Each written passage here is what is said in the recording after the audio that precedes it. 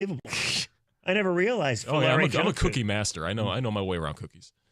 All right, it's time for an update from the aforementioned Chris Villar. 97 on the ticket.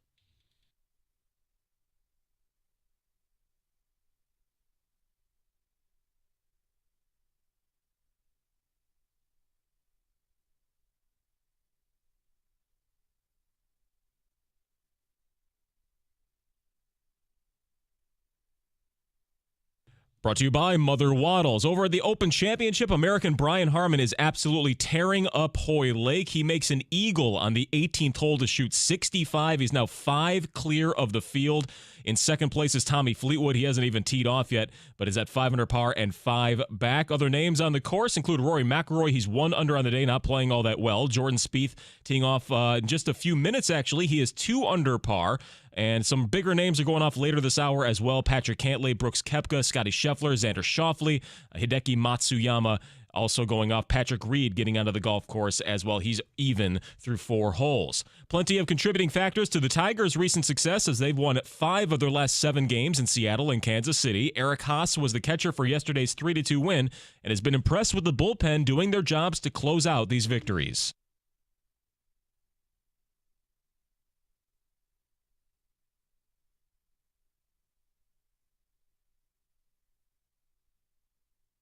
Holton and Foley got it done yesterday following Michael Lorenzen, who, by the way, has a scoreless inning streak of over 22 frames, including his all-star appearance in Seattle. Training camp set to open in Allen Park. This weekend, veterans will show up to join the rookies. News for both. Kicker Michael Badgley will be released, and Hendon Hooker goes to the NFI list and could be activated during camp, or if not, you would need to miss at least the first 6 weeks, the same situation as Jamison Williams last year.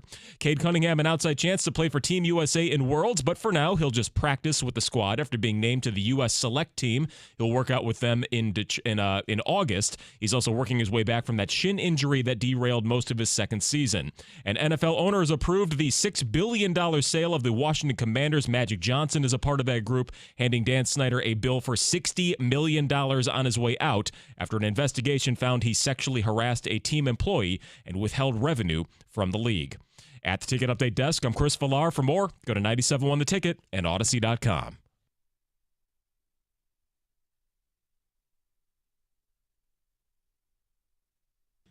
Thank you, Chris. Jimmy Power's probably very happy because the Georgia Bulldog, Brian Harman, is 10 under par. It's ridiculous. He's making it look easy. And the Georgia Tech Yellow Jacket, the amateur, Lamprecht, I believe is his name, from South Africa, he's bogeyed 3 of his first 4 holes. Dude, it is insane. If you look at the leaderboard on TV, because we got it on in the studio, Lamprecht was leading it with 5 under for the longest time. And now you look, he's totally off the top 5. Yeah, he's 2 under. Yeah.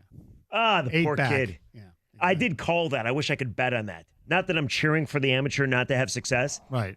But I wish I could bet it. That's the most obvious thing. Kill it in the first round, second round. Who knows if he even makes the cut? Speaking of betting, do you plan on laying any action tonight at 9 o'clock when the United States women's national team opens World Cup play against Vietnam? Who, what that odds? could be a draw because we can't beat Vietnam. Wow. What are the odds? You look, I saw it. I think if you lay $1,000 on the United States, Yeah. I think you'll win $30. Oh, yes. If that. I'm just going to bet Vietnam then. Now, if we lose, we're not eliminated, right? No, it's the first game of pool play. USA minus 75,000. 75,000. Who's Vietnam got on their team? I don't know. The over-under is 6.5. Wow. I'd go under. That Vietnam goalie's good. 7 goals in a World Cup game? That's. I mean, I'm no soccer guy, but that's a lot of goals. They scored 9 in their opener 4 years ago. Oh, I mean, again, I'm not a soccer guy. But apparently you got a beef? That Vietnam goalie's really good. I love that. I don't know. Maybe she is. I have no idea. I know. I mean, she's best goalie in Vietnam. Yeah. You would assume so. Although maybe there's a big maybe talk radio in Saigon. They're having a major discussion. I can't believe that we're playing her instead of her. It's unbelievable. Goalie controversy. Do you think their sports radio show is called Good Morning Vietnam? Oh, I had a brother at Quezon fighting off in the Viet Cong. I don't know what's going on here. Enough Born in the USA talk.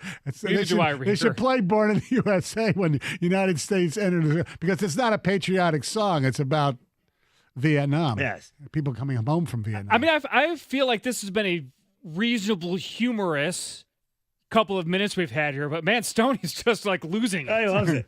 He loves it. I don't know what happened. Apparently at 9:06 on a Friday, working with me for the last couple days.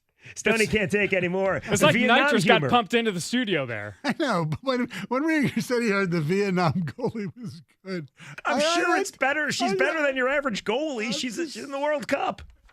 Yeah, but probably the Vietnam goalie, with all due respect to her, and I'm not gonna even look her up to get her name. With all due respect to her, she's probably not even as good as the 10th best goalie in the United States.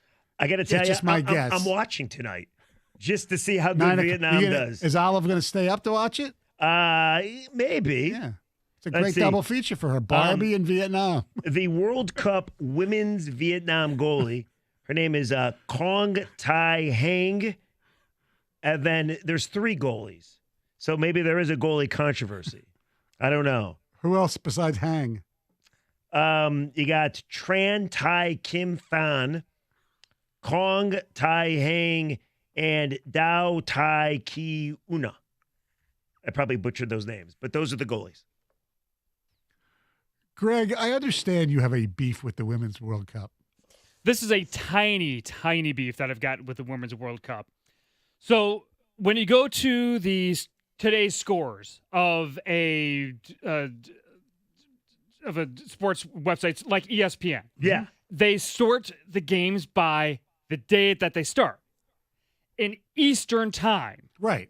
So, for example, today's game is 9 p.m. Fox USA versus the aforementioned Vietnam and the Vietnam goaltender, who might be really good. I don't know which one she is, but I'm going to look at some stats while you talk, Greg. And they group it with the games that already happened very early this morning. The 1:30 game, Philippines, Switzerland, and the 3:30 game, Spain, Costa Rica. 3:30 a.m. Eastern time. Today. So they've already, who won that? Early this morning. Who won that big Costa Rica game? I don't know, man. I've got a DVR, so maybe I shouldn't tell. Okay. So anyway, I think that these games should be grouped by the Australia day. So the U.S.-Vietnam game should be grouped in the same sort of quadrant of game or the same section of games as the early morning games tomorrow. Like Zambia, Japan's at 3 a.m., 5:30 a.m. is Phoenix is on Fox, is England and Haiti, and then the Denmark-China's after that. I just think it should be grouped by the Australia day, then the Eastern time day. I find that would be more helpful to view these games, because then that's the grouping of games is one right after the other. It's not there's a game early in the morning, there's another game later in that very early morning, and then there's a game very late the next night. I think it's a little confusing. Greg, I don't know where you were. To me, it's not confusing. You know what it is? I'm glad they listed that, because all I want to know is, what time does the game start in my time zone? In Detroit, American time, as I once said. So I can watch it or I won't watch, but at least I know the United States is playing at 9 p.m. I think there's a game later that they're playing at like 2 a.m., but at least I know that's when they're playing. I don't understand, because you want to watch 3 games in a row and you want to make sure they're in the same Greg day. I just don't understand this beef. The other day we did irrational sports beef. Where were you? This is a I didn't know these games were happening then. The perfect one. By the way, guys, I've done some research. I didn't realize it until now. Oh, no. I've done some research, by the way, on the Vietnam goalies. The Vezina Trophy winner of Vietnam. It appears there's only 2 on the active roster. Okay. Kong Tai Hang. She is 29 years old. She is the starting netminder, and I'm looking at her stats, right? Yeah. So in the friendlies, the Vietnam team, she has allowed, guess how many goals she's allowed? None. Who they beat in the friendlies or tied? They won both friendlies. It doesn't say against who. Let me see if I can figure that out. But they won. Yeah, she's really good. She hasn't allowed a goal in the friendlies. How many shots has she faced? Let me see here. How many shots? We're breaking down These are the hard women's stats to follow. goalie for the Vietnam. Yeah, we're trying There's to something figure wrong out with if you us. should bet on Vietnam today. So Vietnam is what are their odds? Plus 7,500, right? Or 75,000? I mean, that is worth a couple bucks. Yeah. Let me ask you this. Would you feel dirty, okay, if you bet on Vietnam and it's a scoreless game going into the last couple minutes and you win like, I don't know, a couple $100? So United States wins, they move on, they knock off Vietnam, right? And you got the whole like pride thing going because you're an American. Or you can win $300 on a bet if Vietnam pulls off the catastrophic upset. What do you want to happen? I'll go for the money or country. In this situation, this is not even a question for me. I go money. In this situation, I go money because they can still advance by winning their next two games. If it was an elimination game, I think I might go country. Over $300? Yes. Women's World Cup? Yeah. Are you kidding me? I go money. Money in a heartbeat. No. Does that make me a bad American? No. Well, Greg? Let's check the ticket text in a couple of minutes for that answer, Rieger.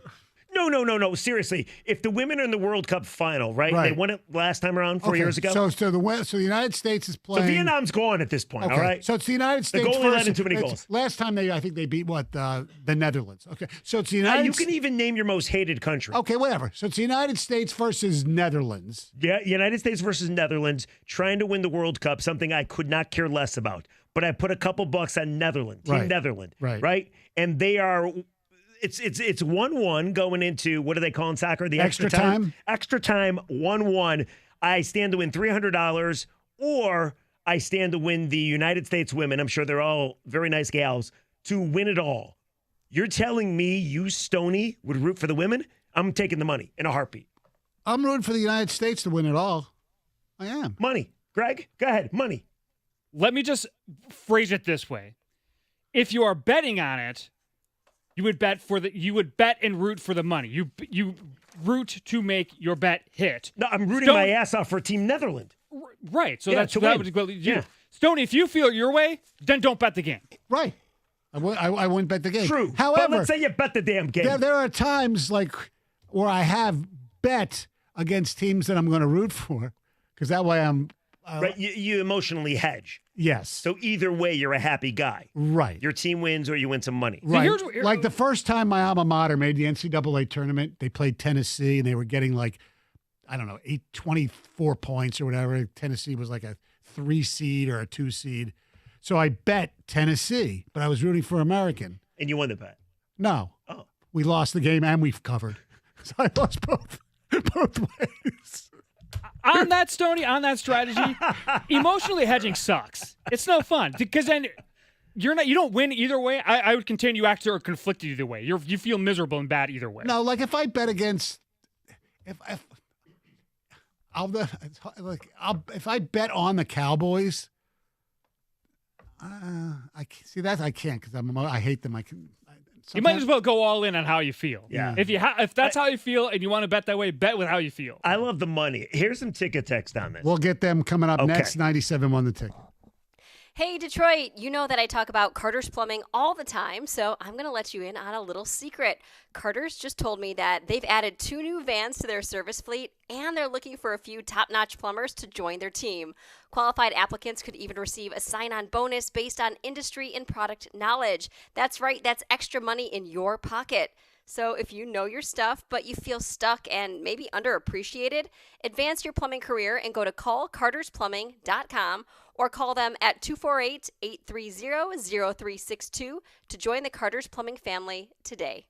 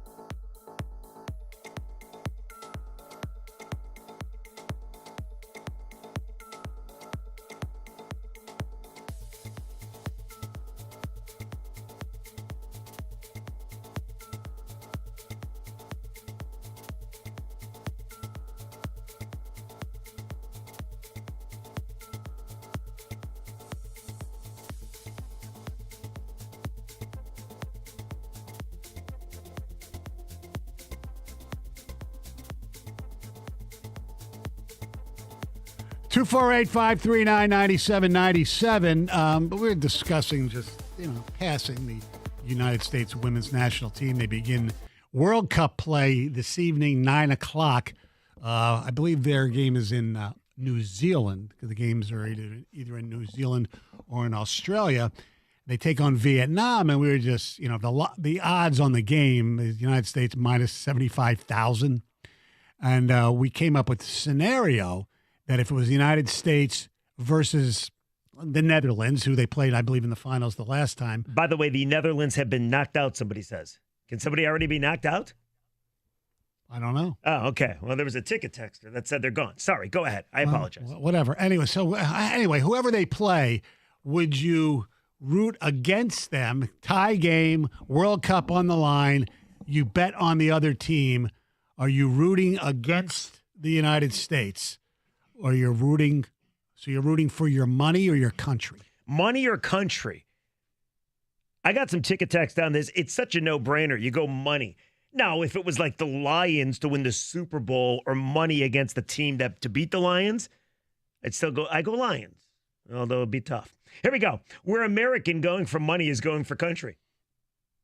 Mm-hmm. It's probably a good It's point. true. That's all we are. It's corporate America, baby. And this isn't corporate, but yes. It's the World Cup, not the USA Cup. What does that mean? Yeah, what's that mean? Exactly. I don't. Somebody says, watch out for Vietnam's all-star. I can't. Never mind. Sorry, they got me. I apologize. Somebody says, calling me names because I would choose money. Stoney emotionally hedge bet, lose both teams and money. He didn't even place the bet correctly. You're talking about your American bet against Tennessee. Right. I should have bet on them plus the points. But no, I thought they were going to. If you bet on Tennessee, you would have won no money because they were favored to win. Right. I thought they were going to get blown out. So I bet on who I thought was going to cover the spread, even though I was rooting for the other team. And then somebody's calling me a communist because I would choose money over my country. And then they apologize for calling me a communist. You choose green over red, white, and blue. 100%. You are one of those people. Like, does it change your life, honestly? I know in other countries it's a bigger deal. They're maybe more patriotic. Does it change my life? No. Right. Now, of course, I'm going to root for the United States because why wouldn't I? I live in the United States. The only time I've ever rooted like hell for a U.S. team, there was 2 times in my life. When the women beat Team Canada late at night. That was such a great game. Women's ice hockey, Canada and the United States are great freaking sporting events. I was up till 3 a.m. I wanted to wake my daughter up. It was so freaking cool. I was yelling. I woke my wife up. She was very unhappy. And then when the United States lost to Team Canada in 2012 or 2010. Was that the Crosby goal? That was, Crosby. After Parisi tied it late. Yeah. Oh, that was brutal. I know. Remember, Babcock was the coach. Yzerman was the GM. Yes. Ken Holland was part of that brass as well. Yeah. I wanted the Americans to shut those damn Canadians up so bad, and they lost in the gold medal game. Oh, and that was in Canada. No. Was it? Yes, it was in Canada. Vancouver? Oh, yeah. It was in Vancouver, I believe. Yeah. To beat them in their own country and lose to the Americans would have been amazing. I know. I remember, it's not that as big as the Olympics, but I think it was the first World Cup of hockey where the United States beat Canada. That was unbelievable. I'm all for it. Yeah. I love when the Canadians lose. I know. We're on the same page, and I love Canada, but it's more the Leafs. I've almost given up. If Edmonton would win like the Stanley Cup, I think I'd be okay with it. It's been 30 years. No, I wouldn't. No way. That means Ken Holland wins the cup. After leaving here, Ken's a great guy. Yeah, so I don't want to win a cup, though. Could you imagine if Ken Holland won a cup before Steve Yzerman did? Now he's got 2 superstars, I understand, but that would be awful. That would be so hard to take. I don't think so. It'd be the harder thing to take would be the Leafs winning. I agree with that. Because the Leafs they are the Lions of the NFL. Unless Holland, except I always say that, but if you think about it, the Lions aren't America's team. Toronto, more than Montreal, is Canada's team. Yeah, I throw a party every year when they get eliminated. Usually it's in the first round. This year it was in the second round. Yeah, I know that. Thank you, Panthers. Yeah. Appreciate you. I got one more for you. Yeah. Not that excited about the World Cup. They already won 2 in a row. There isn't a main rival, and I find Rapinoe annoying now. Is she still on the team? I thought she retired. That's their last one, yeah. Oh, shows you what I know. Yeah, exactly. Yeah, look, I know. Go USA. When the first one happened, I couldn't believe all the hubbub. I was very vehemently against. They were on the cover of Sports Illustrated. I said, wait a second. They were the absolute favorites going away. I mean, it wasn't even close. And they won at home at the Rose Bowl. It was that they did what they were supposed to do, and people were like treating it like it was the most incredible sporting event of all time. I thought that was absurd. Now they do have competition. Their games have been a lot closer. I don't think they've won every single World Cup, have they? How many people are staying up? Well, not staying up, but watching at 9 o'clock tonight? I mean, I'll check it out now for the Vietnam goalie. Well, I don't think on the weekends. I guess on the weekends, I don't think it makes that much of a difference. But bars in like Washington D.C., like when they're gonna go crazy. Well, no, not only that, they're going to stay open past their normal closing time so people can watch. I'm watching this more than I'm watching the British Open. What about the Tigers tonight? You got Tigers. Whoa. He's watching this more than the British Open. Well, the Open Championship is not going on at that point. But he means in general, though, right? Yes. Oh, really? Yeah. Yes. What doesn't matter with you? He's not a golf guy. Oh. He could care less about golf. Are you going to stay up to watch the second game? Probably not stay up, but I will have it DVR'd. So you're watching all the games? Yes. My intention is to watch all of, if not most of the games. All the soccer? Yes. Do you watch him do you watch him at double speed so it goes faster? No, but I will just skip through halftime. Did you watch Ted Lasso? Yes, I did. Oh, I love Ted Lasso. yeah. All right. Third season kind of sucked, though. Here's Heather Park, her news. So I just saw that Tony Bennett passed away at the age of 96. He was only 2 weeks away from his 97th birthday. There was no specific cause of death given, but his publicist did say that he died in his hometown of New York. Oh, I figured he'd pass away in San Francisco. Go ahead, keep going. If you don't get it, you don't get it. I was waiting for Jeff to say something, and we both just sat there silently. I'm taking it that's part of a song he sings. Yeah, it's probably his most famous song. What's the song? I left my. I hope it's Tony Bennett. I'm going to be a real fool. I left my heart in San Francisco. I guess I don't know too many Tony Bennett songs. Yeah, maybe Isn't that his most famous? Isn't that his most famous song? I couldn't tell you. I mean, I know Tony Bennett. Yeah. I know who he is, Right. but I can't like name. No, songs. you got it anyway, right. Yes. There you go. Yeah. It went over our heads. The family of a toddler who was burned by a McDonald's chicken nugget has just been awarded $800,000. You might remember this. The family filed a lawsuit back in 2019 claiming that the incident left their daughter disfigured and scarred. She was 4 years old at the time. The lawsuit claimed, quote, the chicken McNuggets inside of the Happy Meal were unreasonably and dangerously hot and caused the victim's skin and flesh around her thighs to burn. Now, at the time and throughout this lawsuit, McDonald's refuted the claim, but a jury found that the franchise owner was liable for failing to warn or provide reasonable instructions on the possible harm of the food, and they were just awarded a very large sum of money. We don't know how much? $800,000. Oh, you said that. Wow. Yeah, I did say it. Yeah, yeah. So apparently people from all over the country could be traveling to Michigan to see Oppenheimer in IMAX. And not just any IMAX, but apparently it was made to be viewed on IMAX 70 millimeter. And there are only a few theaters that show IMAX 70 millimeter films. There are only 30 movie theaters in the entire world that show movies in this whatever. Wow. Yeah, and there's only 19 of those theaters here in the U.S., and there's 2 here in Michigan. So if people really want the full experience, they could be traveling quite far to see it. There is one, the Chrysler IMAX Dome Theater at the Michigan Science Center in Detroit will be showing a movie like this, and then also the Celebration Cinema Grand Rapids North and IMAX in Grand Rapids as well. Those are the only 2 theaters here that can show a movie in that type of IMAX. So that's pretty cool, I guess. Mm-hmm. Otherwise, I'm sure you'd enjoy the movie just seeing it at a regular theater or like a regular IMAX, you know? So Heather, I just checked the one of the IMAXs that you mentioned. Yeah. This is shocking. All tickets are sold out.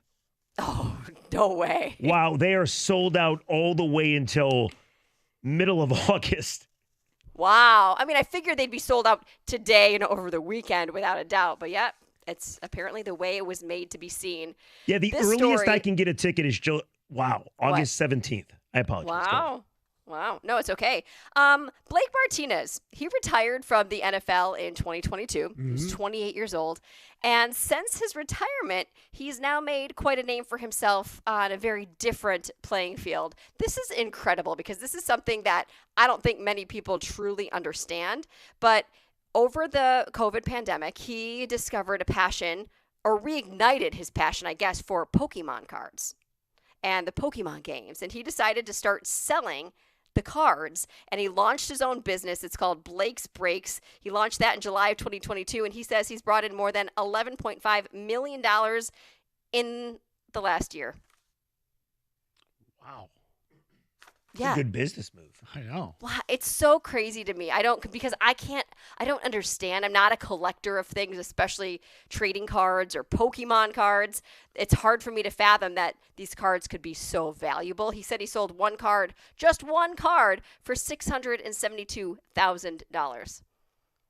Holy cow. In the NFL, that's like 4 games for a game check. That's unbelievable. I know. It is. Can we get into this business? Wild.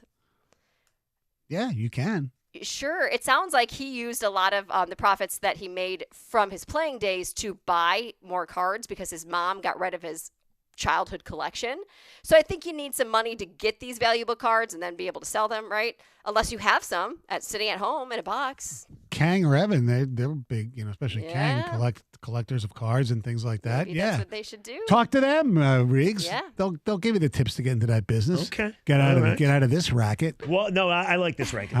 Yeah, can I do can both? do I'll both. double dip. Yes, Yeah. you- Be a side can. hustle. Although ticket texters are saying get out. Here. Ticket texters are actually giving me the money to buy the cards so I'm no longer on the radio. Oh, Take my cards. Go sell them. take my cards, please. All right, thank you very much, Heather. Our telephone number is 248-539-9797. Coming up next, is it possible? Could it absolutely happen that the Detroit Tigers could get this guy? Somebody seems to think there's a chance. 97 won the ticket.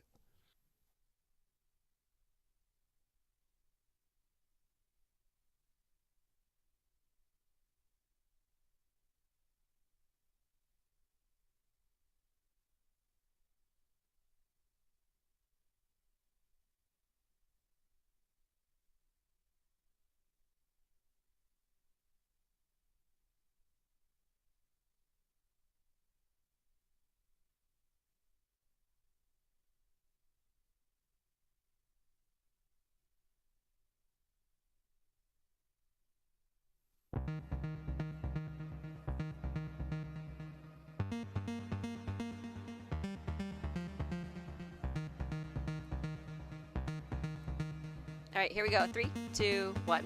Hey, Detroit, you know I talk about Carter's Plumbing all the time, so I'm going to let you in on a little secret. Carter's just told me that they've added 2 new vans to their service fleet, and they're looking for a few top-notch... I'm trying to go fast. Start over. Here we go. 3, 2, 1. Hey, Detroit, you know I talk about Carter's Plumbing all the time, so I'm going to let you in on a little secret. Carter's just told me that they've added 2 new vans to their service fleet, and they're looking for a few top-notch plumbers to join their team. Qualified applicants could even receive a sign-on bonus based on industry and product knowledge. That's right, extra money in your pocket. So if you know your stuff but you feel stuck and underappreciated, advance your plumbing career and go to callcartersplumbing.com or call them at 248-830-0362 to join the Carter's family plumbing today. I said that wrong. I said the end wrong. Yes, I'm going to do just or call them because I totally messed up their name. Okay, here we go. Or call them today at 248-830-0362 to join the Carter's Plumbing family today. There we go.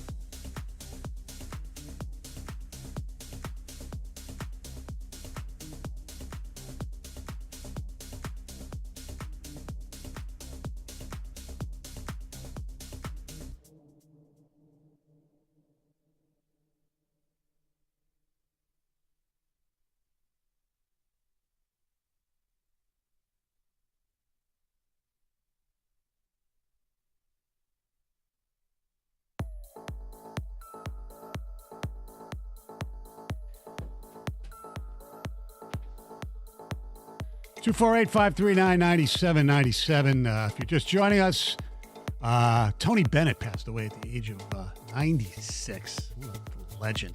Life well lived, yes, as they say. Absolutely. All right. We've been talking today about the Tigers, and they're playing really good baseball since the break. They're 5-2. They come home for 7 games, 3 with the Padres beginning tonight.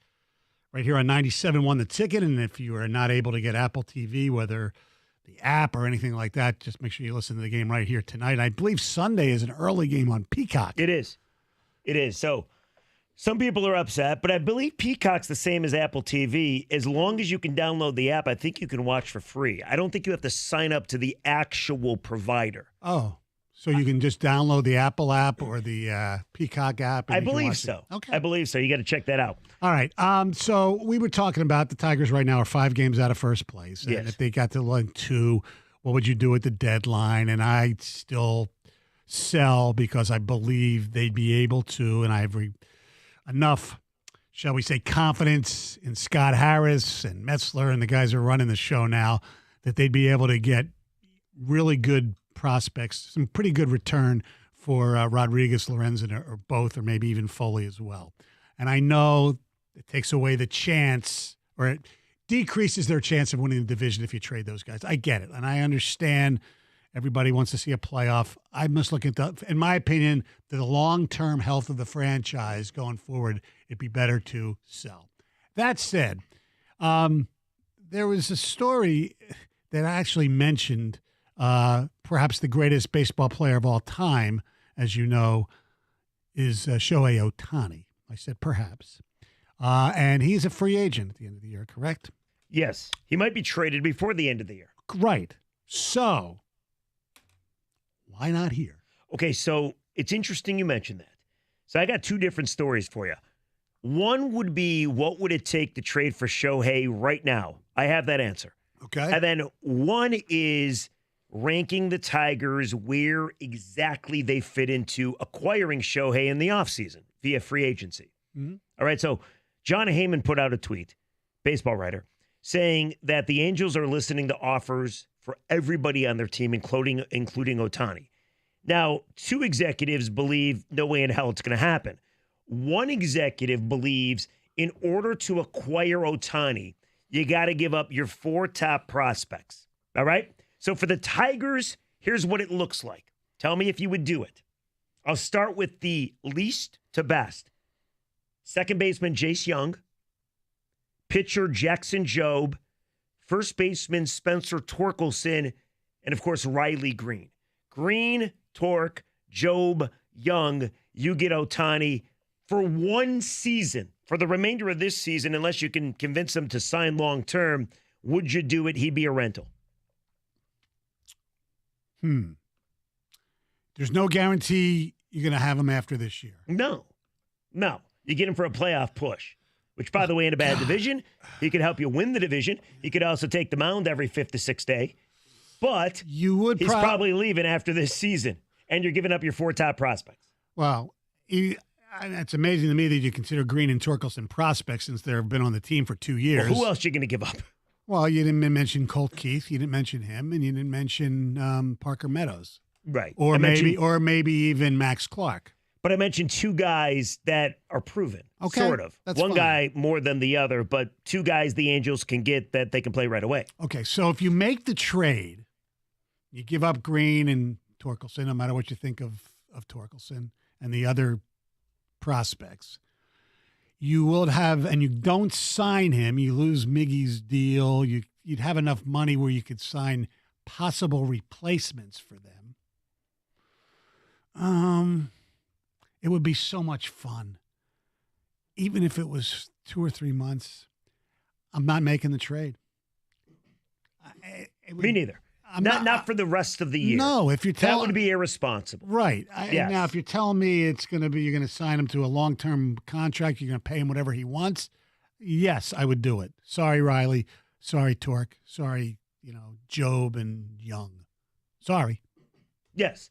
No, listen, if Shohei agreed to be here, I'd do it in a heartbeat. Yeah. I'd give up more. Mm-hmm. But odds are he's probably not going to be here. Although I hear he vacations in Detroit in the summer. No, he doesn't. I'm kidding. He does in Seattle. We learned that at the All-Star game. So I do it in a heartbeat.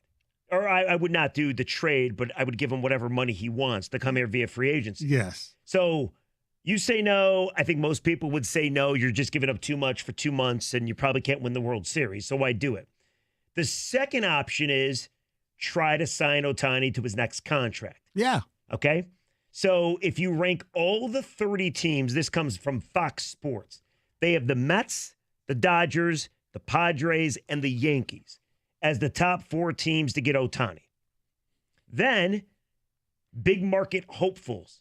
They have the Cubs, Rangers, Red Sox, and Giants to get Ohtani. Can you imagine him on the Rangers with all the bats they have now? Unreal. They'd score 1,000 runs. Yeah. Like everybody always talks about. The dark horses to acquire Shohei: Astros, Blue Jays, Braves, Cardinals, Mariners, and Phillies. Dave Dombrowski wheeling and dealing. Mm-hmm. The wild card, Angels, to bring him on back. And then there's the Detroit Tigers. Whoa! Who land We're a in wild the card? category, who land in the category of the window shoppers. So here are the teams that have less of a chance than the Tigers, according to this article. The Reds, the A's, please. The Brewers, Rockies, Pirates, Guardians, Marlins, Nationals, Royals, Twins, Rays. According to Fox Sports, we have better chances than 10 teams. We're at 19. White Sox, Diamondbacks, and Orioles have the better chance than we do. Here's what it says about the Tigers. It says the Tigers have been wandering in the desert of irrelevance ever since the Justin Verlander trade. I can't think of a single memorable Tigers-related thing from the last 5 years that does not involve Miguel Cabrera and a milestone. Signing Ohtani would certainly change that. That's what they wrote. So they have nothing to write because it's not going to happen. Right. And it's pretty damn obvious. And the facts that he or she mentioned are accurate. I mean, unless you want to throw in a combined no-hitter as far as Tiger memories. Nothing. I mean, you want to throw in the rally goose? No. Like, honestly. And believe it or not, Shohei Ohtani was here pitching when the rally goose was potentially killed, which we don't know if he actually died or if he actually is at the preserve somewhere. Mm-hmm. So the bottom line is, if you actually wanted Shohei, which would be amazing, by the way, because it wouldn't just help your team, but it would get butts in the seats. It would make the Illich's money. It would be a massive coup for everybody. The only chance you got is going to the Angels and saying, we'll give you our team for Shohei Ohtani. And then he plays here for 2 months. You hope to make the postseason. And then you have to try to convince him to sign back with Detroit, which I think the odds of that would be minuscule. Right. And it also goes without saying that it's another year Shohei Ohtani doesn't make the playoffs. That's true. That's true. Right. And then he'd be 30 without having gone to the postseason. Yeah. So those are the only 2 options. All right. What about this? What would you have to give up for Mike Trout? Let's say the Angels, I mean, we're just living in a BS world right now. Let's say the Angels say, look, and Artie Moreno says, look, we have not done squat with either of these guys. Wasted them. Trout at least made the playoffs, I think, once. Yes. We can't afford both of them. Let's keep Ohtani, and we'll pay him whatever he wants, but we'll trade Trout. Now, Trout is signed through, 2030, I believe? And he's 31 right now, so he's going to be an old man by the time the contract is up. Yeah, we've gone through that with Miggy. So he signed through 2030, so that's 7 years. He'll be 38. He does get injured, as we know right now. He does get injured frequently. What would you have to give up to get him, though? Well, less, but you say hell no. He makes $37,116,667 for this year and every year until 2030. Right. And by the time 2030 hits, he's going to be 38 years old. And he's already fallen off a little bit. Right. And he gets hurt constantly. No, you don't trade for Mike Trout. No. Fun to think about that. I would love for him to be here because we could, talk. We could just do segments on the Philadelphia Eagles all the time because he's a Eagles season ticket holder. I'd have fun with it, but nah. I don't think I would make that trade. Here's either. some ticket text.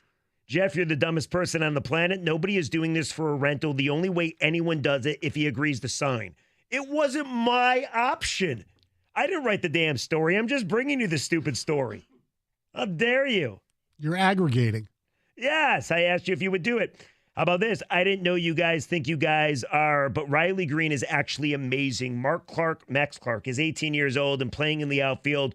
Riley is actually good, but I can't judge, so Riley should actually stay. Max is a backup. P.S. Riley Green's biggest fan. Chloe.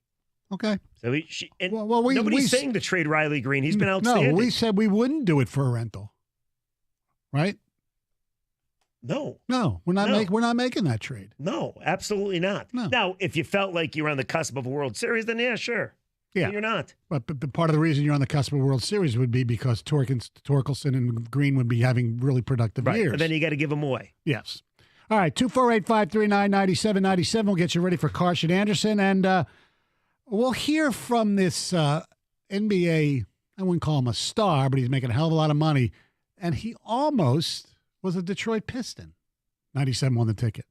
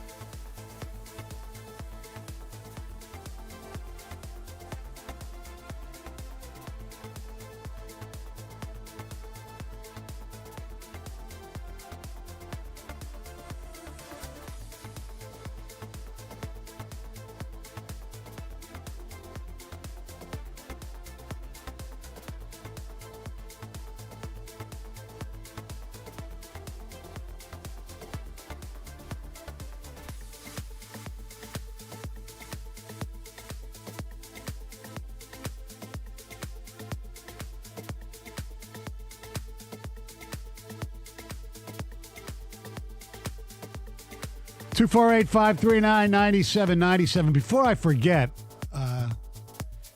Heather, have a wonderful vacation, by the way. Yes. Thank you, thank you, thank you. Yes. I plan on it. Heather, I hope I don't get gored by a bison, but I'll be good. She'll be in all the national parks Yes. with the bison, with nature. You'll have a great time. Don't forget the amoxicillin. Yeah, that's a key for the Yes. ears, apparently. If you got that joke, you were up at 6 a.m. Have a safe flight. Have a wonderful time. Also, don't touch Thank the hot you. springs. That's true. I definitely won't. I don't want to go viral, so I won't be doing that. I'll keep my distance. Heather will be the subject of her own news story next week. Exactly. Los Angeles Laker Austin Reaves was on a podcast, All the Smoke, with Matt Barnes and Steven Jackson. And he revealed that in the draft of a couple years ago, the Detroit Pistons, among other teams, but he mentioned Detroit in particular, wanted to draft him in the second round. The Pistons had pick number 42. And he told them he really didn't want to be drafted by them. Here's how that conversation went on the Up in Smoke podcast.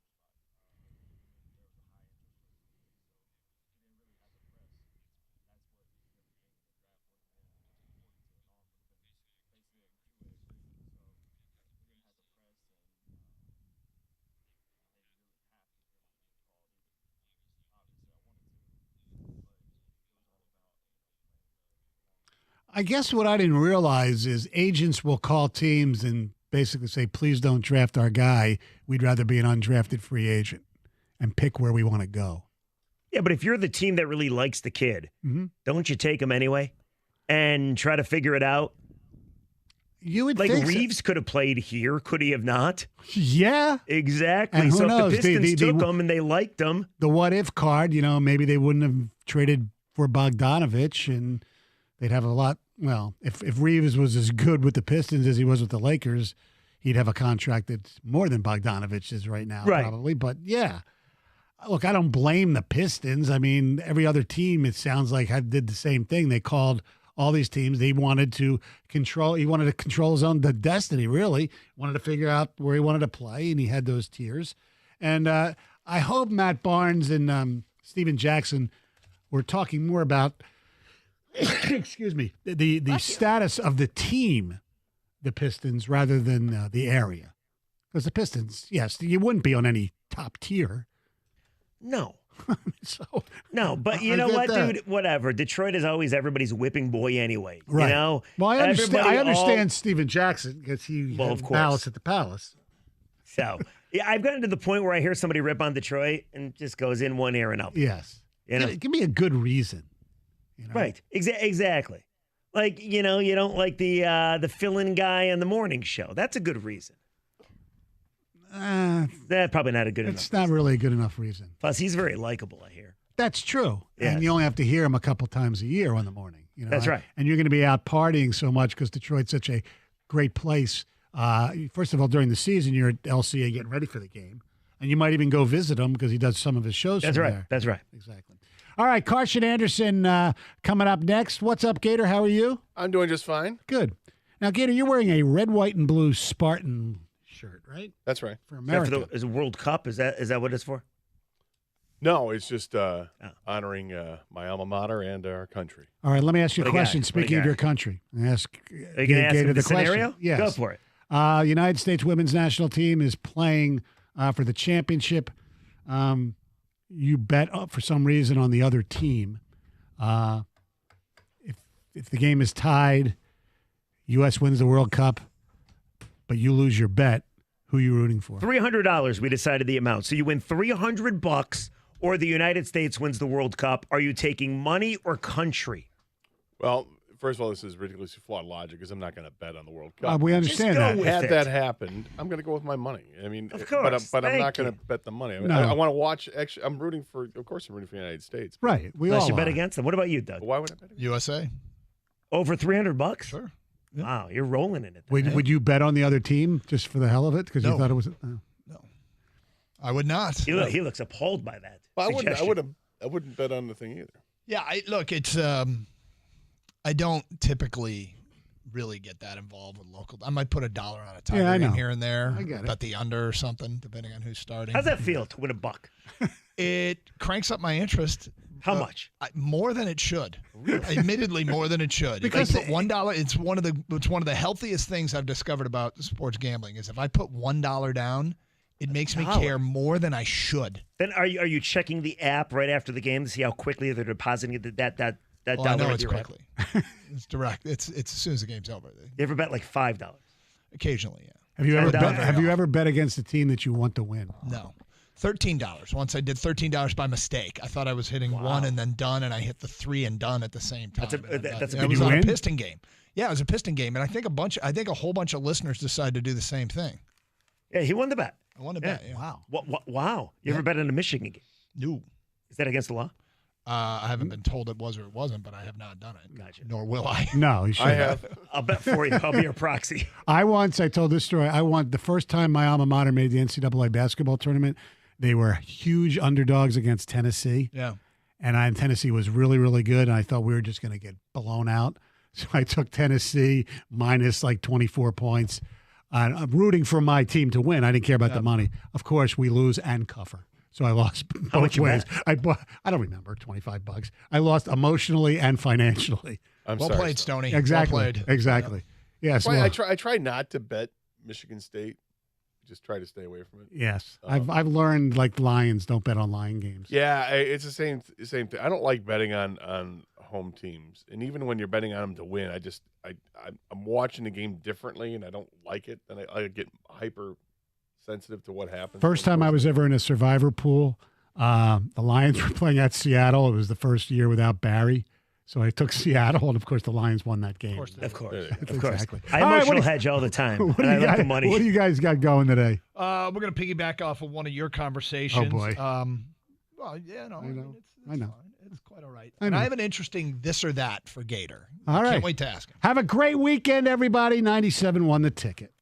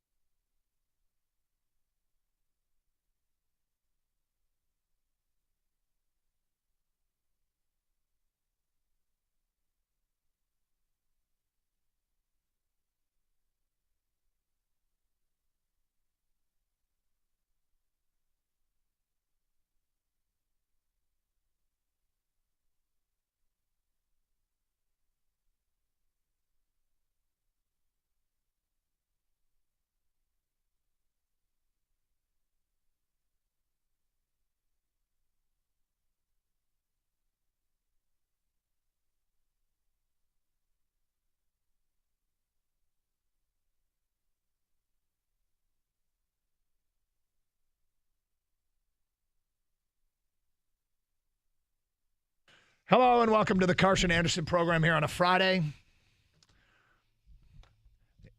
The answer is no. The question is, did you play baseball yesterday? Well, you don't play baseball any day. No, that's true. I coach baseball. But yes, we did not play because of, well, at one point the tornado sirens went off, and that was one of those. That's probably and the boys are out there warming up, and the sirens are going off, and they just keep throwing. And I'm like, hey, Yeah. Now, we had some people with connections that actually were able to make some calls and say, we're not quite sure why the sirens are going off. And so it was a bit of a false alarm. But then along came hail. Now, hail. Along came hail. Let's talk about hail as a concept. Okay. It's wild. I really. Ice balls falling from the sky. Yeah. I mean, we've just kind of grown to accept it. But let's think about it. It's pretty crazy. I'm surprised that, because I've been caught in a hailstorm outside in the middle of a lake. Ooh. On a canoe. Good Lord. Yeah, in the Upper Peninsula. And sure sounds like fun. The day started off great. Get out to that secluded lake. You got to go through these private trails. You have to have the combo to the lock and get through it. We were with like you had a portage, or No, we were driving out there because my buddy, his family had a cottage that was right on the southern shore of the Upper Peninsula, and we were up in Nobbin Way, and we were going through the trails, and you had some kind of membership to be able to get through these trails. And nice. in the middle of nowhere, there's So you were driving. Yeah. So you're on a dirt road. Yeah. Okay. There's this beautiful lake in the middle of nowhere. It wasn't a very big lake, and they had all these canoes, and you get the canoes, and we had our fishing equipment. We're going to go fishing, lots of beer, just hang out. And yeah, then things changed. The weather changed. This is well before the days of, the internet and smartphones and stuff like that. So we had no idea. Phones what was don't work in the Upper Peninsula anyway. Well, that may be, but we didn't see it this coming, and then it came, and we were getting pelted, obviously, and we have like 6 different groups of people in canoes, because I think we're a dozen of us, so everybody paired up. Yep. And people just start furiously rowing to try to get to shore, and you're having to endure getting pummeled by hail, and it was large hail, and it hurt like hell, but I'm surprised it didn't hurt worse. And at one point in time, my buddy and I, we decided what we're going to do to ride it out is we flipped the canoe over and swam underneath the canoe, so we could breathe underneath the canoe. Wow. And we're just protecting You ourselves. had the canoe act as a helmet. Exactly. It's a big helmet. Full body armor, actually, is the way it worked. And it actually was, we wished we had done it sooner.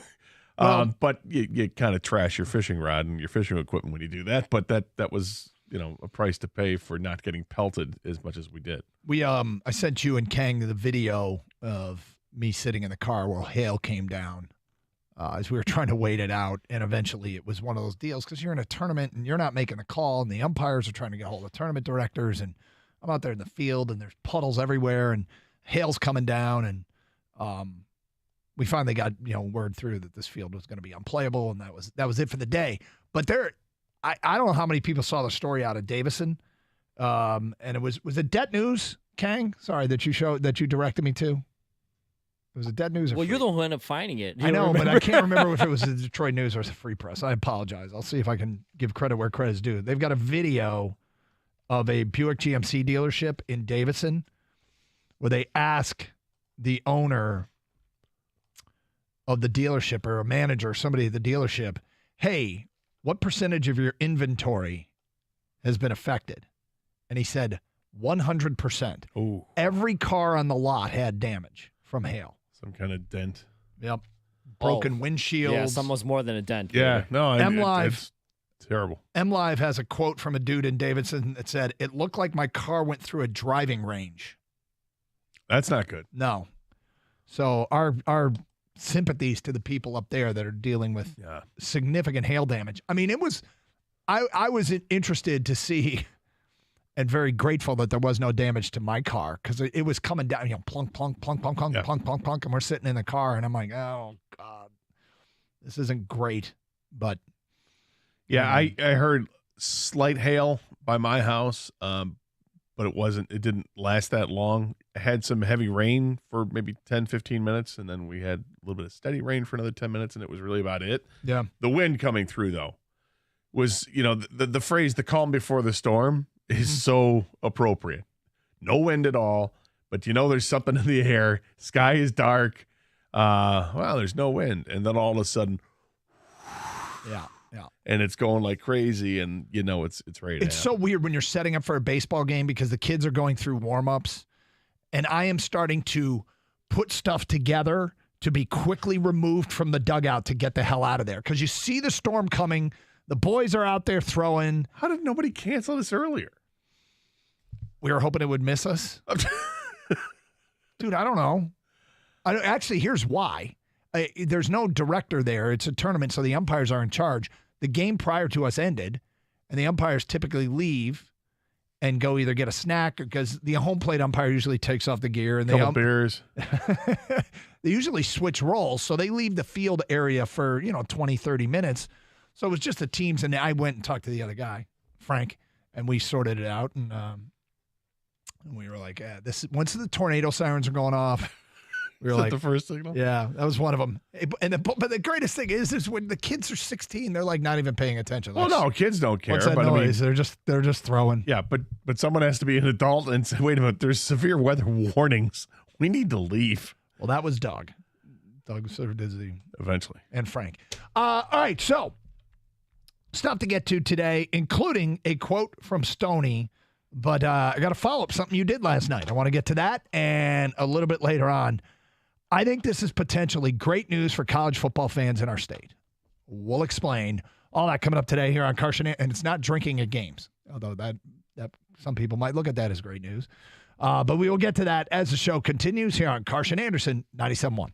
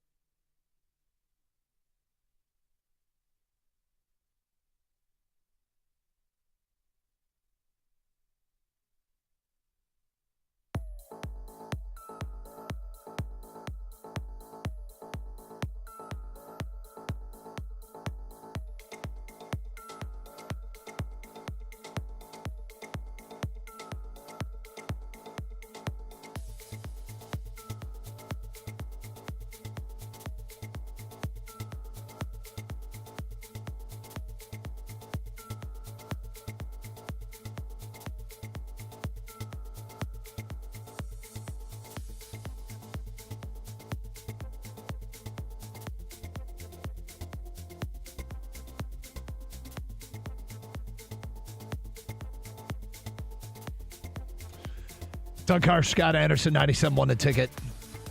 It's so funny when you get that phone call from your kids. And they're trying to piece together. Tell me about it. Kang, you'll get this. You're trying to piece together. They've got stuff to do. You got a list. And you can tell that they just woke up. And they're trying to figure out what they can get done, like how much on the list of things they need to get done today. But the voice on the other line is like, hey, by the way, what time do I need to have that done by? That is no exaggeration, because during the commercial break, you took a call. You made a phone call, actually. Well, he called during the first segment. So you call, and I could hear the tone of his voice. Yeah. And it literally was, what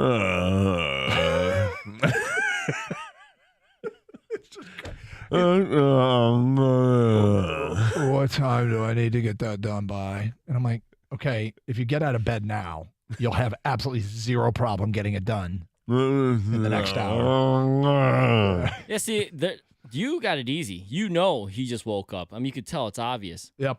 By the time my daughter calls me with that, it's going to be AI generated, hologram, whatever it is. Yeah, I'm not going right. to be able to figure the difference out. Oh, boy. You know, it might not even be her. I don't know. That's a good point. You know, it's dangerous times we'll be living Things in. getting weird. Yep, Things getting totally weird. I'm starting to think this whole thing is just a simulation. I don't like where we're headed, guys. We are just part of it. We are just part of a simulation. You think you were pissed about direct deposit, Gator? Right. You know what? Remember when we talked about earlier in the week about winning the lottery? Would you buy an island? Yeah. Yes, I would. Okay. It's my own little place. New I got thoughts. everything I need. I'm disappearing. Just everybody leave me alone. Yeah. I don't want to catch up. I'm going to stay. You stay in 1988. I'm staying. No, dude, I'm up to date. It's the problem with this 2023. island, sir, is that there's no cell service. Perfect. I don't have a problem with that. I got cable, though, right? I got satellite of some kind. We can get you an antenna. An antenna. Yeah, just give me a tower. Put a tower on. Yeah. This island comes with a tower, right? Oh, yes, of course. Yes. Yeah, what are the zoning rules? Okay. So you watched the first 2 episodes of Quarterback last night. I did. Okay, so this is the Netflix show. I actually saw it's now currently the #1 rated show on Netflix. The most viewed show on Netflix. It is behind the scenes with 3 NFL quarterbacks documenting the 2022 NFL season. The 3 quarterbacks are Kirk Cousins, local guy, Marcus Mariota, and Patrick Mahomes. I'm trying to remember because now I'm moving on from episode 4 to episode 5, I believe. You're cranking along. Yeah, I am. I'm really. This looks like one I might finish. I thought maybe I was going to catch up to you last night, but I guess not. Well, you might catch up to me, but not in one night. I could have. By 6 o'clock tonight, you might have. But what are your thoughts? It's enjoyable. I mean, it is what I expect. I don't know if I'm going to get tired of it. It depends on. I guess I'm not really interested in Patrick Mahomes. I know Patrick Mahomes. I feel like I got that down. Okay, great. He goes back to Texas Tech and gets, Hall of Fame and all that stuff. I got it. I know he wins Super Bowls. Sure, got it. So there's not a whole lot of interest to me in what his story is. Yeah. Kirk Cousins, I'm a little more interested in, and the Marcus Mariota one is the one that intrigues me the most because I know that he gets replaced and how does he deal with it and all this and he's got an interesting backstory anyway coming from Hawaii. So I'm intrigued by it, but I can see that. You like Cousins' backyard? Do you see Cousins' backyard? In the house in Michigan? The house in Michigan is ridiculous. Yeah, that looks like it's on Lake Michigan. Yeah. And then this one looks like it's the one with the fire pit. The fire pit. Okay, yeah. The fire pit was nice. Yeah. It was like a cookie cutter house, but it was a nice fire pit. Wow. Well, it was. Well, I mean, it's like a cookie cutter $1 million home, but it's one of those, No wow factor for Gator. We watch a lot of HGTV, Doug. You gotta do something really impressive. It looked like it was a brand new subdivision, brand new house. And let's be clear, too. The fine. real estate listings he's been looking at on Zillow, he's been planning on winning Mega Millions or Powerball, so this probably looks like something well beneath his price range. I mean, it's a house that has no character, but that's fine. Yeah, right? Where's the history? That backyard, it's beautiful. He's got a lake. There's no He's got personality. tall pines. So you love it because he's got a lake? Well, I like it. It just looks like a beautiful backyard. Wait, where do they find those in Minnesota? He keeps raving. I gotta ask you, Gator. Doug, I know what you feel about this. Doug keeps raving about this fire pit. He's mentioned it every single time, okay? I want to ask you your thoughts on this fire pit. I haven't seen this. It's fine. It's just like rocks it's like what it is. It's a bigger fire pit than you normally would see, right? It's not. It's enormous, Kang. It's enormous. It's not a fire pit you buy at Home Depot. It's a hardscaped fire pit, right? And then it's got like maybe lava rocks inside it, but it's not a propane fire pit. It's actual logs, and you see he's got these giant logs. It's a huge fire that they built out there, which seems a little ridiculous that they would build a fire that big, but they did, and it's fine. It's great if you got 30 other people around you, but when you're a family of 4 or 5, it looked like he had a friend over as well. I don't know. It was fine. I think Doug makes more out of it? Fire pit hostility coming from my co-host. Well, I like this. I like the house in Michigan. That one was cool. The house was sick. Yeah, with the secret room. Yeah, secret room things. Secret rooms are always kind of cool, and he's got his shrine. What was the other thing I want to ask? Oh, was Mahomes doing the good rush stuff? Where he was complimenting defensive linemen? No, he was having his issues with Max Crosby. Okay, and that was funny. I'd like to see that, but here's what I didn't like. Okay. Is Mahomes turns into a bit of a spaz. With bit of a spaz, just shouting the same thing 25 times in a row. He's a spaz, and I don't like spazzes. To the point where Andy Reid's got to calm him down. Like, hey, relax. What was he shouting? I don't remember this. Because in sports you say everything twice. You're like, good job, good job. Yeah, no. Yep. He was like after they score a touchdown. We're not going anywhere. We're not going anywhere. We're not going anywhere. We're not going anywhere. We ain't going anywhere. I'm not going anywhere. Like, shut up, dude. Got it. Hey, congratulations. You just won the game. Oh, by the way, you have the most talented team in the league. Shut up. So, yeah, I can see myself souring already just during these first 10 minutes of the show that I'm souring on Patrick Mahomes. I think you're souring on Kirk Cousins' house and backyard as well. No, I'm souring on your opinion of his house and backyard. House was... It was not a whoa. That's a rousing endorsement. His house was... Well, no, it is what it is. It's a giant house that looks like it's a cookie cutter house in a brand new neighborhood, but it's an exclusive neighborhood to get into. That's all I'm saying. So, bottom line, do you like the show? Yeah. It's a not a whoa. There's no way you like the show. I watched 2 episodes. I was ready to watch the third, but I'm telling you that it's. But you also often are there shows that Doug is more likely to finish than Gator. Not many, but Gator, you also did say you're not. I think you did say I don't think something. There's any guarantee Doug's going to finish. How many more episodes are there? I don't know how many. I mean, they're already through like 5 games in the season. It's 2 episodes. They start bouncing around a little bit. I don't know. You're not fully committed. No, I'm not. Yeah. You know why? Because it's Netflix, so I'm not fully committed. Because then I started going when I logged into Netflix. I started looking, scrolling around. Is there anything else I need to put in my queue? Here's Extraction 2. Let's put that in the queue. And this movie and put that in the queue. So you're finding other stuff. Do I need to put the Wham documentary into the queue? Yes. Things like that. And then I end up with like 30 things in a queue, and I hardly watch them. Gotcha.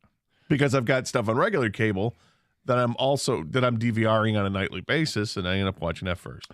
There are 8 episodes, and I just wrapped up episode 4 and briefly started episode 5 when I had to cut off. You think he's going to finish Kang? It's tough because I think he wants to finish this one. This is one where he actually wants to. It's but sports, knowing Doug, so he's more inclined to. Yeah, but knowing Doug, there's always a good chance he won't because it's Doug. I'm going to say my 51 is he will finish this.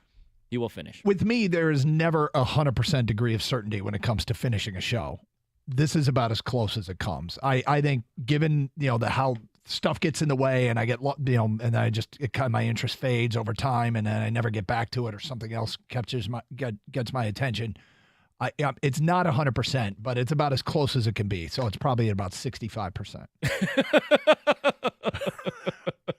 I think he's going to finish it. I don't know. I mean, well, I think he will because, I'm at the point where it's like, it's redundant. How much more, But that's you. Right. Yep. But I'm thinking, if I'm thinking that. I think Gator hates all 3. I think he hates everybody in this show. I don't. I said I don't mind Kirk Cousins. I'm intrigued by what's going on with Mariota because I know what happens during the rest of the season. How is he going to handle it? That intrigues me. I know you Patrick well Mahomes enough. winning the Super Bowl. I know you well enough to know when it's begun, and I think the hostility has begun. There's some hostility. Yeah, there's no doubt. But I'll go watch. I'll probably watch episode 3 today. Got a Lions question. I think it's tricky. I think it's what? It's tricky. We'll get to that today at 10:35 here on 97.1 The Ticket.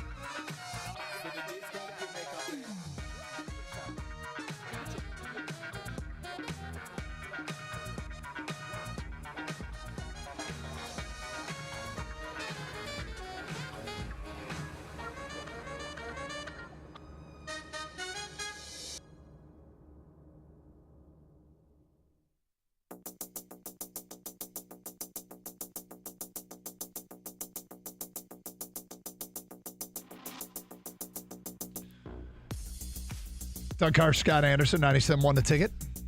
Do you know who the actor Jason Statham is? What would I have seen him in? Any action movie in the last 15 years? Probably not then. Okay. I love these questions. I to watch movies. I know. I'm not making fun of you. I'm really entertained. Can I Google for the purposes of this conversation? Can I Google him to see if I Google. recognize him? I'm sure you've recognized him. He's baldish. He's English. He's like a badass in every movie. Yeah. I've never seen this dude. Never? I don't think so. I really don't. Okay.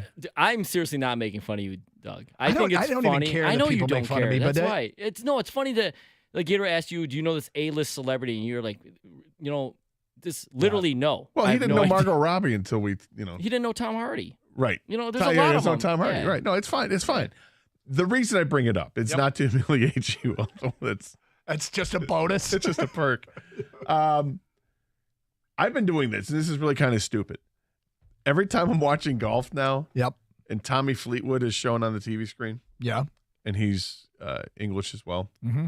Every time I see him, I have to say the name Tommy, but I say it like Jason Statham would. Tommy. I don't know why it's Tommy, but Tommy. But you have to say it a little raspy in the voice because that's Jason Statham. Tommy. As you might expect, this story does not resonate with me whatsoever. Tommy. But you never saw Snatch? No. Was there a character named Tommy? Yeah, there was actually. But what else do I got with Jason Statham that I haven't seen, nor ever will? What's the movie with Hobbs and Shaw? Is that it? One of the Fast and Furious. Fast and Furious. You know what's so funny about this is honestly the Meg. You ever heard about the Meg with a giant shark? You could be making this stuff. You didn't see Kiwi Farmer? I mean, you could be making these all up, and I'd be like, no, I didn't see Kiwi Farmer. Coming of age story of a young man working the kiwi farms in Auckland. Yeah, I saw it. And all the challenges. Yeah. Do you know about the movie The Meg, the giant shark, Megalodon? No, they got the Meg 2's coming out. Are there previews for that right now? Is There's that what a I'm Meg saying? 2 that's coming out. Yeah. Okay. Jason Statham is in the Meg. That right there that begins and ends my knowledge of Jason Statham. Is that I saw a preview for a movie that I couldn't tell you the name of, but it looked like a giant set of jaws coming out of the water to consume some people. Transporter. Nope. Transporter 2. Nope. He's making these up, Doug. The Mechanic. Is he? National Lampoon's How to Make a Murder.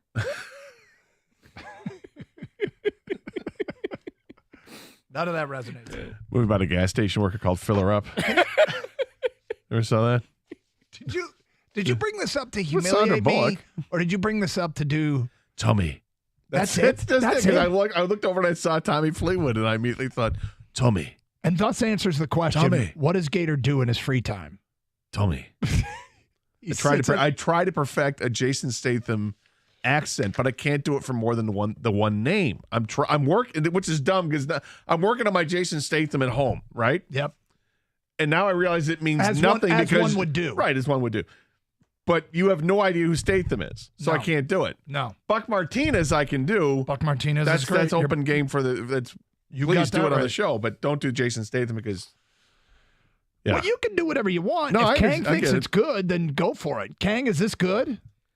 I think it's funny because everyone else knows who he is. You know what I mean? Like everyone but Doug.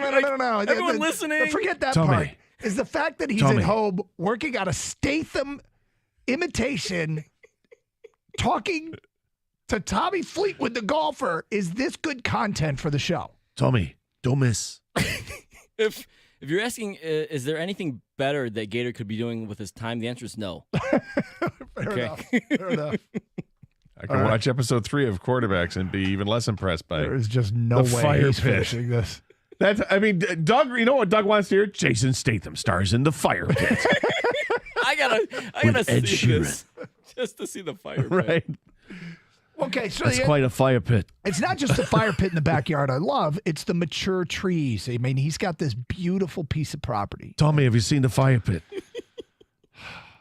It's beautiful. Doug said they're mature trees Yep. Wow. in the backyard. He lives on a lake. It's in Minnesota. It's a great piece of property. Yeah, there's 9,999 Other lakes. Yeah. The rare Minnesota They've got lake. a few, yeah. A few more in Michigan. Michigan's got a few. Okay, so I said we get to this Lions question. Unless you want to keep going with other Statham. Can Statham say the name Rory? Rory. Yeah. Okay. Rory. Tell me. All right, so I was reading some stuff about players to watch at Lions training camp. And I've got a question for both you and Kang. You could choose one or the other. One or the other ones of these non-rookie Detroit Lions just becomes a star this year. An absolute star. Who do you prefer it be? A, Jamison Williams, or B, Aleem McNeil? One of them becomes a star at their position. For me, it's easy. Aleem McNeil. Okay. If he becomes a star, it means the defense is so much better.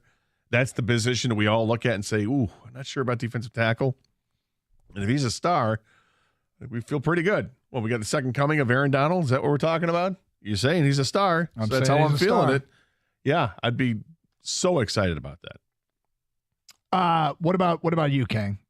Yeah, if you're asking me, I can add either Tyreek Hill on this team or Aaron Donald. I'm taking Aaron Donald. I think as much as I love the Jamison Williams pick, and I think he's going to be great in this league when he eventually plays, the more need on this team and the more impact on this team would be if Aleem McNeil became an all-pro stud at defensive tackle. You can fill in the other receiver spots, maybe not as dynamic as J-Mo, but you got St. Brown and Khalif Raymond and Laporta and Gibbs, and you can find another receiver.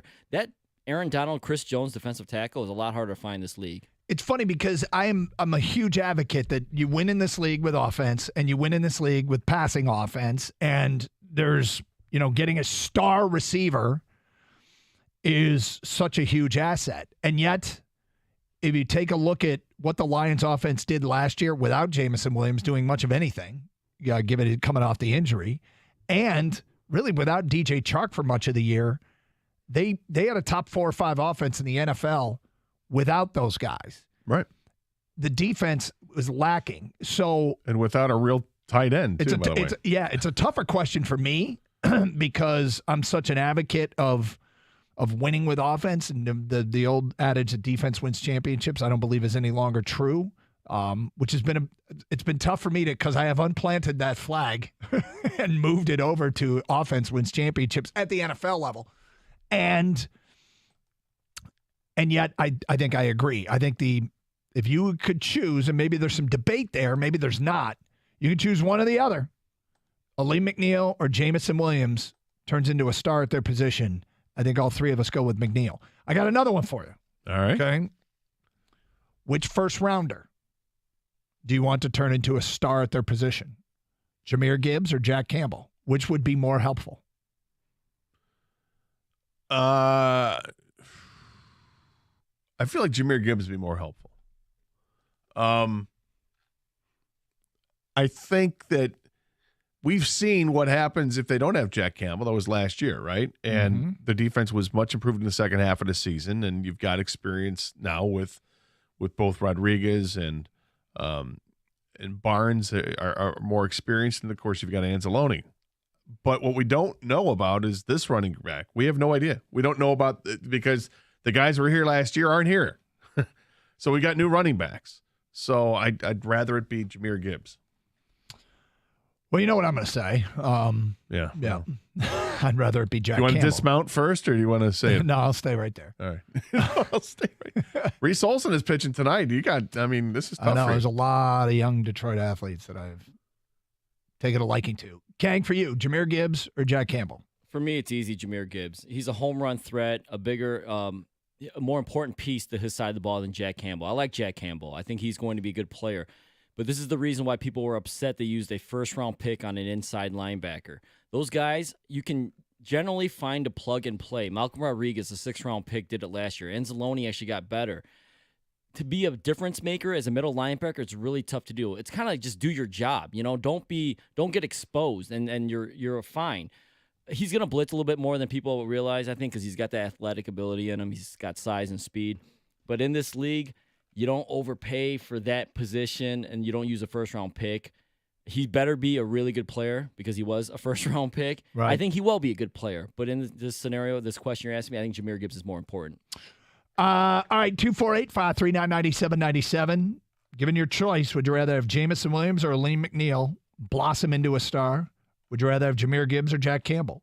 Blossom into a star if you can only choose one of those two pairings. Take phone calls, ticket texts, talk some Tigers in the 11 o'clock hour.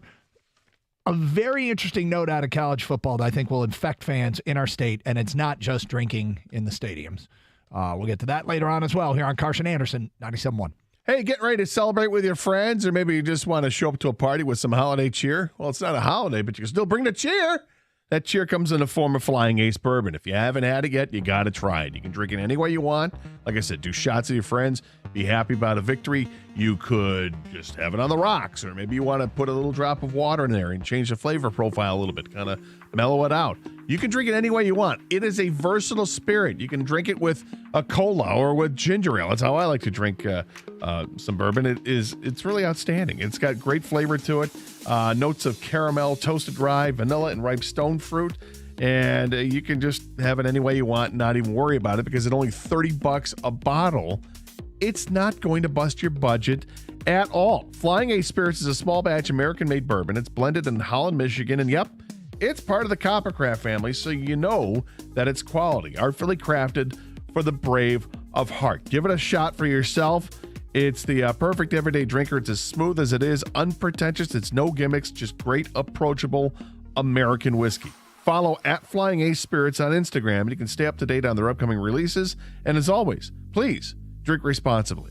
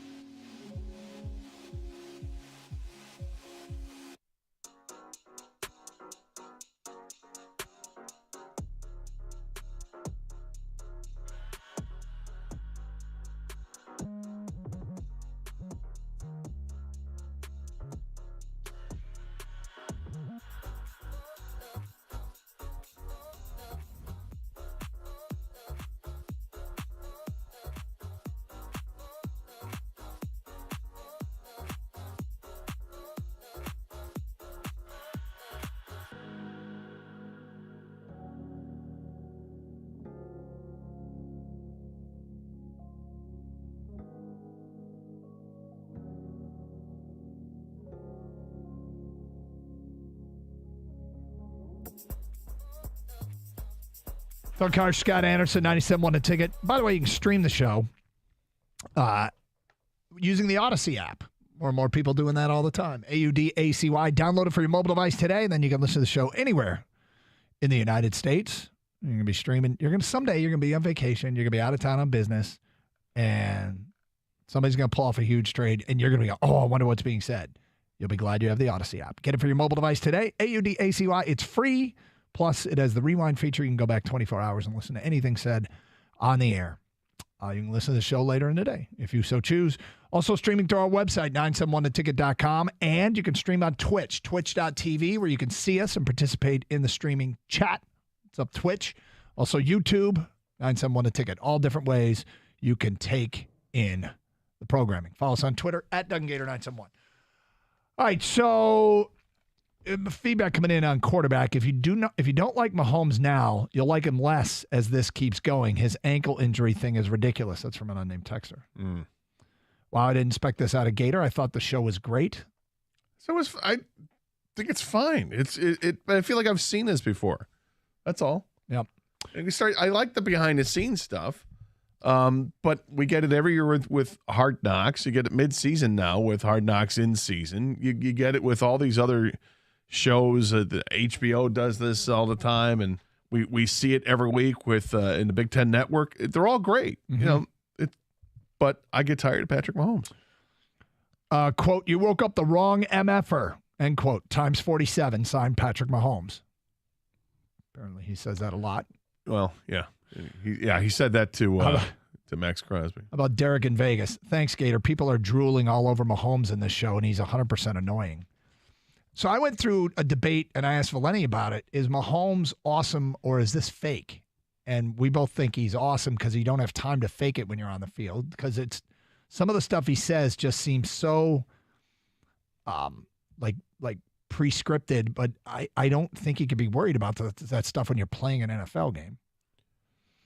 I think he's hyperactive with the games. And look, if that's what makes him great, then that's what makes him great. You can't argue what the results are. I don't think there's product placement, but I do notice some Red Bull in the Mahomes family, so it could be. He's mainline and Red Bull. Nick in Utica says, does Kirk Cousins' fire pit make Gators list? No, I love a good fire pit. It's a nice fire pit. It's big. Unnamed texter, the fire pit's like the thumb. It's okay. Who would you rather be a star? King, what'd you think of the fire pit? I haven't seen it yet. That's why I got it. Now I just want to watch the show for the fire pit. You're going to see it now and go, this is just a normal fire pit. I don't know what the story is. I mentioned I like the backyard, the setting, the lake, the mature trees, the fire pit. You mentioned it's all come down to the fire pit. Yeah, it's come down to the fire pit. Well, the fire pit's nice. It's a big fire pit. There's nothing else in the backyard. It's like this, tiered landscape, sort of, maybe, and then you got a fire pit. Okay. Is this anything like I could just see in an REI catalog or something? You could see, probably. Drive anywhere and go to Bloomfield Hills and take a little meander in somebody's backyard. And those are beautiful backyards in Bloomfield Hills. Yeah, they're very nice.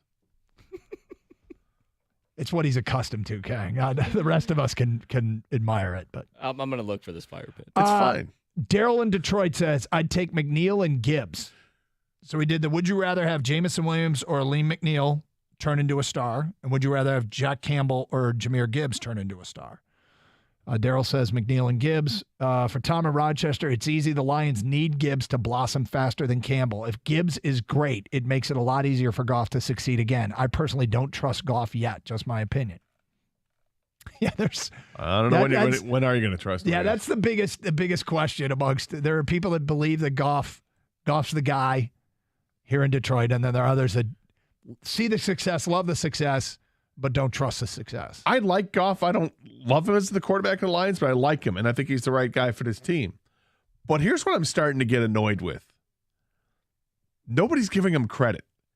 Any credit now that goes to the Lions in a turnaround, what's happened, goes directly to Ben Johnson. Yep. And I'm annoyed with that. Like I saw these rankings, I don't know if we'll get to them later on from ESPN, the future power rankings. Yeah. And it kind of slams Jared Goff. Despite the fact the Lions had the top 4 offense in the league and blah blah blah blah, but Jared Goff isn't a very good guy. I'm like, come on. At some point you just got to say, okay, maybe we were all wrong. Well, maybe maybe the situation got bad in L.A. It was a bad situation in L.A. He was clearly scapegoated. Jeff in Garden City says, "Give me the double J's on offense and let's put up 35 points a game." It's tempting. I mean, it's really tempting to say both offensive guys because I'm a big offense wins championships guy now, but it's the need to just be average on defense. Well, all it takes is one game wrecker on defense to ruin a great offense. Mm-hmm. You get one guy who gets through to the quarterback, and it's all done. Yep. So I still believe in a great defense. I would no longer say that defense wins championships, though I never really did say that. I think that annoyed me back then. I think right now the safe thing to say is it's an offensive league, but I don't think you can say flat out that offense wins championships. It's an offensive league. However you want to say it, my feelings have shifted more towards offense wins championships, and I'm ecstatic about the Lions' offense. And the crazy thing is two of their biggest investments in offense, Jamison Williams and Jahmyr Gibbs. I mean, last year they did it without those guys, with what I would argue less talented players. So the ceiling's the roof here for the offense now. Well, I mean, is there a better way to put it? Go for it. But the ceiling's the roof for the offense if these guys pan out, because I already have faith that the offense is going to be good even without them, because it was last year. Yeah, it was. It absolutely was. And quite frankly, it was for 8 games a year before. And that's where Goff really gets, to me, the numbers and what he's done in Detroit. It gets authenticity because it's spanned over 2 seasons. It's not just the 1 year, which I think many people, maybe not Detroiters, but many people look at it. It's like a 25 game stretch, whatever it was, but he looks very good. Nobody was paying attention to Jared Goff finishing up the 2021 season in spectacular fashion, or very, very good fashion. I don't want to overstate the case, and then it just continued into last year. So what he's doing, I mean, it's, what's the old thing? You got to validate it. He kind of validated the 2021 finish with a 2022 season. That's why I'm on board. People are so reluctant to just say that he's a good quarterback. But you know what's funny, too, is I think we were early adapters to the idea that it was Ben Johnson and Jared Goff together. And now it's gotten so much Ben Johnson love that I can sense you're pushing back. Well, I love Ben Johnson, and I think it's going to suck when he decides to take a head coaching job, and he'll deserve it. And I think he deserves a lot of credit. But I don't want to it feels like everybody's taking away any credit that normally would go to a quarterback. It's going too far. And it goes right to the direction. offensive coordinator, and that's a little ridiculous. They deserve to share the credit. And I think Dan Campbell deserves some of that credit too. There's stuff that goes on so much stuff that goes on behind the scenes that helps to create what we've seen. And I think that this coaching staff and this front office and everybody involved that has tried to change the culture, part of it might be that they've given confidence to the players. Mm-hmm. And I think that's what Jared Goff needed most, because he was scapegoated in Los Angeles by an egomaniacal coach and cast off and picked up by the Lions and part of that monster trade they had. It was basically a throw-in in the trade, and they've turned that into, wait a minute, they just cast aside the number 1 pick overall from however many 8 years ago, whatever it was. Yep. A guy that took that team to the Super Bowl, a guy that won a playoff game despite, having a broken thumb and surgery a couple weeks earlier. Maybe there's something here. Maybe it's not him. Maybe it's something else. Let's give the kid confidence, and they do. And all of a sudden he turns back into the quarterback that led his team to a Super Bowl appearance. 248-539-9797. Speaking of Lions, I wonder if this matters, how much this matters to Lions fans. I'm going to give you a fact. You tell me if it matters to you. Is it a whoa, or is it a huh? We'll get to that at 11:05 here on Carson Anderson, 97.1.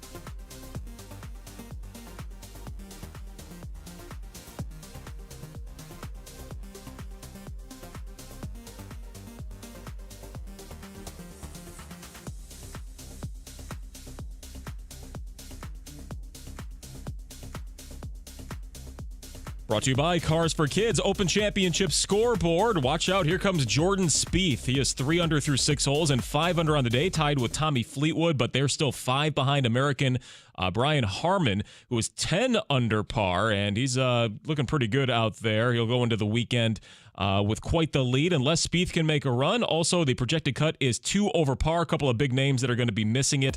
Bryson DeChambeau, also Colin Morikawa is not long for the weekend either. The Tigers are hosting the Padres through Sunday, beginning tonight, who have lost 4 of their last 6 games. Detroit has won 5 of their last 7. A fan favorite, the Negro League tribute game will play tomorrow with the team wearing their Detroit Stars throwbacks. Former center fielder Curtis Granderson will also be on hand Sunday to receive the Willie Horton Award. Tonight is fireworks night with the game time at 6:40. You can hear the action right here on 97.1 The Ticket. Also, the Spanish call on the Bet 1270, and if you're looking for it on TV, it'll be streaming on Apple TV+. As for the team's success since the break, A.J. Hinch talked about just that after taking 3 of 4 in Kansas City.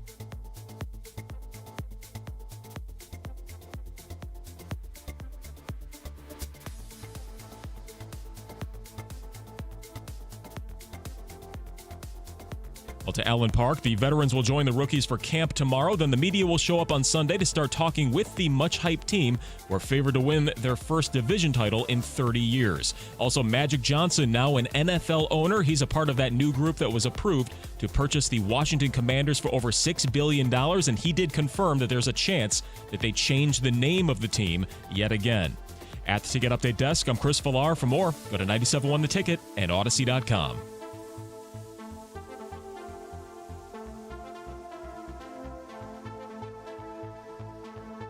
That'd be real interesting if the new ownership group of the Commanders decide we're going back to our roots and we want to be known as football team. I don't think that's what they would go back to. No? No, I don't think that's it. What do you got? What do you got that's better than Commanders? What are they thinking here? What do you think they'll go with? I have no idea what they'll go with. I don't really.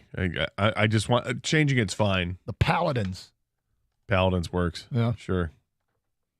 I like the idea to change it every few years. This will be the first team in sports to just constantly be changing their name. It's good for merch sales. I mean, I always find it interesting if you're gonna change the name. You when you take over the team, do you want to change the name? Do you want to change the color scheme, or both? Just kind of feel like you got to do both. I think you got to. I think if you're a fan of Washington, you keep the color scheme. You probably don't change it, right? Because it's been around forever. Yep, but you change the name. The Psionic Warlords. Wow. Yep. You really, that's 2 references with Dungeons and Dragons to it. Yeah, I guess. The Orcs. Should I keep going? Go 3. Yeah. Let's go the Dragons, the Washington Dragons. You guess. It's a D&D player over here, man. There was a time. There was about 2 weeks. 2 weeks in about, I was probably 7th grade. I'm like, this game's cool. I'm like, okay, this game's a little too weird for me. 2 weeks? 2 weeks. Just like your viewing habits on TV, you're out after a little bit. Well, then I got into Stratomatic baseball, and that's a lifelong love affair. So. Who's the quarterback over there? Where? With the Commanders? Who'd they just sign? Or go to Scott? Is it still Sam Howell? Well, they drafted Sam Howell. So Sam Howell, and then they signed a quarterback. Yeah, they did. Give me one moment, please. It's fantasy football time. Shouldn't we know these? They're treating their team like a fantasy football team. They're just changing names every other year. Yep. It might be Aggressive Mango. It doesn't matter. Jacoby Brissett is who they brought in. Oh, that's not all who I expect. I would ask the question, how many hit points does Sam Howell have? That's what I was looking for. There you go. Long way to get there, but we got there. Okay. God, that defensive front they have just on paper is. Well, they've had that they've had defense. They've been just hoarding defensive linemen for years. Chase Young, Daron Payne, Jonathan Allen, and Montez Sweat. That's your front 4. Good grief. Yep. That's just frightening. It is. Should be worried about the opposing quarterback's hit points more than Sam Howell, Jacoby Brissett's hit points. Okay. I want to know if this matters to people. Fire pit size? No. On Madden, the Lions have the second fastest wide receiver. Jamison Williams is the second fastest wide receiver on Madden behind Tyreek Hill. No kidding. Yep. Some people are gonna be upset by that. The Lions also have the third fastest running back. Jahmyr Gibbs is only behind Raheem Mostert and Devin Achane. Another rookie. Yeah. I actually think people out there have so much respect for this game and its attention to detail. I think this is a whoa. And not a huh. I'm surprised. Did you see this before the show? Kang brought it to my attention. Okay, so this had it been on the show, had you seen it come through Twitter, are you saying you would have gone? I would have gone. I would have gone. Whoa. Because first of all, it surprises me, given that we have not seen them really. I mean, we've seen a little bit of Jameson Williams play. Oh, and he's fast. And there's football speed that I'll just never forget how Desmond Howard went from being so incredibly fast in college to just kind of another guy. He was still fast in the NFL, but you don't know what a guy's going to look like if their speed is going to translate to the next level until they're out there running on the field. There's straight line speed, and I get it, but I'm a little surprised at these rankings. But I also think, Gator, and correct me if I'm wrong, that NFL fans that play Madden respect the game so much, although they don't love the playability of the game as much as they used to, but they respect the game so much. Maybe I'm wrong on that. I don't hang out with a lot of gamers. I'm regurgitating stuff I've heard over the years. Whatever, Dungeons and Dragons. They respect the game so much that these things actually would matter. You know, it's funny because you brought the Desmond Howard thing, and my thought immediately went back to a time, and I'm thinking about guys that came into the league that I couldn't wait to see because of what they did in college, and I thought, oh my God, that speed, you can't contain that. And there were two, Bo Jackson and Rocket Ishmael. Mm-hmm. I mean, Bo Jackson would barrel through guys, and then he was gone. Yep. Rocket Ishmael used his speed to get outside, turn the corner, and was gone at the college level like no player I'd ever seen before in college football. Crazy. And it kind of translated to the NFL, but he had injuries that he dealt with. But yeah, there was it wasn't as fast, but he was still incredibly fast. We saw very limited action with Jameson Williams. Mm-hmm. But from my vantage point, being at the games, at all the home games, up in the press box, I kept waiting. I knew every time he was on the field because I was looking at the sideline to see if he was going in every play. Yep. And then I would focus my attention on him to see what he did. He is so freaking fast. It's insane. Yeah. And we know what Tyreek Hill does in the NFL, what he did for the Chiefs and what he does for the Dolphins. That's the most intriguing part to me about Jameson Williams is, can they get him the ball in space? All he needs is a step, and if he has some crossing pattern and Goff hits him on a crossing pattern, he could go a long way and do this a million times a year. I mean, he could be an unbelievable weapon for this team. I'm dying to see it, and that's what sucks is that now we got to wait 6 weeks to see, or 6 games to see it, because the NFL is going to dump policy. If you're asking the speed means something to me, Doug, yeah, the answer is yes. Absolutely. Isn't it weird? It's a video game, but it is, but we all know that means they're fast. And to see a grown man run away from another grown man who's these are peak athletes, right? These are the 1%ers out there. To see him just run away from these guys without breaking a sweat, it looks like, is one of the most entertaining things you watch as a fan. Go back and watch Jameson Williams' highlight reel from Alabama.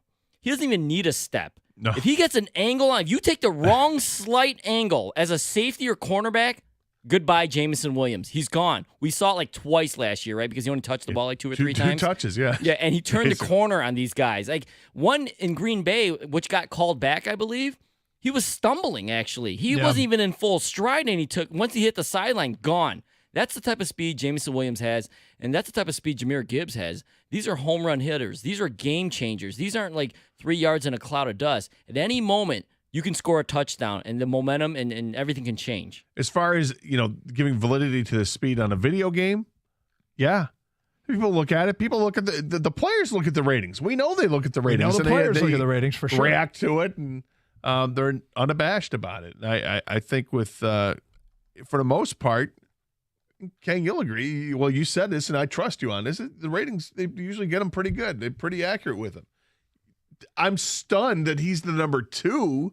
That's how fast he is, man. I mean, I know he's fast, but I'm like, DK Metcalf has something to say about this, right? Yeah.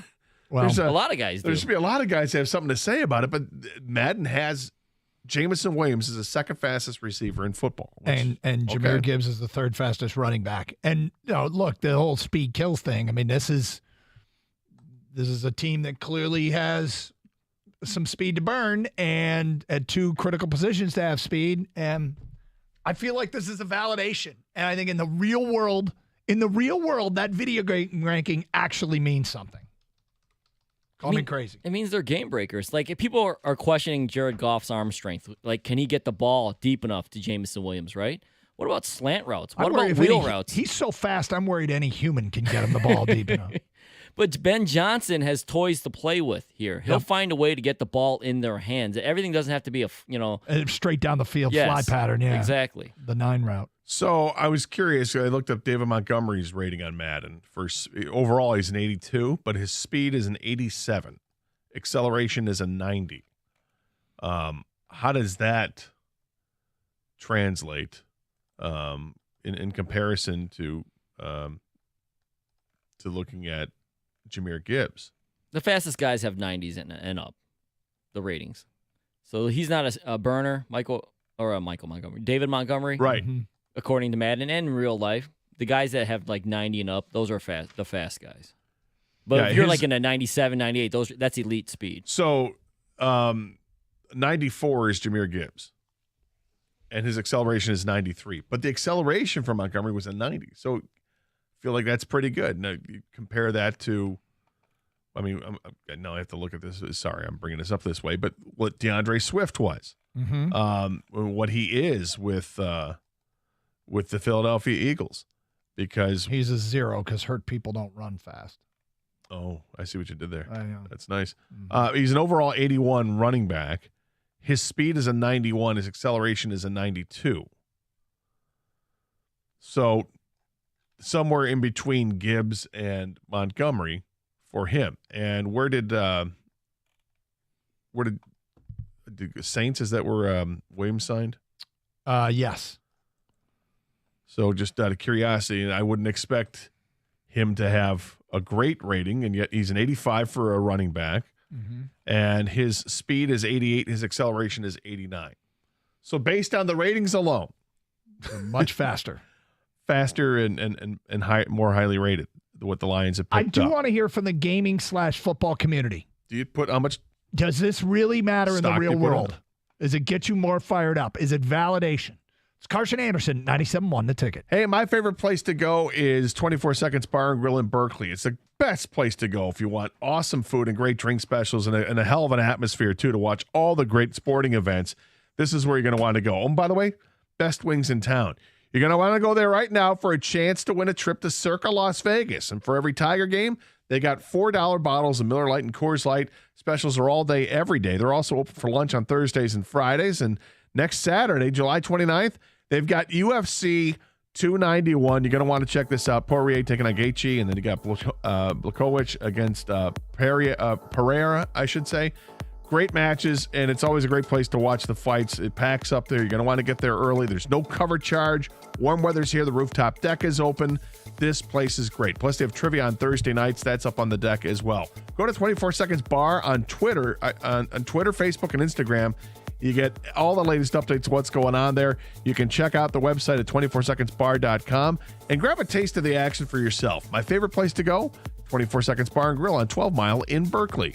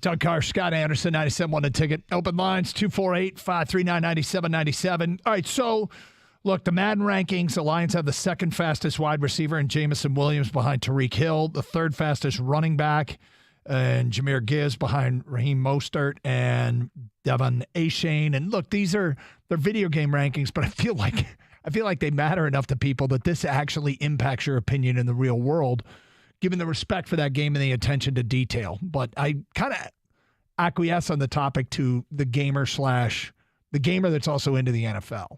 Those that play the Madden game. If this really, really matters to you, maybe you can tell us if it's significant or not. In the meantime, Tigers won last night. How about that Michael Lorenzen? I'm starting to think he might be traded. You think? You think he'll have interest? Mm-hmm. Before he was when he was named to the All-Star, they called him mid-4. Yeah. Because the ERA was in the mid-4s. Since then, he's gone on a stretch where I think he's got 22 straight scoreless innings, something like that. Mm-hmm. His ERA is now down to 3.49. Only gave up 3 hits and a walk in 7 innings yesterday. That's a nice job. Really nice job. And then the bullpen behind him, 2 dependable guys, man. Holton has his ERA down to 1.78, and I think he's thrown over 50 innings of baseball out of the bullpen, and that ERA is 1.78. Yeah. That's impressive. And Jason Foley comes in, picks up his 4th save of the year. His ERA is now 2.13.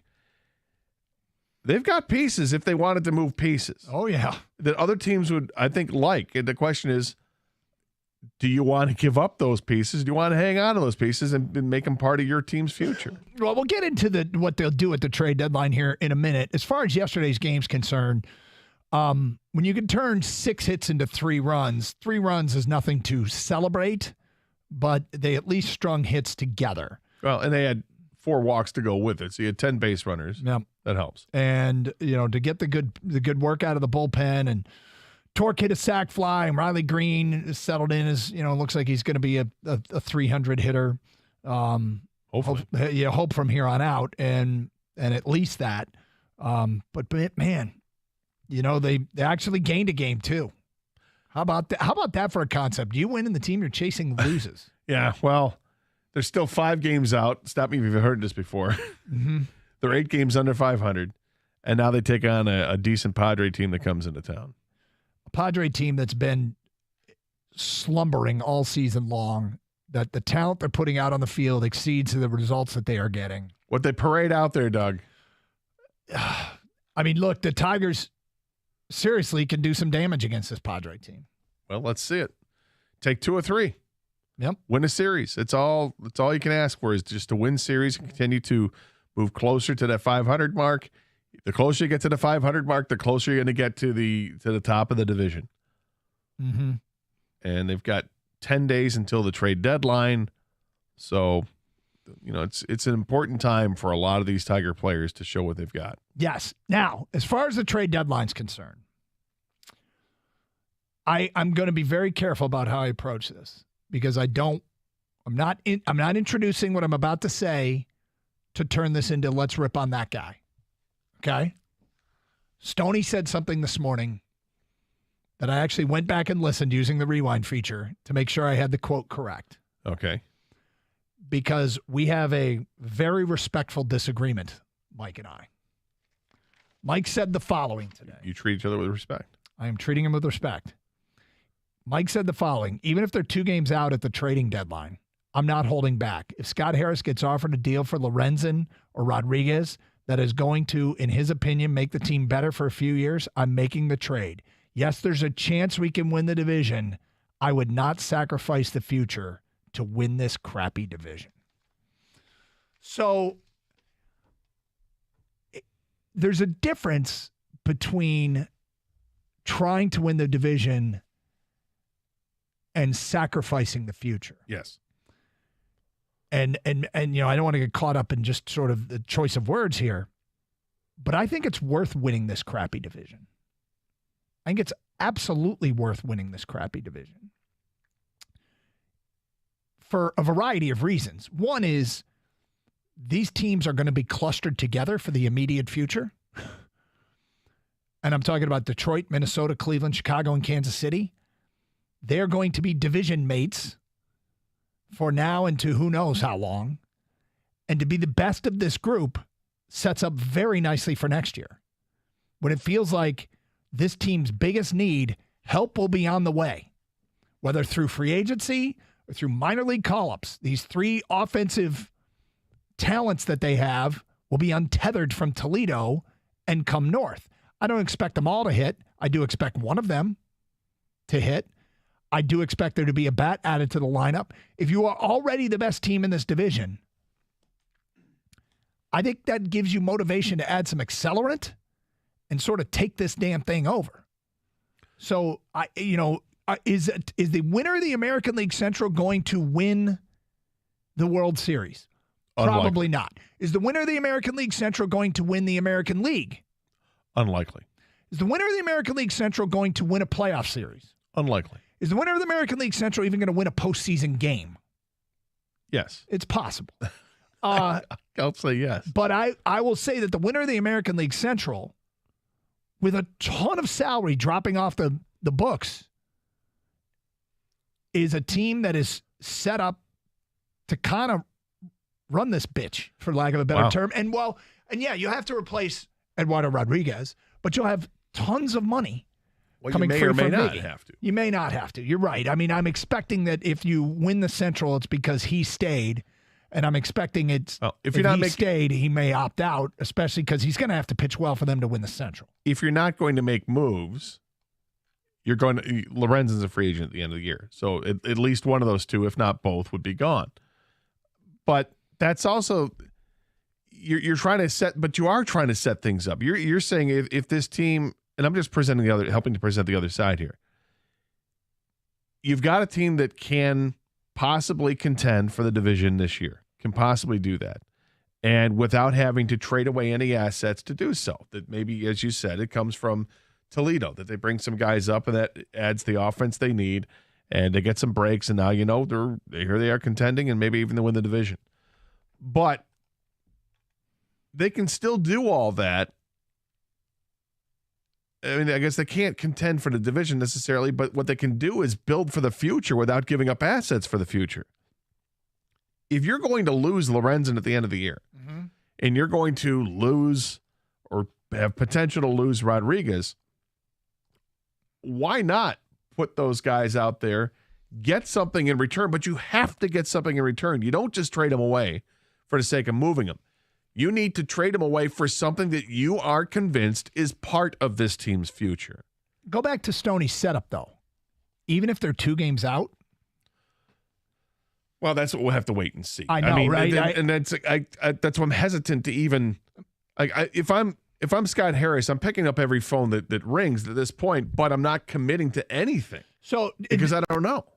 Also, I want to add that Stoney said, I hope they win the next 20 in a row and make this a moot point. Like, I hope they're in first place by the time the trade deadline moves around. So he's rooting for him. But I know we have gotten this call. I know we get this text that it's not worth winning this crappy division.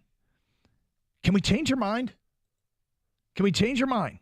Like, do you believe what I believe? All the reasons why it's important to win this division? Why it's meaningful to win this division? Not as much. Okay. I can change your mind. I don't know if you can do that. I think there's some value to winning the division and getting experience of making a playoffs. I think there is. But at the same time, I understand what Stoney is saying because I don't want to give up the opportunity to prove myself for the future just to make the postseason because this isn't the NHL. So, but again, it depends on what's being offered to you.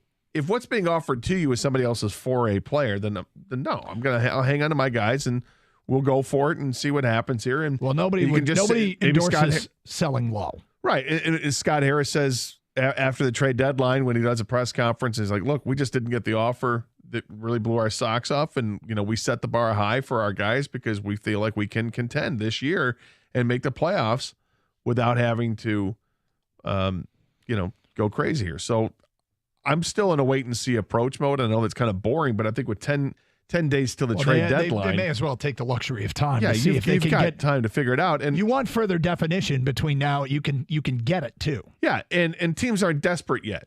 There's the report that John Morosi had that the Astros and Tampa, that both of those teams are interested in Lorenzen. Yep. Okay. I mean, there's other players on the market that are really good right now. But you know what? Lorenzen might have another couple starts before that, or he'll have at least one more start before the trade deadline to even improve that status even more. Rodriguez has 2 before that happens, likely. So let things play out a little bit longer, see how desperate teams are, and maybe you'll find out what the market holds at that point too. 97.1 The Ticket.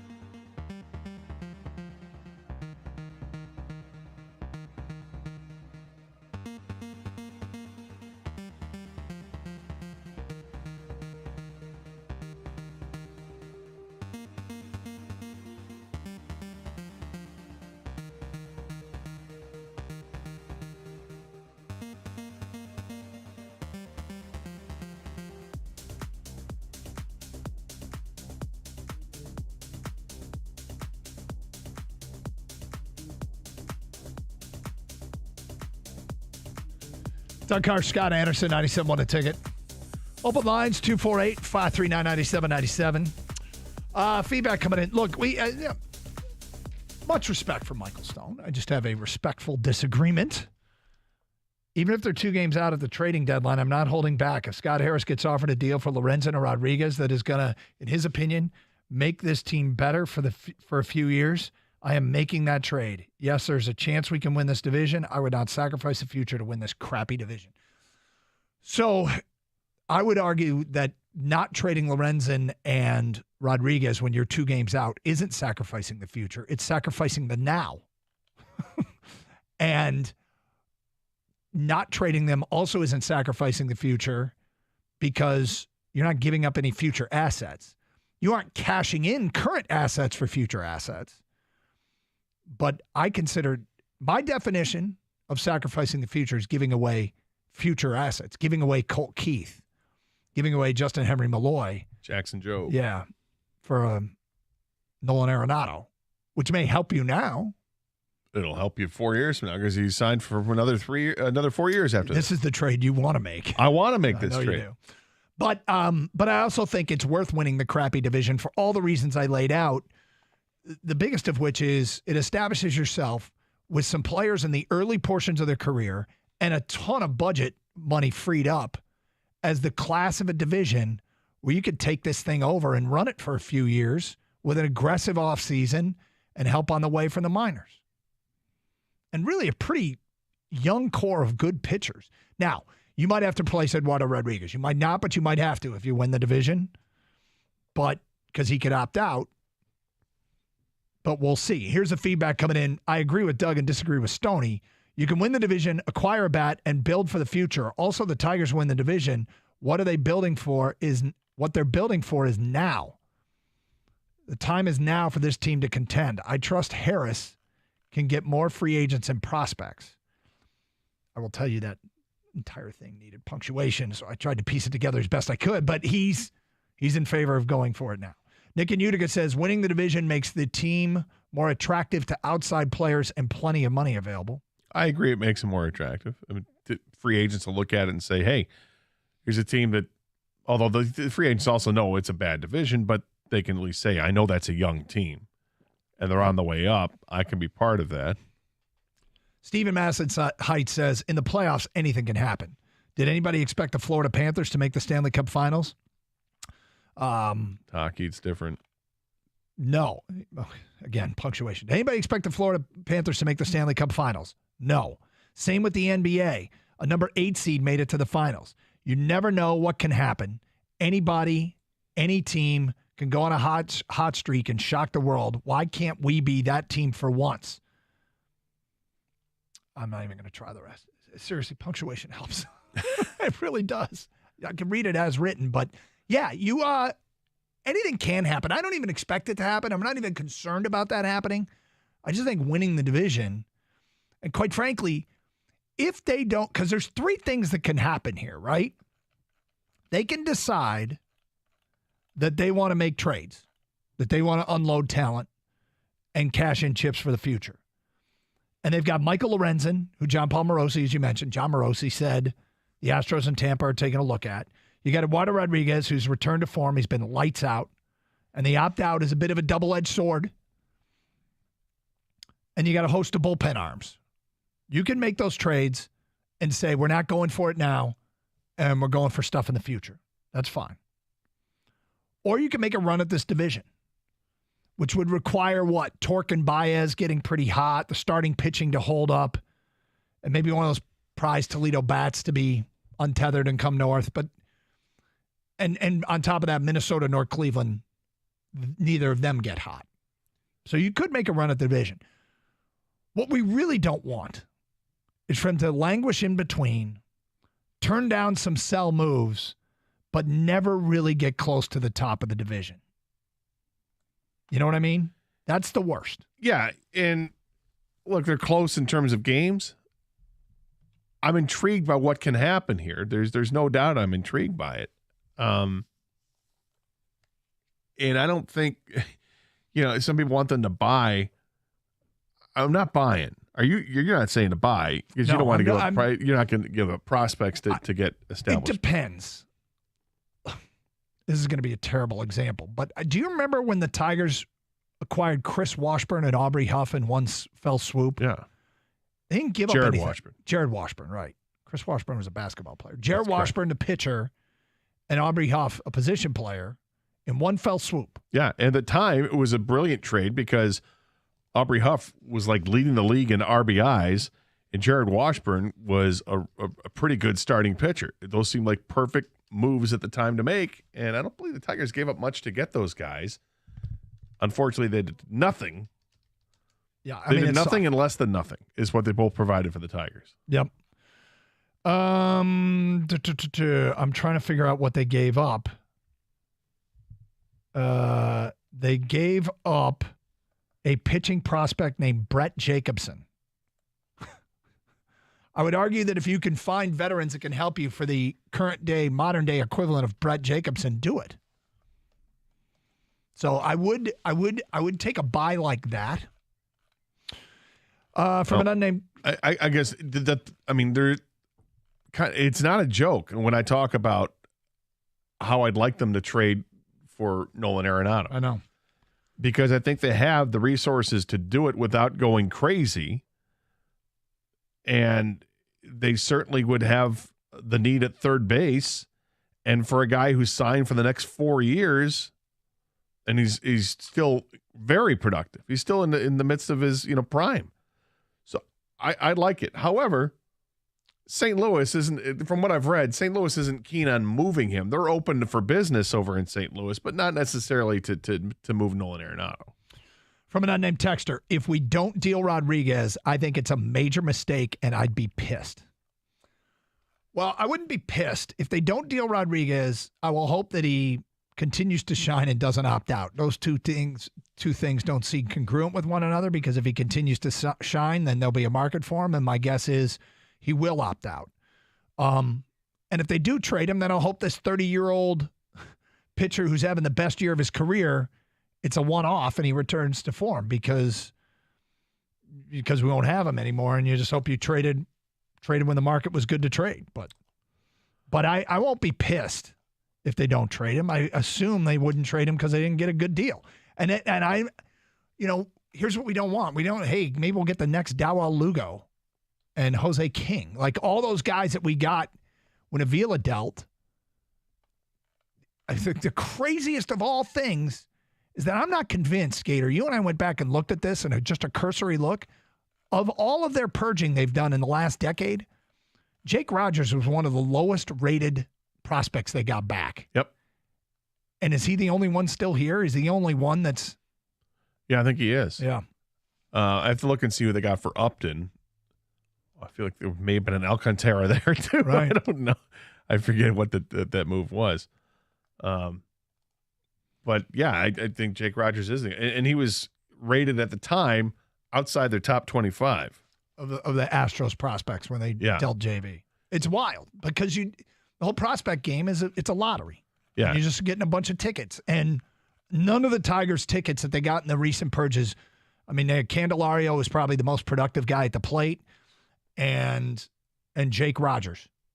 And those aren't big hits. That's like getting, 4 numbers, but not 5 and not a Powerball. You want a little bit of money, but not what you were hoping to get back.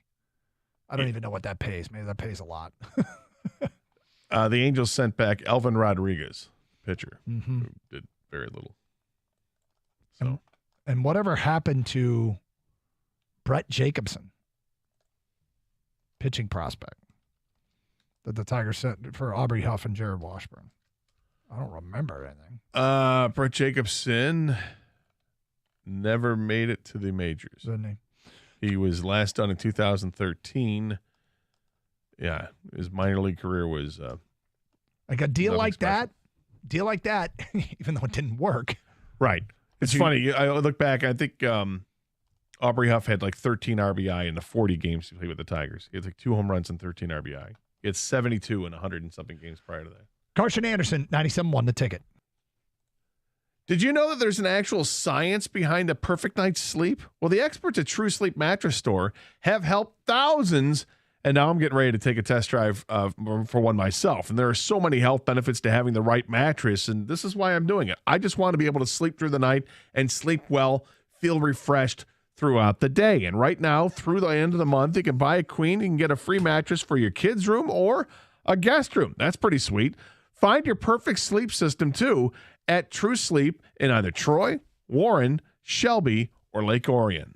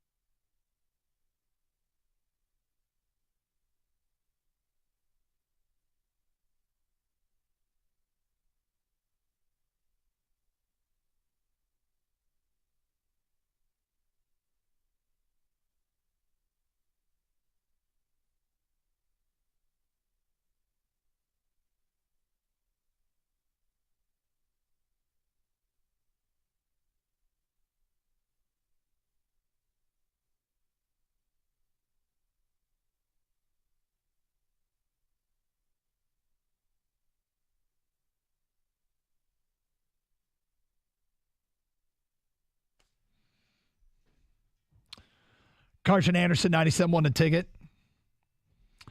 From Pete, I feel like we got arms that are coming back from injury that will be good for us next year. If we can make a trade for Lorenzen and Erod, I say we do it, but still try and push to win this year. I feel like we're just going to lose Erod, and it would be nice to get something back.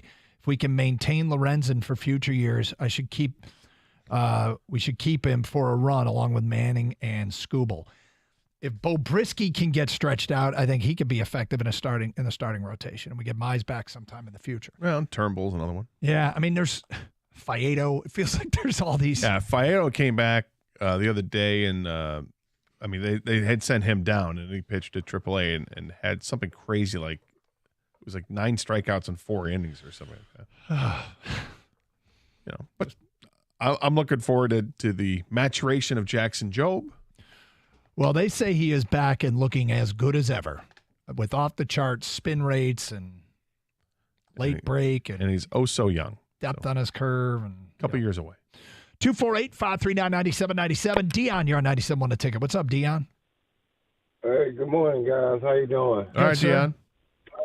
Hey, listen, I was telling the screener, this is so reminiscent of the end of the NHL season with the Red Wings going into that the Ottawa series. You got the Padres, the Angels, and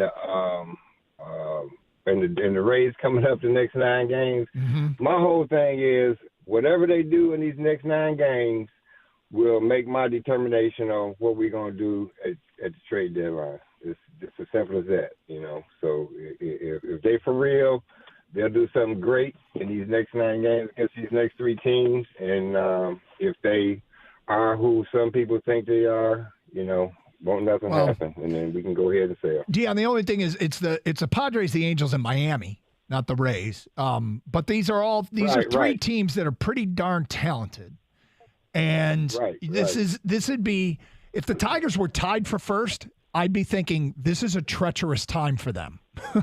But they're not tied for first. They're trying to make up ground against a tougher portion of the schedule. So it's a good point by you. It's a good point by you. Yep. All right, guys. Thanks a lot. Thank you. Yeah, we'll know a lot going into that deadline, where they're at record-wise. And it could be just writings on the wall. They could be 8 games out of first and, hey, of course, move guys along. Right? Yep. So it's a long time. 10 days is still a long time. All right, feedback coming in. We mentioned that earlier this hour that the Madden rankings came out, and the Lions have the 2nd fastest wide receiver and the 3rd fastest running back. Jameson Williams, the 2nd fastest wide receiver, and Jahmyr Gibbs, the 3rd fastest running back. And it feels like that actually matters to people in the real world. Like it means something to get that ranking. It's this weird place where gaming and real life kind of blend together. J-Mo 2nd to Tyreek Hill. Yep. Jahmyr Gibbs is 3rd behind Mostert and Devin Achane, who's a fellow rookie. Yep. J-Mo comes from a track. This is from an unnamed texter. J-Mo comes from a track family. Track was first and most important. Mostert the same. Another unnamed texter. I will allow for at least half the routes that Williams runs be slants or deep patterns. Another one, PC in South Lyon says, doesn't matter when Goff's noodle arm can't throw 40 yards in the air downfield. There it is. Bob and Shelby, yep, speed is great, but you need a quarterback who can hit these guys deep in stride. Hendon Hooker's the starting quarterback in 25 before all our talent finishes their rookie contracts. He may be the quarterback in 25. I mean, you drafted him for an opportunity for him to get healthy, see what you got there, and Lions have a decision to make by the end of the season. Do they extend Goff or not? So I would, as far as Goff can't hit them on the deep routes, I would say if that were true, okay, if it is true, I would argue that it isn't, but if it were true, Ben Johnson knew it last year, and they didn't have deep threats like they do this year. If J-Mo's all that, Chark was pretty good, but he missed half the year anyway. That they still were a top 5 offense. Yeah, and speed doesn't, everything that speed doesn't have to be straight down the field, right? Correct. I agree that Jared Goff doesn't have the strongest arm in the league, but he doesn't have to. What he needs to do is just hit these guys in stride all over the field. And if you're hitting Jameson Williams on a crossing pass and it's a 15-yard pattern, but he turns it because he's got the ability with his feet to turn that into a 60-yard touchdown, who cares? You're doing what you can. It'd be nice to have everything. Right. The quarterback that can do it all. He's not. He's got his limitations. He's got his limitations with his mobility, and he's got his limitations with how strong the arm is throwing the ball downfield. But they'll know that. They see him every day in practice. They know exactly what they have.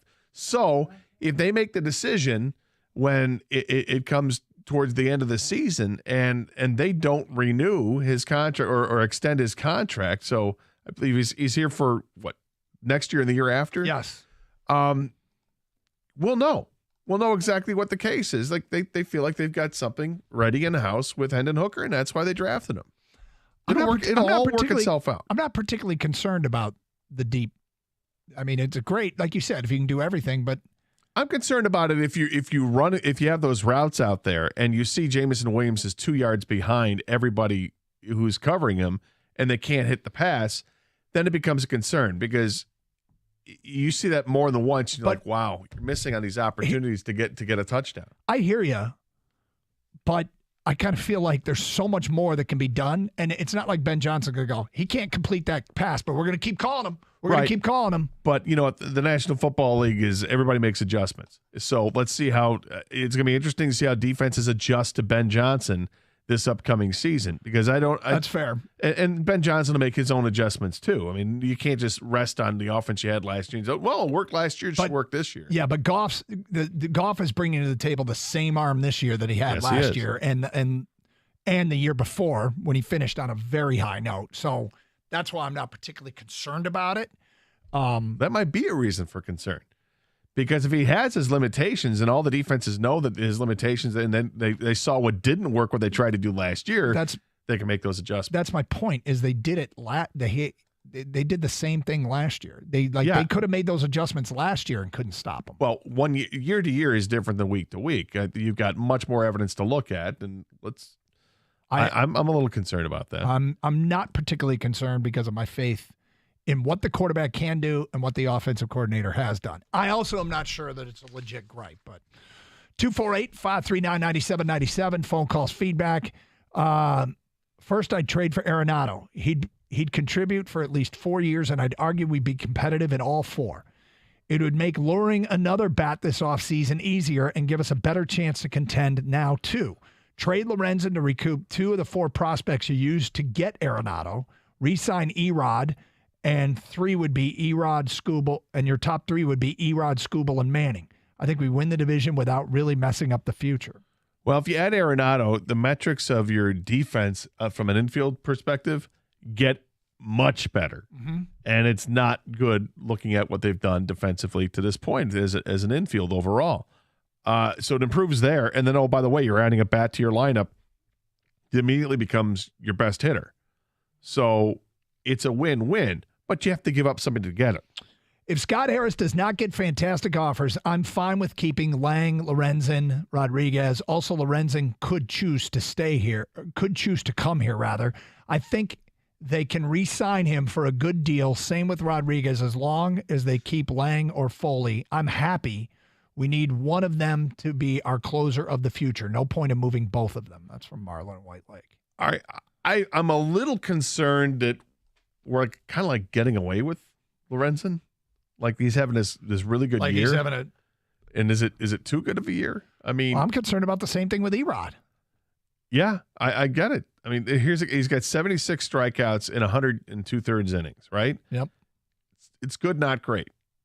And so it's not that swing and miss stuff that you get from other guys. Erod has swing and miss stuff. Lorenzen, not necessarily.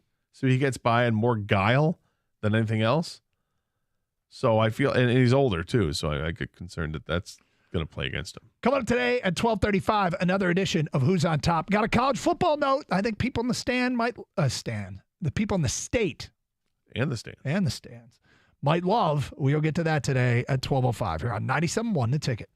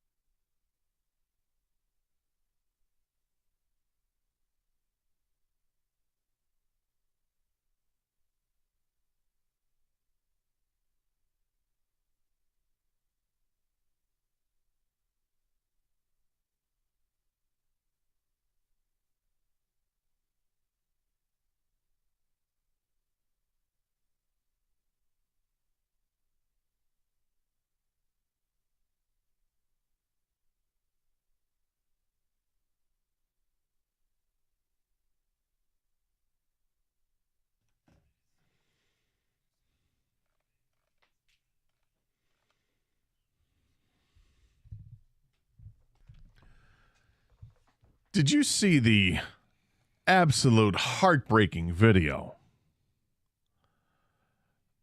of the contestant in Atlanta taking on the Freeze? I did. Oh, man.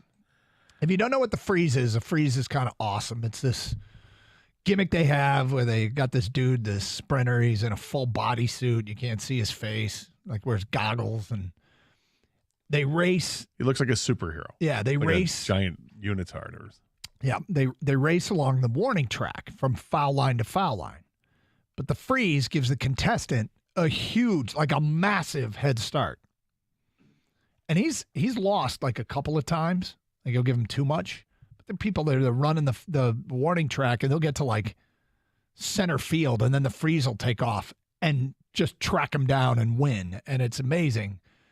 That dude looked like he had him beat, and right at the end, he lost his balance and wiped out. It almost looked staged, and it might have been. Kang, did you see it?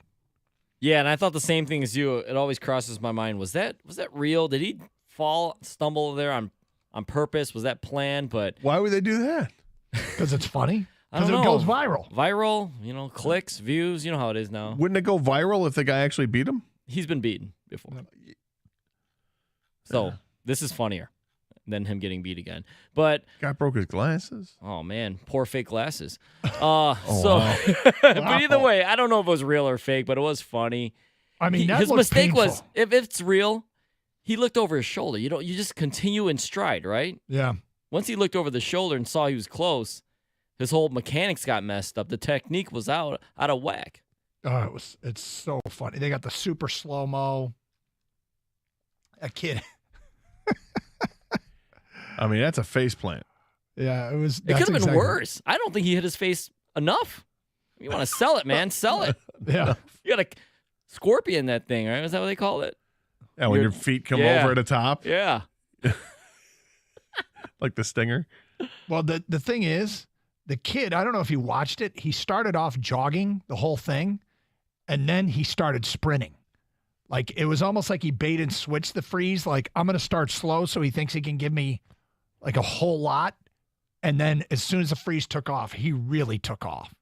So he had a strategy. He had a strategy. Yep. And I don't know. I mean, if it was staged, it's still funny. But it looked like he kind of bait and switched the Freeze. Nobody bait and switches the Freeze. Nobody. It's quite the wipeout. Quite the wipeout. Okay. So we talked a little Tigers, some Lions in the first half of the show. And thank you for your phone calls and feedback. This is something, Gator, that always does well for us, and it's one of my favorite things to talk about. Central versus Western. Because yesterday was Mac Media Day. And one of the stories that broke out of there, I think, is of great interest to Central and Western fans. But I'll start with this. Back in the spring, Western Michigan's AD, Don Bartholomew, said, quote, Western is proactively seeking a solution to this and would very much like to see the Central game be scheduled on a Saturday and believes there are avenues to do so. So Western's been playing Central on a Tuesday or Wednesday because of MACtion, and the Mid-American Conference has this contract with ESPN that gets them national television exposure. So when it gets to be like November, Tuesday and Wednesday nights belong to the MAC. And they've got multiple TV deals, and the schools are scoring the amounts of money in these TV deals that help them sustain their athletic departments. Right. But it comes at a cost. I don't think I've seen one MACtion game where the crowds have even looked half full. It's like, it's almost as if everybody says, I'm not even bothered going. Mm-hmm. And Central, now many MAC games, they're not going to get half the stadiums filled anyway. But when you got Central versus Western, was that called the end of the world party? Is that what they called it? Yes. And that was at Central? I think it was a Central thing. Okay. Anyway, they've moved the games to Tuesdays and Wednesdays, and suddenly what was the highlight of the year for Central and Western students in terms of college football lost almost all its luster. Well, today, Detroit News writer Tony Paul tweeted out, after years of frustration for the schools and fans, the Western Central football rivalry is set to return to Saturday and out of the midweek slot within the next few years. The MAC and ESPN recently came to an agreement to rotate the midweek rivalries. There's a longer version of the story that I got a hold of later. But Gator, I think for fans of Central and Western, for students at Central and Western, now I don't think this can happen till 2025, but I think even the alums and the fans, I think they would love to see it back on a Saturday, a Friday or a Saturday. I think they would definitely like to see it back on the weekend. And look, if they wanted to avoid this, they could change the schedule and just simply say we're going to play the game earlier in the year before we get to MACtion, right? I don't know. I'm not sure.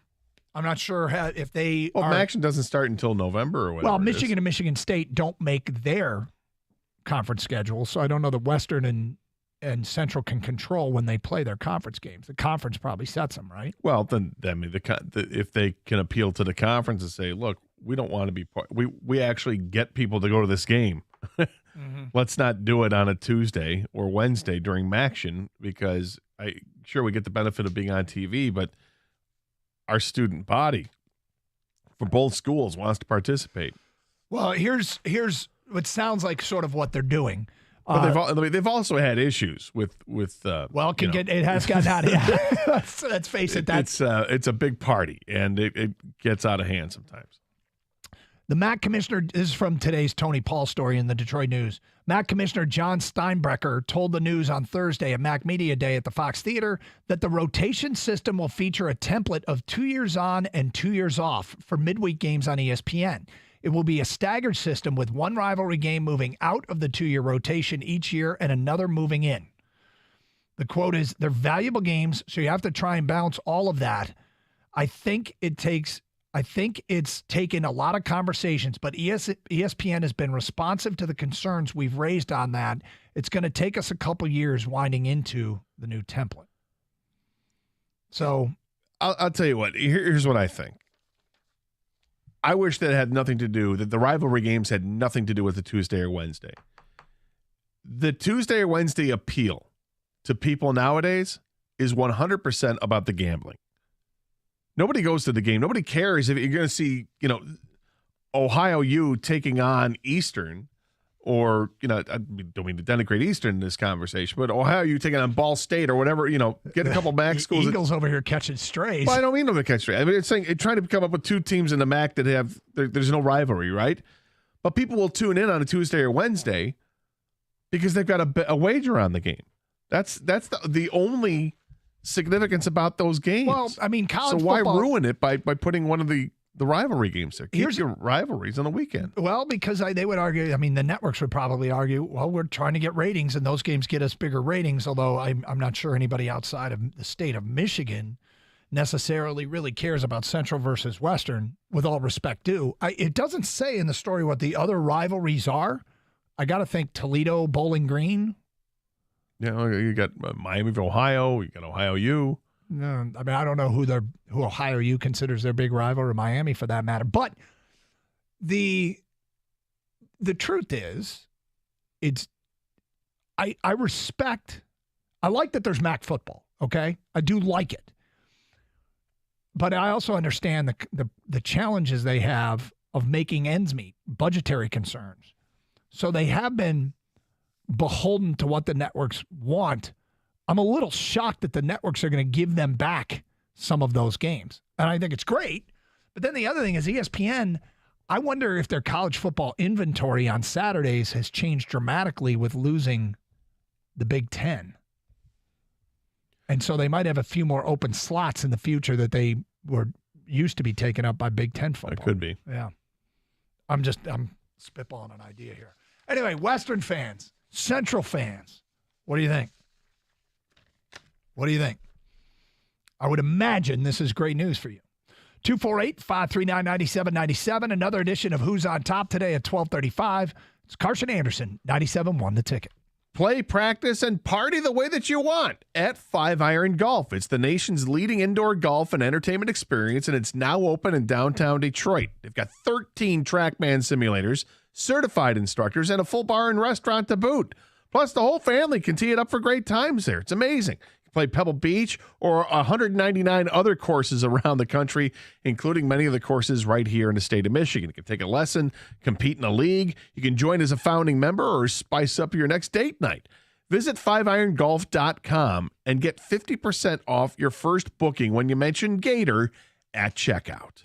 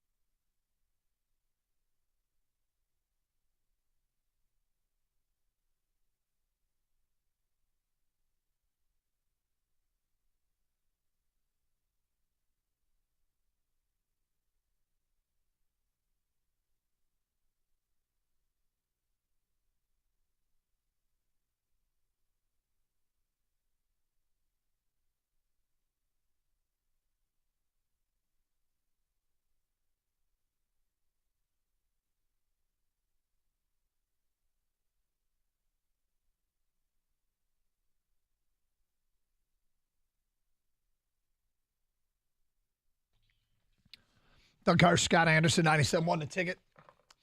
JT in Kalamazoo. I assume streaming. Thank you, JT.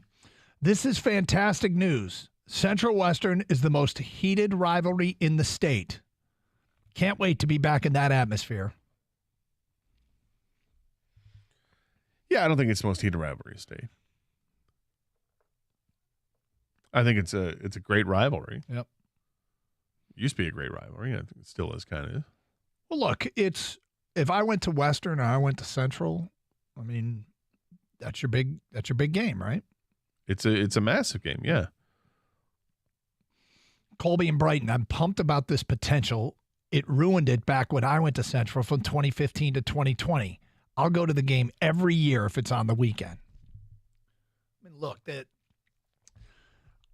the idea when you get those stadiums sold out, it must just feel great. I don't know how often it happens. I just feel like every time I turn on the Maction games, I'm like, hey, several people chose to go to this one. Yeah, people just it's embarrassing when you see a stadium has 10% of capacity in there. So much exposure for Central Western's game last year. It was a national story with the snow. If the game was buried amongst the Saturday games, no one would have noticed. Interesting.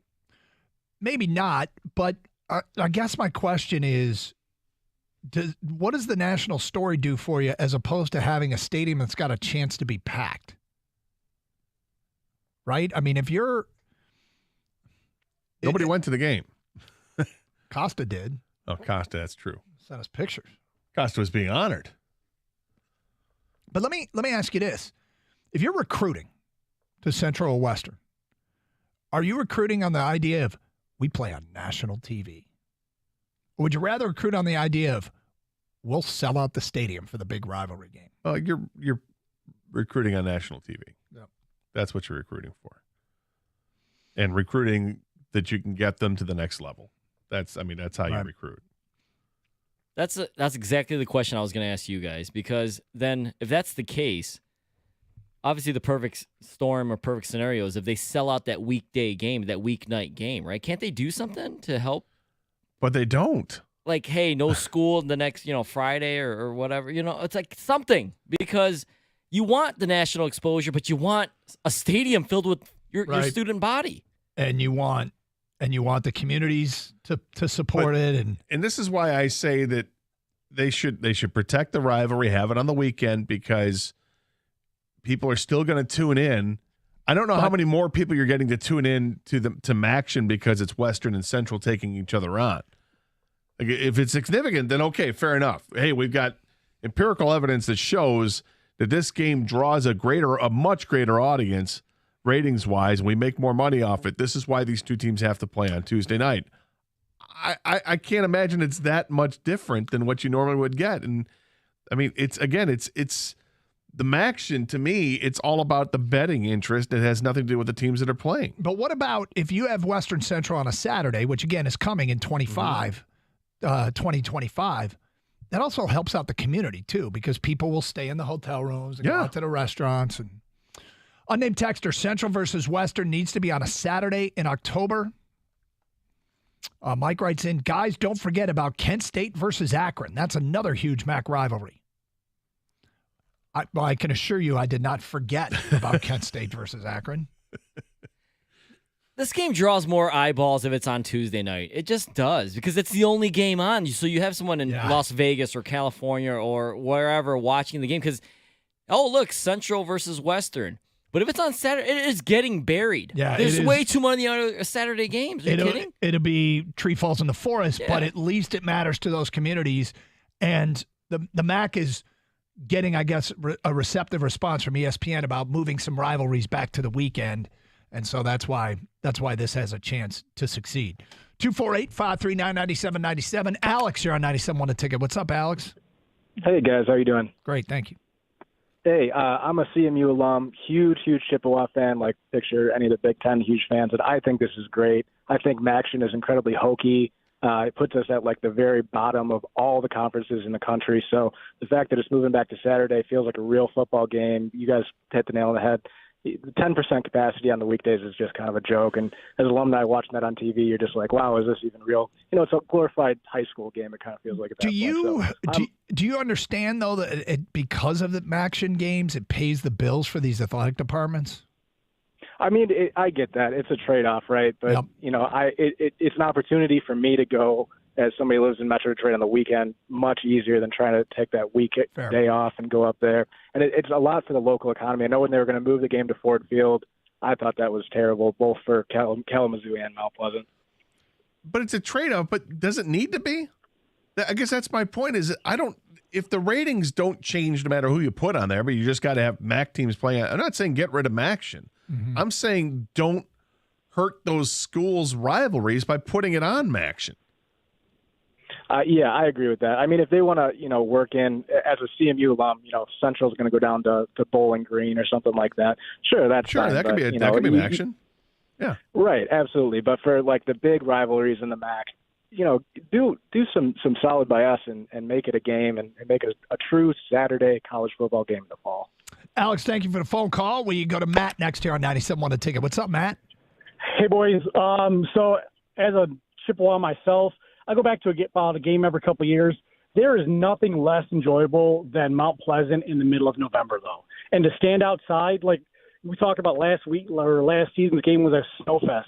There's not money you can pay me regardless of day of the week that's going to get me to go up and stand in the snow. So, honestly, if this was like the kickoff to, Maction or the kickoff to the season, and it's, late or early September, early October, that could fly. But you get into November, that is just an absolute awful time. So you don't even care. You don't care what day the game's on. You just aren't going in November.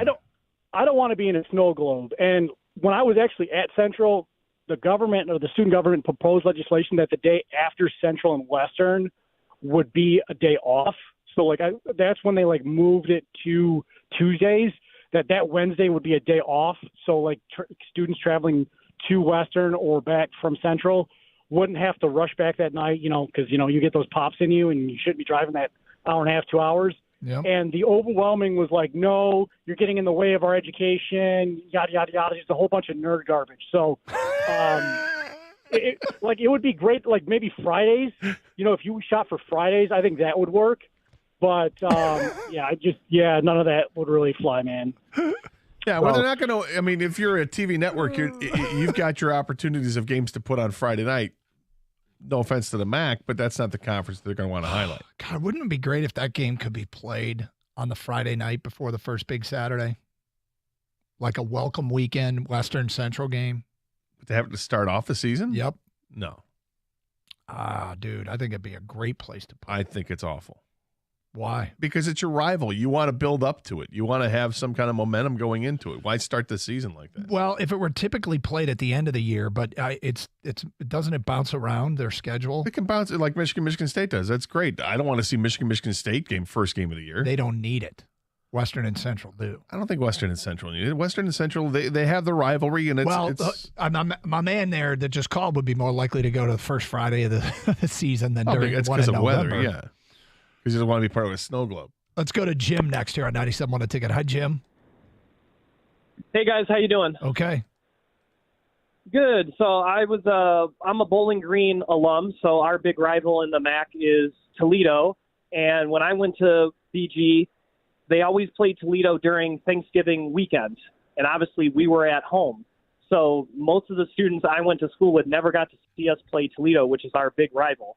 And it wasn't until they started the MACtion thing on Tuesdays and Wednesdays that they started moving the Bowling Green Toledo game to a Tuesday or Wednesday. And I would have loved that when I went to BG to actually be able to see our team play Toledo and beat Toledo, would have been fantastic instead of, reading about the score, the next day or trying to find it on TV if it was broadcast. Because like you said, it would have been buried amongst all the other rivalry games, towards the end of the season on a Saturday. So you like the MACtion games? I do, because as a guy who went to a MAC school, it's one of the few times that people can actually see my school play. And so I think that's great. Now, obviously, Bowling Green's been down a little bit the last couple of years in football, so they haven't been showing us. But, when they were there in the mid-2010s, routinely heading to Ford Field, it was great because obviously as a resident of Metro Detroit, I could actually see them. So I thought it's fantastic. All right, well, there you go. Opinions on both sides. The thing is, it's not permanent. And if you're just joining us, this is ESPN and the MAC have entered into talks, and it sounds like in 2025, they're going to rotate some of the rivalry games out of the MACtion schedules, MACtion being Tuesday and Wednesday nationally televised games on ESPN and ESPN2 and ESPNU. They're going to allow them to be played on the weekends, and they'll have 2 years in a row on the weekends. So if you're a student, if you're a prospective student at Central or Western, one time in your career, you're guaranteed to host the Central Western game, and one time they will host it. And again, as always, when these topics come up, I always feel sorry for poor little old Eastern, which just seems to be. Well, when Cal Davis and Cal Fullerton come back to the MAC. Right. Bring those schools. That's the next obvious move. I mean, that's the obvious what's going to have to happen to get the LA audience in there. And then we can have those night games that make more sense now, right? All right. Coming up today at 12:35, another edition of Who's on Top. Got some Lions stuff we'll get to before the show is done. If you want to continue with the Eastern Western calls, 248-539-9797, 97.1 The Ticket.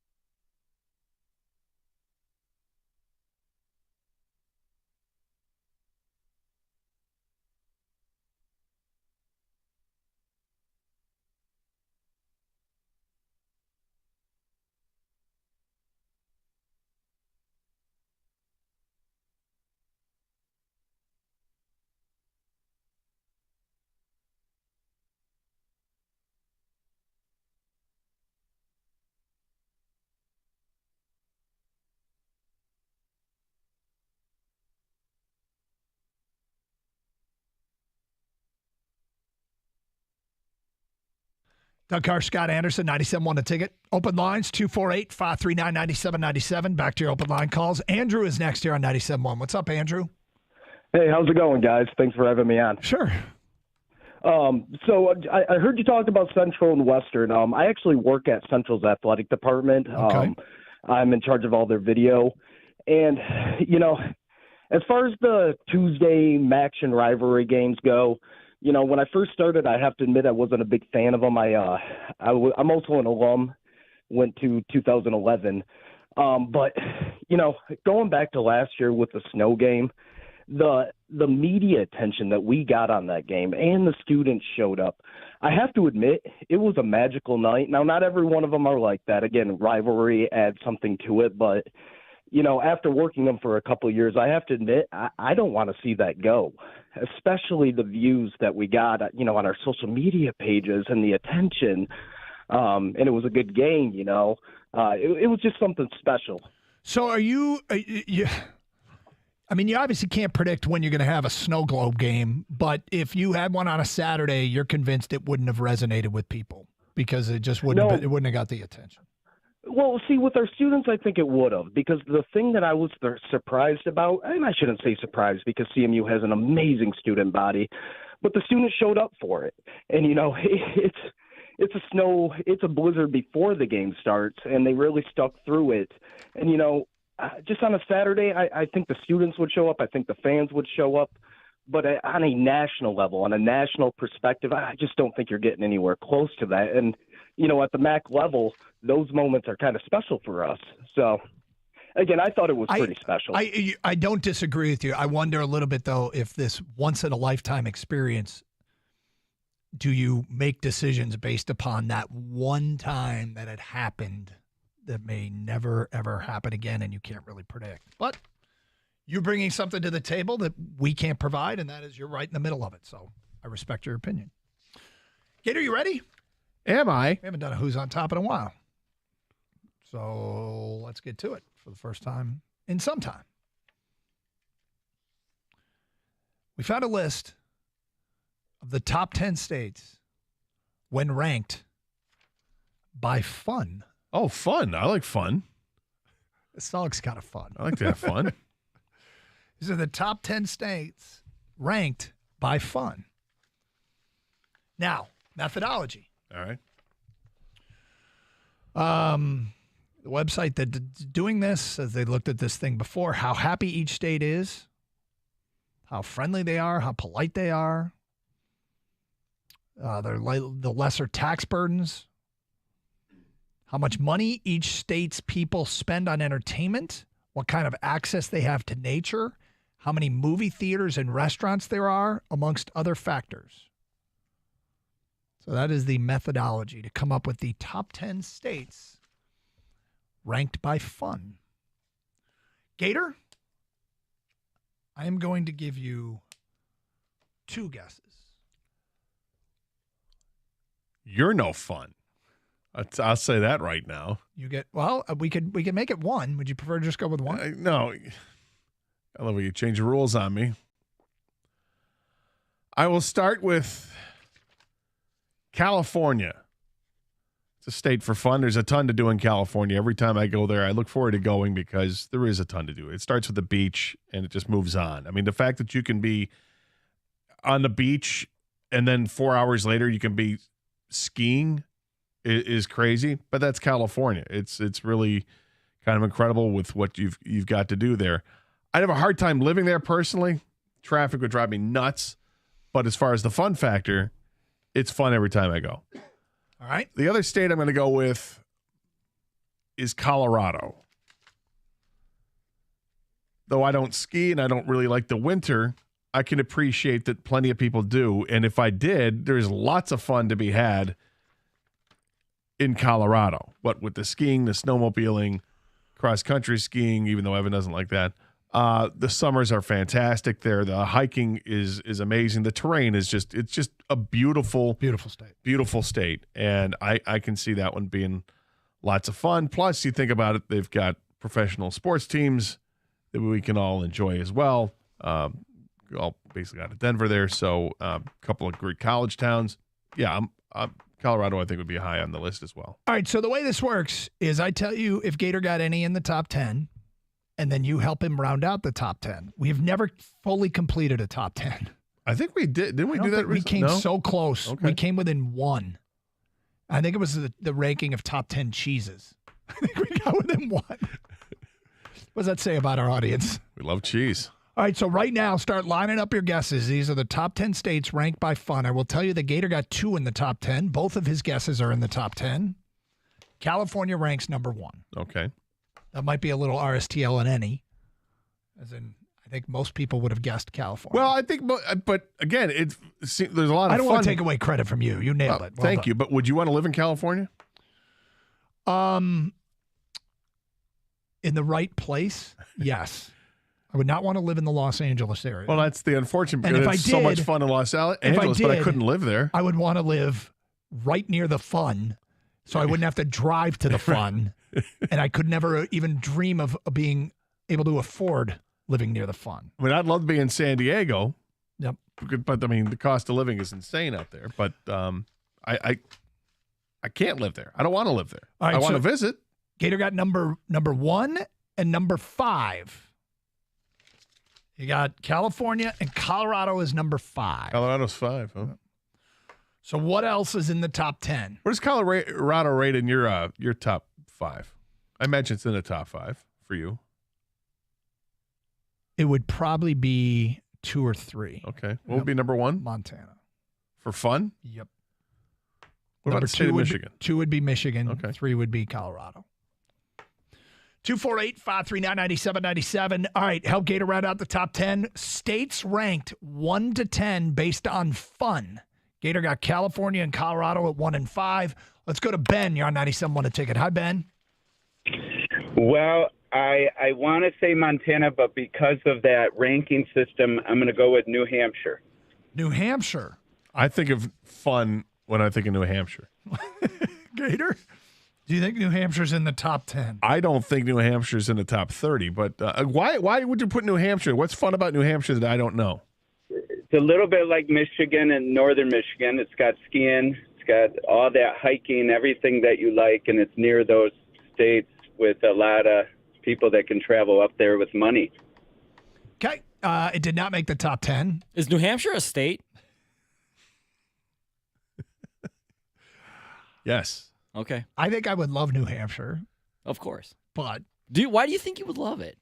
because when I've Because what the driven guy through said. it, it's very terrainy. It reminds me of Colorado. There's mountains and hills and skiing, and You've never been, though. I've driven through you it. I've just driven driven, through. just- I've only driven through New Hampshire and Vermont on my way to Canada, New Brunswick. But Greg is next here on 97.1 a ticket. Hi, Greg. Was New Hampshire the worst guess you guys have ever had for one of these things? I mean, I'm not casting shade on the man, but seriously. I will tell you, Greg. The answer's yes. I actually have the whole 50, and I will tell you where New Hampshire ranks when we're done with this. But go ahead. Fantastic. I got to go with Kang's home state in Nevada. I mean, Las Vegas, enough said. I mean, and then, of course, all the mountain biking, right? Yeah, thank you. The death-defying mountain bike. Greg, Nevada checks in at number 6. Thanks to Number Vegas. 6. All right. Well done. 248-539-9797. Area 51. Let's go to Dave next year. Reno. 97.1 the ticket. What's up, Dave? Hey, happy Friday to you. You too. Okay, I'm going to guess Louisiana.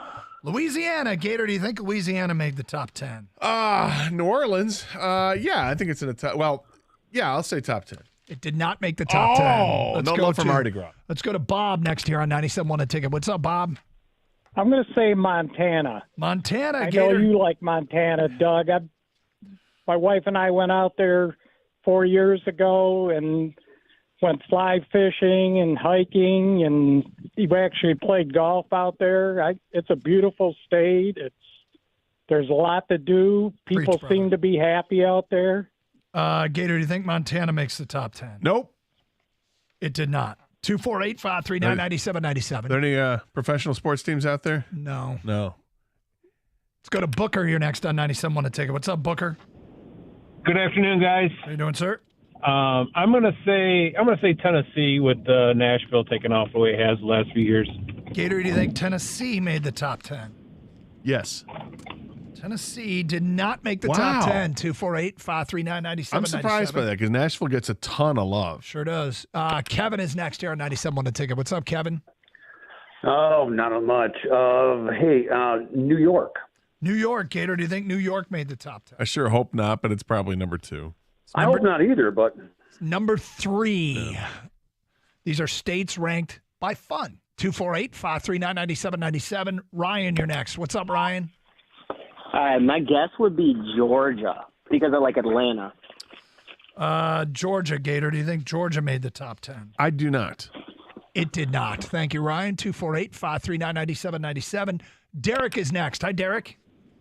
Hey, how you guys doing? What about, has anyone said Michigan? That's in the summer. Nobody has said Michigan. Are you saying Michigan? Yeah, that's my choice. Gator, did Michigan make the top 10? I love our state. I don't think it made the top 10, but I love it. Checked in at number 18, outside the top 10. Let's go to Jared next here on 97 on the ticket. What's up, Jared? Hey, what's going on? How about Biloxi, Mississippi? Or Casinos, the beaches. Mississippi. Interesting. I mean, right there on the coast. I'll say no. I will tell you that in the rankings, the guy that called and said New Hampshire came closer to the top than Mississippi. Wow. Yeah. Let's go to New Rick. Hampshire. Is there water on it? Is there a coast there, or is it just border Canada? Which one comes first? Because New Hampshire comes before. No, Vermont comes before. Vermont is Vermont's next to New before. York. Vermont's next to New York. New Hampshire does have some coastal. Okay. Not much, if I recall correctly. Gotcha. Rick is next. Hi, Rick. Hey, guys. Gator, I got a state with no pro sports teams. Okay. Hawaii. Gator, do you think Hawaii makes the top 10? Yes. It did not. This is a joke. Oh, my gosh, guys. It's just a joke. Crazy. It's just a joke. I can't believe Hawaii. That's didn't offensive to Marcus Mariota. Well, maybe was this done by an Alabama fan that thought Hawaii was a country? That's a good point. That Always could be possible. Will you look that up? We'll take one more here. We go to Dominic. You're on 97.1 the ticket. Hello, Dominic. Desmond Ritter wrote on that. Utah. I'm guessing Utah's in the top 10. Gator, do you think Utah made the top 10? No, there's no drinking in Utah. Basically, I don't think there's any fun there. It did not, and I mean it's a beautiful state, and the skiing and all that is probably great. You know, they do have a professional team out there, but yeah, it's limited how much fun you can have. They put a cap on the fun. Nobody got 2, 4, 7, 8, 9, or 10. We'll come back and tell you what made the top 10. And did someone have the worst guess ever in one of these? That is straight ahead here on 97.1 the ticket.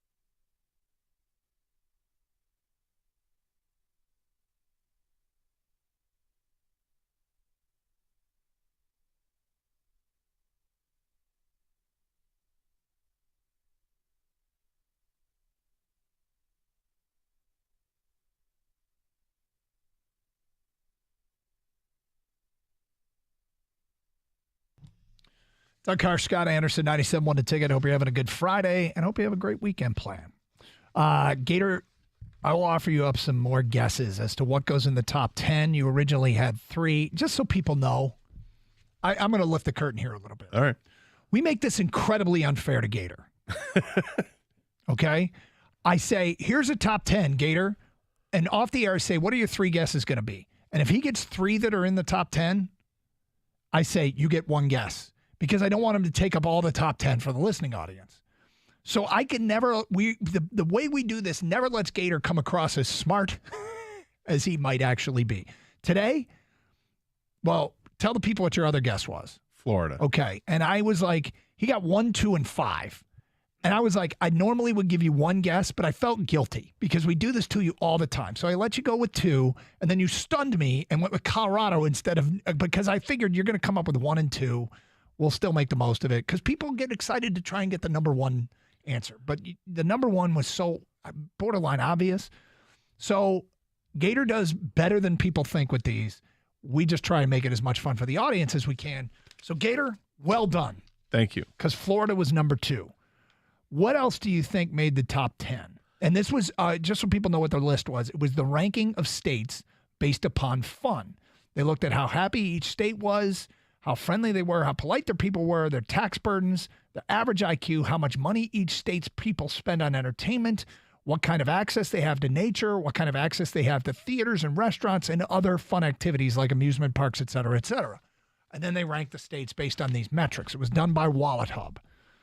So the listeners only got 2 of the top 10, and you got 2, and now we've added Florida, so 5 of the top 10 have been mentioned. What other states would you guess? Texas. A lot to do in Texas. Mm-hmm. I've had the only time I was there outside of just going to an airport. I had a great time in Austin. Loved it. Well, I've been to Dallas too, I guess. Dallas was a great time. Texas comes in at number 10. The way I'm thinking about this, it's like, okay, I think there's got to be something to do with water. Is North Carolina on the list? North Carolina did not make the top 10. I've got all 50 states here, by the way. Mm-hmm. So we can get to the least fun ones in a minute. Okay, North Carolina's not in the top 10. North Carolina's number 20. 20, okay. Yep. Is Illinois there because of Chicago? 11. Fun. Washington? The state of Washington is number 4. Here are the rest of the top 10. Thank you. Here's the whole top 10. Gator got Texas at 10 in his second round, phoned a friend. Oregon checks in at number 9.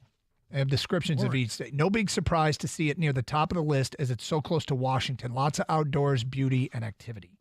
Pennsylvania is 8. Across the middle of the rankings are a lot of individual criteria. They're across the middle of the rankings and a lot of individual criteria, but Pennsylvania nevertheless pulls it all together to come in 8th. Initially, I was like, wow, really? And then I thought about it. Wait a minute. I've had awesome times in Philadelphia and awesome times in Pittsburgh. It's a beautiful state. Beautiful state. Number 7, Minnesota.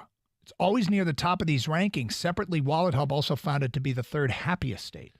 Well, so much to do with the lakes. Mm-hmm. I don't know if you knew this, Doug. There's at least 10,000 of them. Mm-hmm.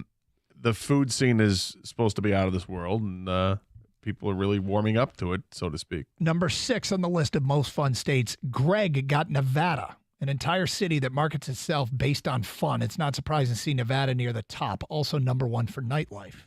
And it's not just Vegas, but it's mostly Vegas. Number 5, Gator, you got this. Colorado, skiing and high expenditures on both personal and public recreation moved this state near the top of the list. Number 4, Washington. That's the state, not the nation's capital, with one of the most vibrant cities on the West Coast and plenty of outdoor beauty and activities. Number 3, New York. Kevin got that. New York City moves the state near the top of the list, but people who live in upstate will tell you there's a lot more to New York, even if many of those who live in the city have never seen it for themselves. No, there is. If you just look at a map and like a Google map or whatever and start to slide a little bit north and west of New York, you'll see there's a bunch of lakes out there and hills and some mountains. There's a lot to explore in that state. Number 2, you got Florida. Another giant state comes in 2nd, tied for tops in restaurants. Oddly, just 3rd on golf courses and 4th for fitness centers, depending on your sensibility. It ranks higher higher or lower for Disney World. I don't love Florida golf. I don't either. I mean, it's fine. It's great that you can golf year round, but I'll take the courses in Michigan over Florida Love any Michigan day golf. of the week. Love Michigan golf. I shouldn't say any day of the week because there's those months of the year we can't golf in Michigan. And then you got number 1, California. Is every place in the nation's most popular state fun? I doubt it, but the Golden State ranks number 1. It also has both the most restaurants and most fitness centers per capita, according to Wallet Hub. Okay. Somebody called in and said New Hampshire.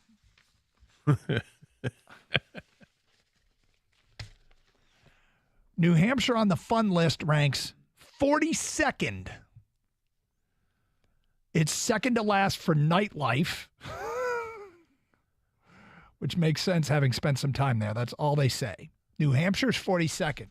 Somebody else said Mississippi. Then another dude called in and said Mississippi. Oh, he said Biloxi, Mississippi. He said Biloxi.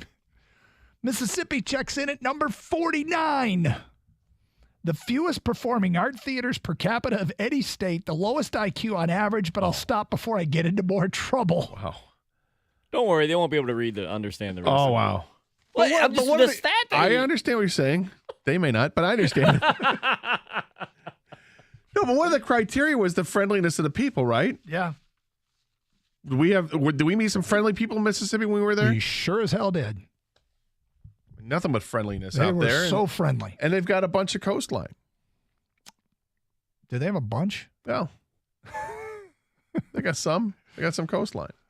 Care to venture a guess for any more states in the bottom 10? Yes. Most fun. I knew you would. The Dakotas. North Dakota is 40. South Dakota is 31. 31. All right. Iowa. Iowa checks in at 35. How on earth is Iowa at 35? The second most golf courses. Iowa? Yep. Never would have expected that. Yep. By the way, South Dakota's 5th fewest marinas, which makes sense. Kansas. Kansas checks in at 41. They rank pretty high for IQ, and they're in the middle for happiness. What drags them down here, maybe it's just that college basketball only lasts 5 months. New Mexico.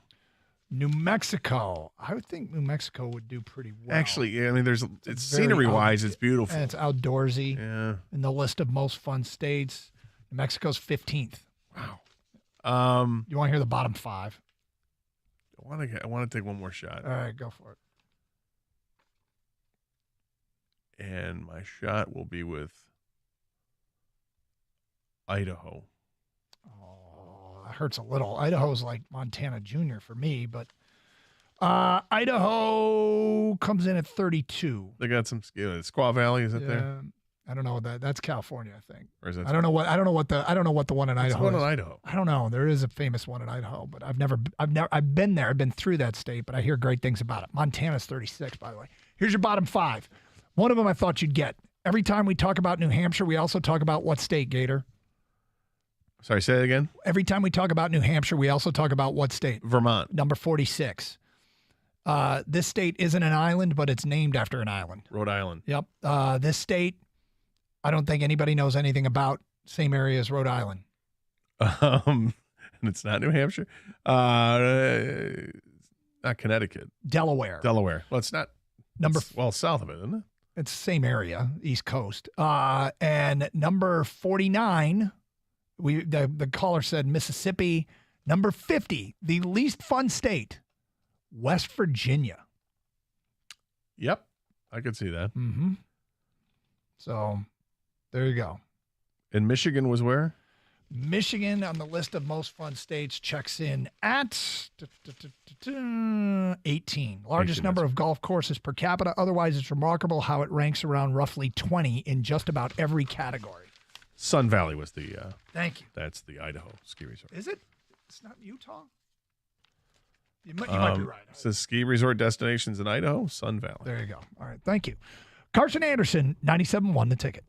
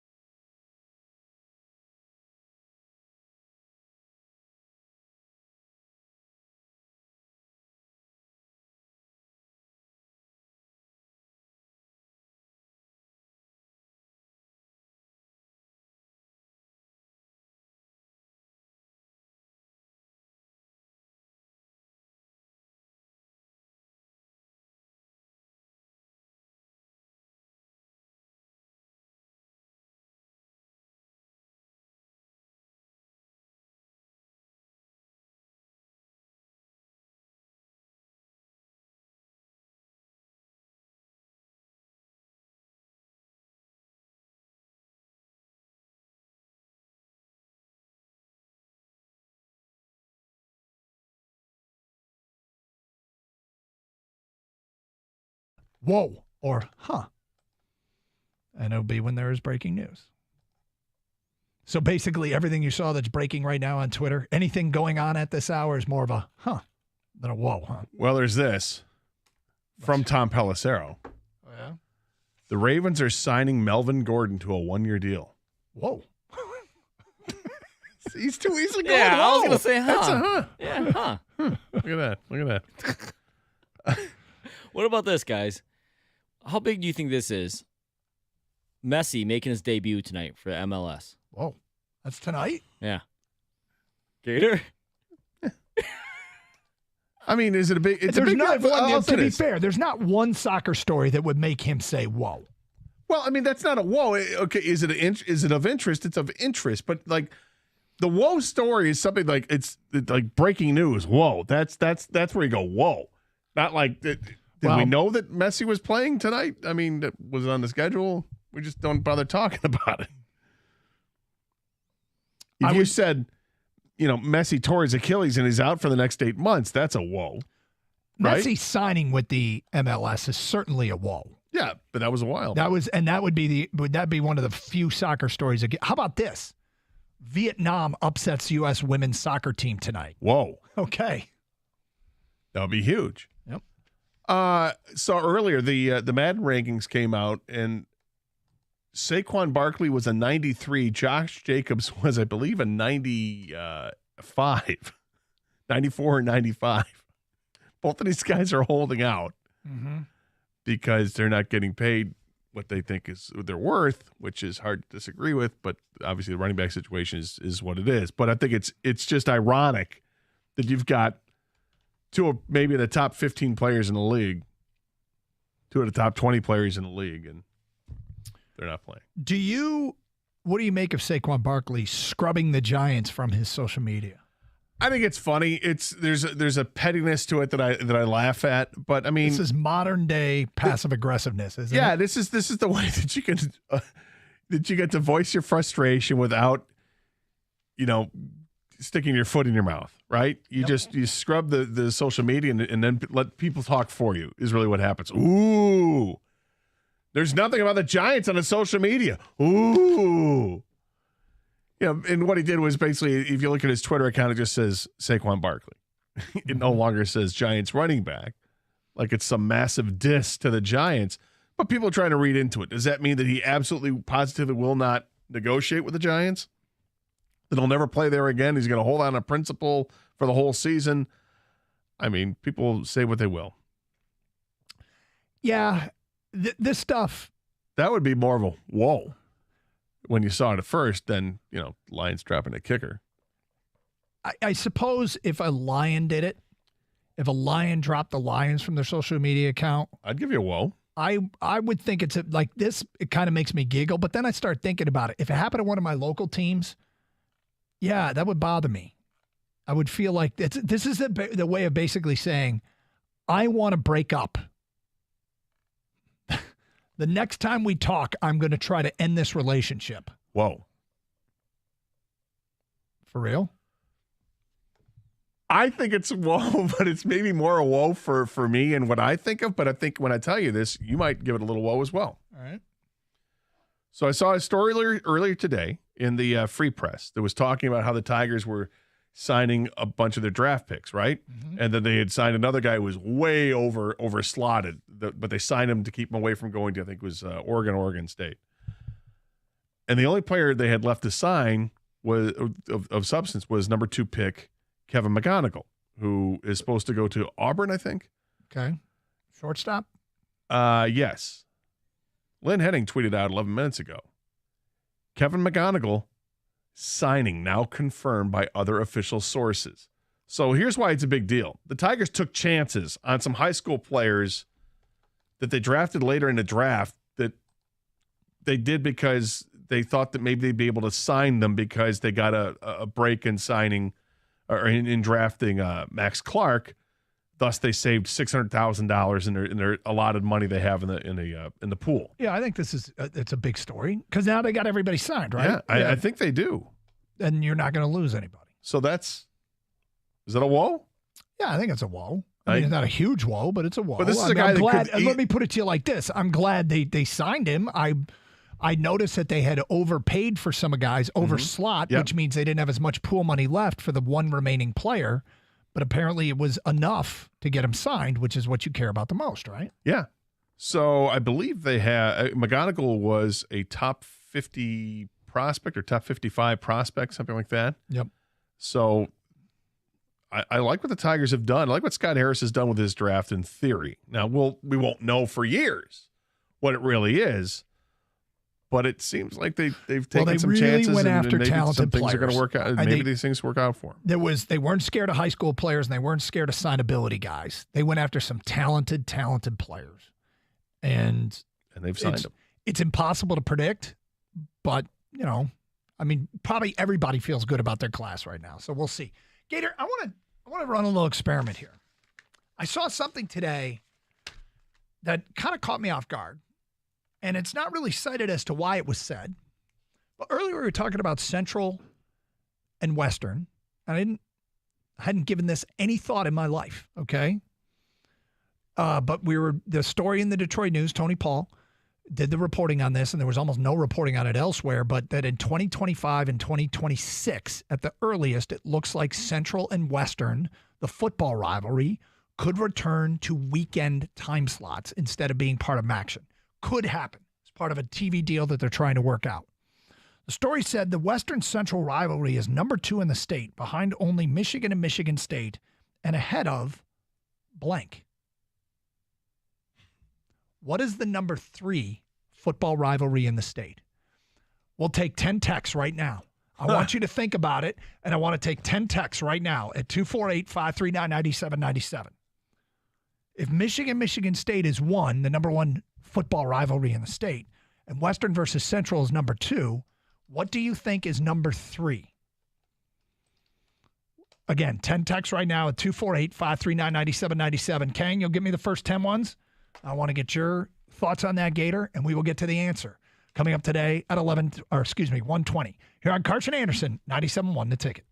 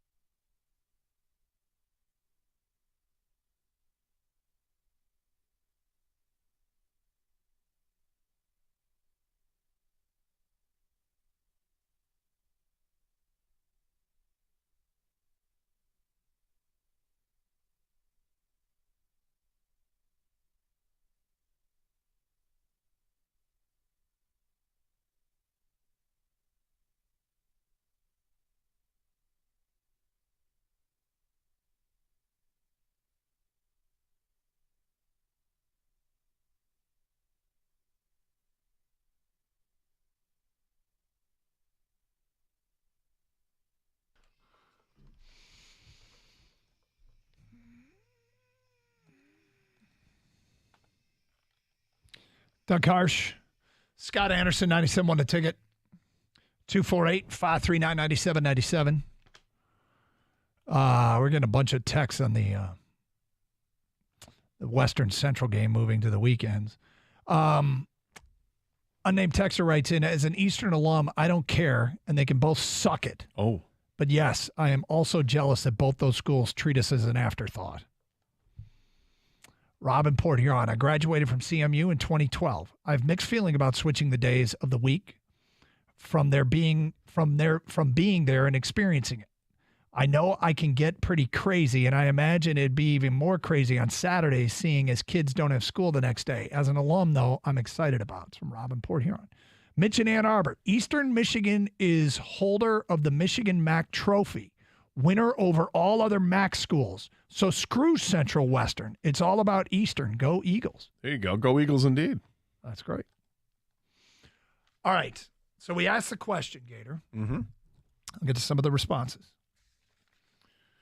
The story about the the Central and Western rivalry game potentially being moved back to the weekend in 2025 and 2026. It sounds like the network partner of the Mid-American Conference, although they have several because they were CBS Sports Network too, I think. But network partner ESPN has been receptive to the idea of moving some rivalries back to the weekend and not having them being Tuesday and Wednesday night action games. But the story says the Western Central rivalry is number 2 in the state, behind only Michigan, Michigan State, and ahead of blank. We ask people, what do you think it is? Here's the feedback that's come in. Right. Wayne State versus Ferris. That's from an unnamed texter. Ferris versus Saginaw Valley. That's from Matt in St. Clair Shores. Somebody put Northern Michigan hockey. What? This is the second. We're looking for the third biggest football rivalry. Sorry. Oakland versus University of Detroit. What are we doing? Kang, did we not get 10 texts? You said the first 10 texts. I did. That's true. You're lucky I didn't put other stuff in there. Yeah, you're right.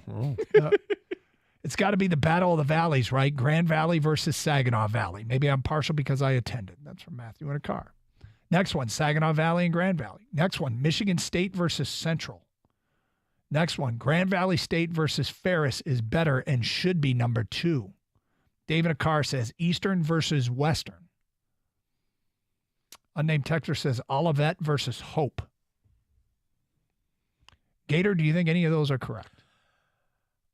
I don't know if I heard, well, maybe I did hear one earlier on. I think it's Grand Valley and Saginaw Valley. You did hear that one twice. Okay, so I would agree with that one, though I'm a little partial to the Alma Albion. Why is that? My brother went to Alma, and I had friends that went to Albion. Okay. Well, according to this story, and I don't know where Tony Paul does a good job where he got this from. He wrote, the Western Central rivalry is number 2 in the state, behind only Michigan, Michigan State, and ahead of Grand Valley State versus Ferris State. Okay, so Ferris is the bigger rivalry over Saginaw Valley. I knew it was Grand Valley and somebody. I just didn't know what their rival was. Wild, huh? I don't know the methodology or how this is. Well, I think it's because both programs end up being pretty good football programs. Yep. And it's intensified lately because Ferris has been very good, right? Yep. So there you have it. Yep. Interesting, huh? Something else I saw that I found hard to believe, but this was floating around the socials, and I want to see if I can find the source for it. Ryan Day, head coach at Ohio State. I'm familiar with his work. Would you call him embattled?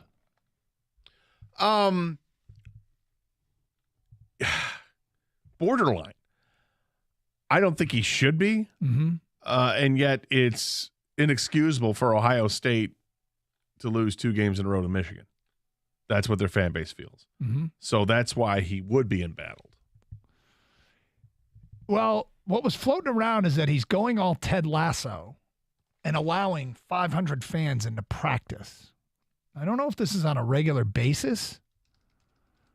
And I'm going to just double check this because, like I said, floating around social media doesn't mean it's true.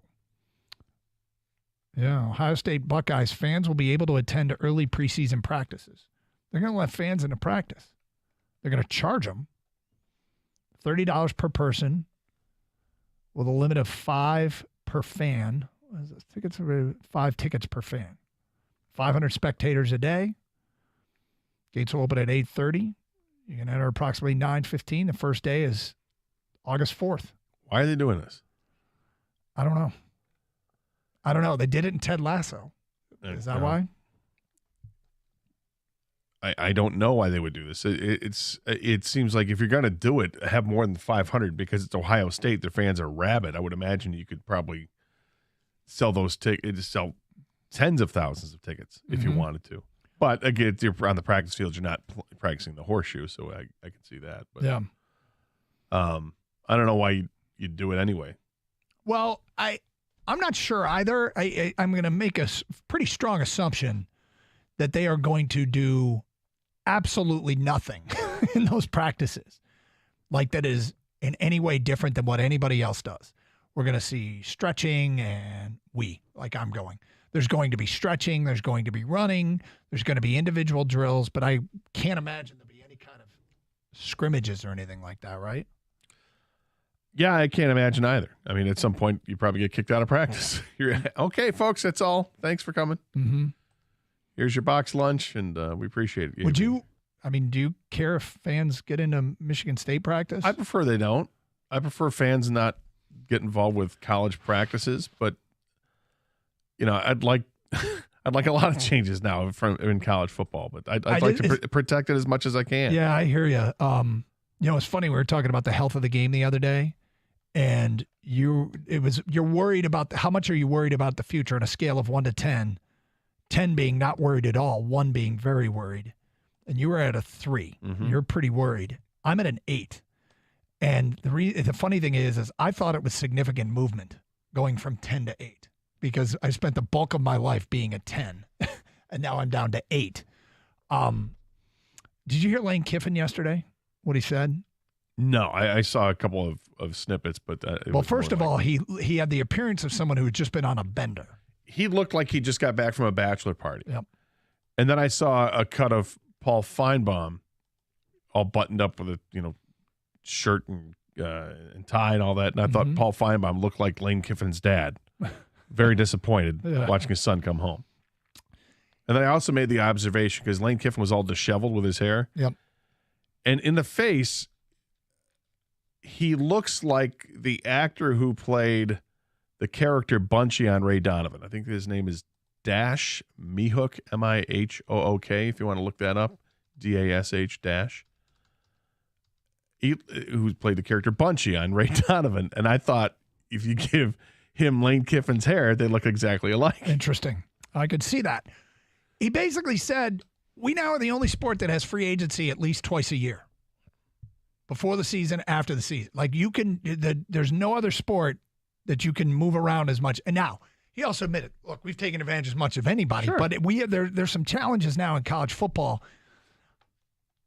The reason I have hope for the future is because I do think they're going to address some of these things. I think what we're hearing now is schools and coaches from a conference where there's notorious cheating complaining about the legal stuff that's going on.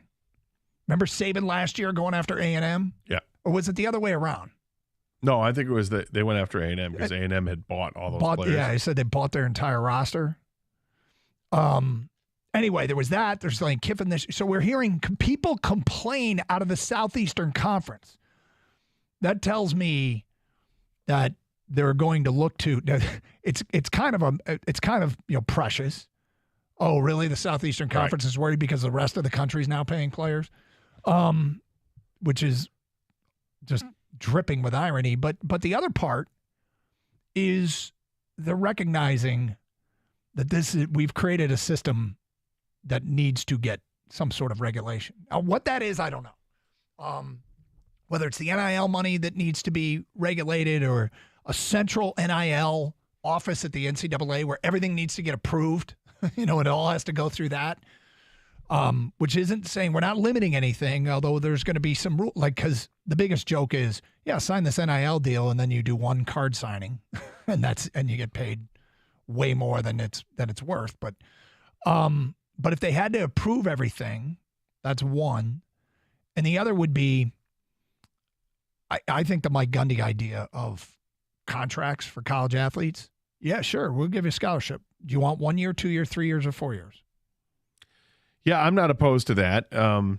Which at first I thought was ridiculous, but then the more I thought about it, it's up to the player and the school to decide what kind, because they could say, if you're going to commit a scholarship to me for 3 years, I don't want to be there 3 years. I'll go to the place that wants me for 1 year. Or maybe you say, I want all 4. I'd be interested to see how that, if that did come to fruition, how colleges would respond. Would colleges be willing to, I mean, how many 4-year scholarships are they going to offer up? Or are they going to be like, you know what? We like you. We'll give you 2. Yep. 2? Wait a minute. Well, maybe we'll go 3. Then they negotiate up to 3 and you get the redshirt year. I mean, I think it's an interesting concept and one that needs to be looked into further because I think college football has a lot of problems with it right now. I don't think the transfer portal is as big of a problem as NIL is. And I think one maybe makes the other one worse. I think the NIL has created monster problems with the transfer portal. The problem isn't the portal. The problem is, that schools are able to do what they're able to do with money without being really regulated for it. I'm not against players getting paid. I'm against that. There doesn't seem to be any rules or regulations about it. What's wrong with a central office that approves every NIL deal? I don't know if there's anything wrong with that. I don't. I don't like that NIL has changed from what it was in the first place. It was literally name, image, and likeness. Kids wanted to make up a T-shirt and get paid for it and not get sanctioned. Good. Go ahead and do it. You want to start your own business on the side and go ahead and do it. But now it's like, boosters are basically coming up with BS ideas just to be able to pay you. And it's not the same thing. Yeah. Again, a central office. I mean, I'm sure there'd be some challenges to that, but I also would think that I don't know what argument would be against it. I don't know what the downside is.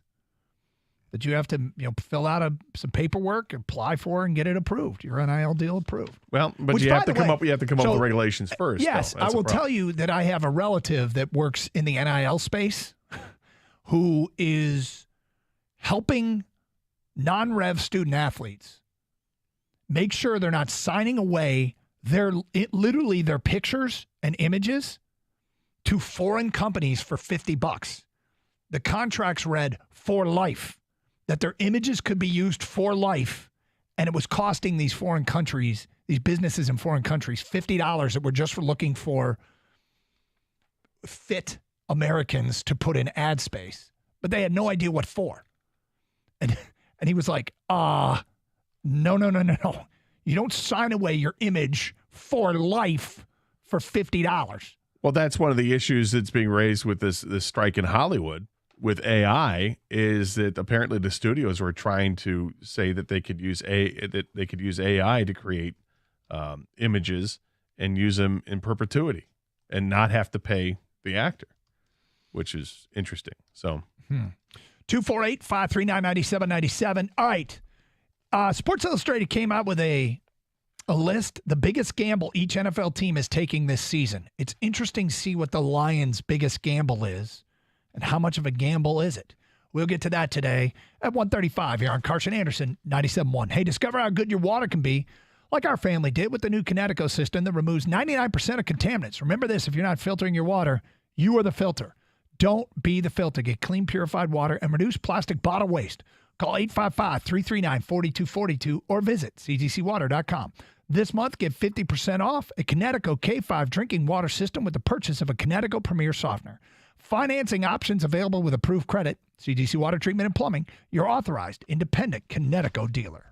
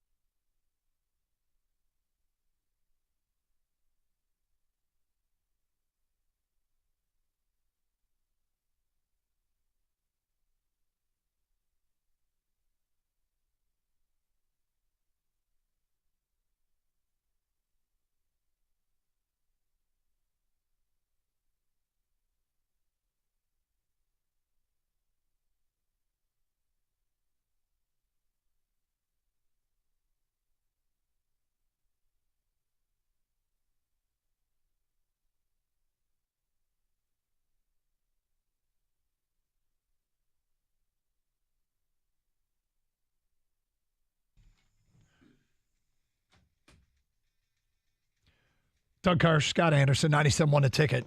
All right, so Sports Illustrated put out this list. I guess it's not really a list. It's every team's biggest gamble this season. Every team's biggest gamble this season. So every NFL team made one risky decision during the offseason to improve its roster and field a competitive squad. Some gambled in the draft by selecting a quarterback in the first round. Others went the veteran route by signing a quarterback in need of a fresh start. But let's not give it all away. The introduction of the Monday Morning Quarterback Cruise list of biggest offseason gamble for every team during our 32-day teams and 32-day series. Do you care to venture a guess of what they say the Lions' biggest gamble was? Jahmyr Gibbs? So, no. That was quick. Yeah, well, it's okay. No, you're stupid. It's not that. Well, I would have said one of two things. And it's not getting a better backup quarterback or bringing back Alex Anzalone on a 3-year deal. But here's what it is.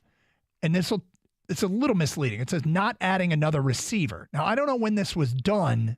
And does Mims qualify as another receiver? I imagine it was done before Mims. I would imagine it's done too. But Mims... Although it's not like Mims is... Right? Does he check the box? DeAndre Hopkins here. No.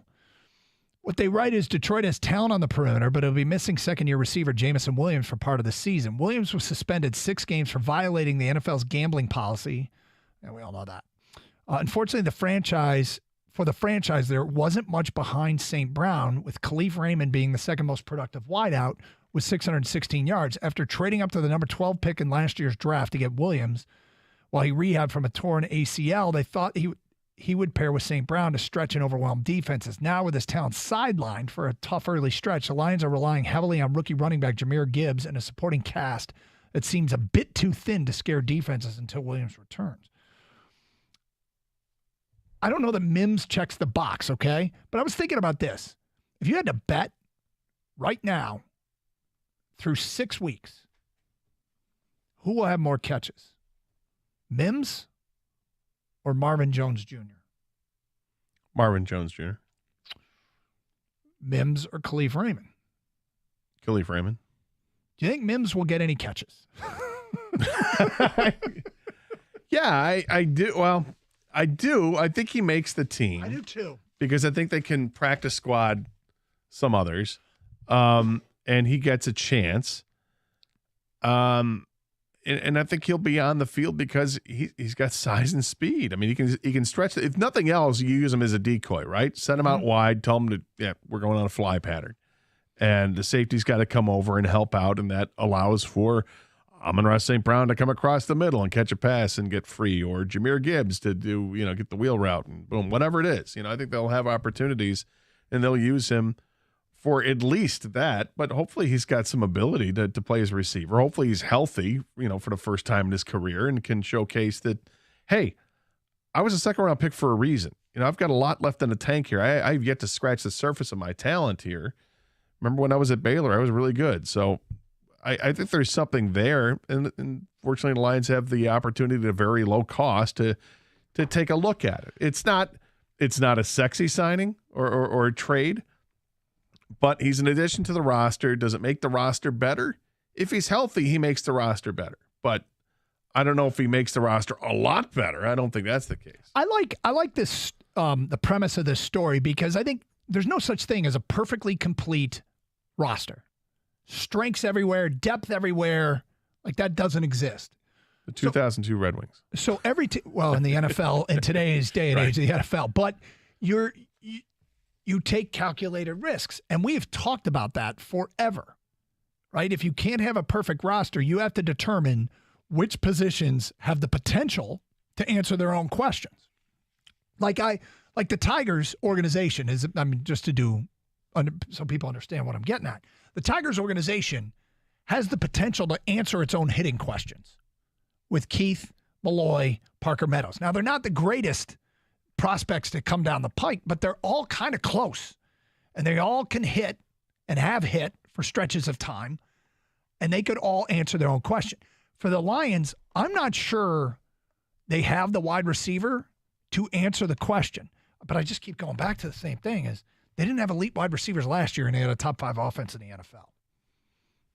248-539-9797. Jacob here on 97.1 The Ticket. What's up, Jacob?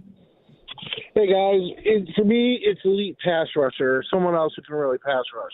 I know they're hoping that Kaminsky or someone else can step up, but Kansas City and Philadelphia were 1 and 2 last year in sacks. And I know they made the secondary better and the linebacking core better, but a pass rush really makes those better. Those could be elite, but if you don't have a pass rush, they struggle. So the Alliance pass rush, I can see why they didn't add anybody. It's an interesting collection of players, right? You have the guy that could potentially be one elite edge rusher in the robo-rusher, Aiden Hutchinson. Then you've got a whole bunch of guys that you can see being good pass rushers. Well, James Houston had the 8 sacks in his 7 games or whatever it was, 7, 8, whatever it was. Well, that's my thing is when Houston came in is when they took off. I mean, they were a top 5 offense or top end offense even when they were struggling. It was the defense and the lack of pass rush that they were so bad at. Well, but they were. And once Houston stepped in the last 8 games and started getting those sacks, Hutchinson was more effective.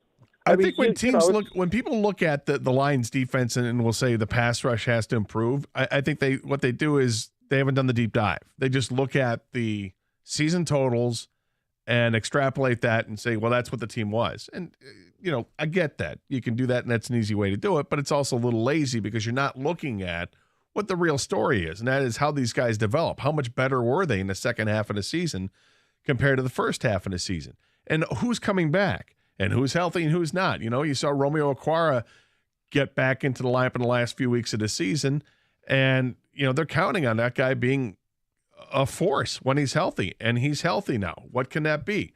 Can they still add to that? Sure. Yannick Ngakoue is still out there. You want to go at him? Go ahead. So you mentioned Romeo Okwara. There's also Charles Harris, who at one point looked like he could be a significant pass rusher. And then there's guys like Josh Pascal and the John Kaminsky effect. What was the record with him? 8-1, 8-2 when he was healthy. So I look at this and I hear where my man's coming from, and yet I understand they've got in-house potential to help create more of a pass rush. And a lot of guys that can try and do that. 248-539-9797. It was put out by Sports Illustrated, the biggest risk taken by every team. They said for the Lions, it was not adding a wide receiver. We suspect this was written before Denzel Mims was acquired from the Jets, although maybe well before. I'm not sure he checks the box. But anyway, the fact of the matter is there are other risks that they took. What stands out to you? Carson Anderson, 97.1. Home ownership. Listen, it's great and all, but sometimes it can be a pain in the backside because things go wrong. And when they go wrong, you got to have the right people on your speed dial, like Birmingham Plumbing, Heating, and Cooling. Listen, the AC goes out. Maybe you've got problems with your clogged drains or you got a busted pipe. Water getting in or out of your house, if that's an issue, you've got to call Birmingham Plumbing, Heating, and Cooling. Home ownership is great when you've got the right team on your side. That's the right team. In fact, many homes throughout the Detroit area trust Birmingham Plumbing, Heating, and Cooling to keep their homes running cool this summer. So how about a deal that makes that introduction even sweeter? They offer full 10-year parts and 5-year labor warranties with annual maintenance, as well as financing options that won't break the bank. Plus, you can give them a call and get $200 off furnace and air equipment when you mention me, Gator. So visit BirminghamPlumbingCo.com. That's BirminghamPlumbingCo.com. Birmingham Plumbing, Heating, and Cooling, your Metro Detroit boiler experts.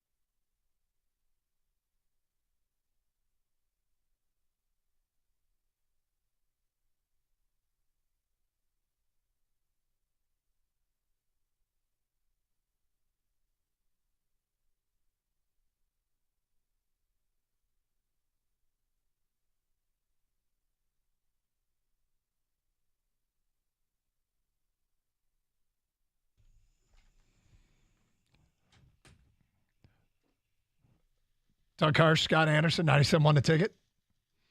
Open lines, 248-539-9797. I don't know if you saw this, but there was a story on The Athletic about who looked the worst at the Summer League. No, I didn't see that one. Yep. 2 local mentions. One. Oh, I did see it because I know one of them for sure. Detroit's front court. They're saying did not look good together, basically playing Wiseman and Jalen Duren. And the other was Kobe Buffkin. Yeah. Yep. He was not quite the three-point specialist. He shot 4 of 29 from three-point range. That's not good. Nope, it is not. Which is pretty bad. As far as Detroit and Detroit's front court, I think this is funny because it's an observation we made. The Pistons showed up to Summer League with 5 possible rotation players in the lineup, which is, we made the comment that it might be the first time that a Summer League team actually had 5 players on the floor that could be on the floor during a regular season game. That's how young they are. And if you think about Summer League being made up primarily of first and second year players, how often is it that a roster has a chance to have 5 first and second year players in a regular NBA game on the regular season NBA game on the field, on the floor, I should say, together. But anyway, yeah, saying Detroit's front court didn't look great. It says, with Wiseman going into the final year of his deal, noted Vegas resident Troy Weaver has some tough decisions ahead, with Isaiah Stewart extended and Duren, when allowed to play center, still looking like a long-term starter. There's seemingly little room for Wiseman, let alone Marvin Bagley, even if he became playable.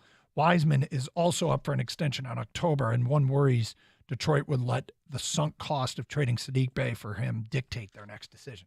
Hope not. Not apparently they didn't think they looked great together because one of them had to play the 4, and if you're not a great shooter from the perimeter anymore, we all know the story. You bigs need to shoot now. Boy meets girl, girl meets boy, they fall in love. The other thing is, did you see Jordan Addison, the rookie receiver? I saw I read the story of how he was in with the Vikings, so in Minnesota, and was busted for driving 140 miles an hour in a 55-mile-an-hour zone. Yep. Got ticketed for reckless driving and speeding, and he was driving a Lamborghini Urso, which is their SUV. Mm-hmm.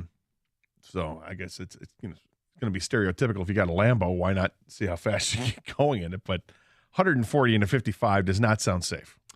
No, it doesn't. And when you look at just what happened at Georgia, and they've stacked it on with a bunch of speeding tickets since then.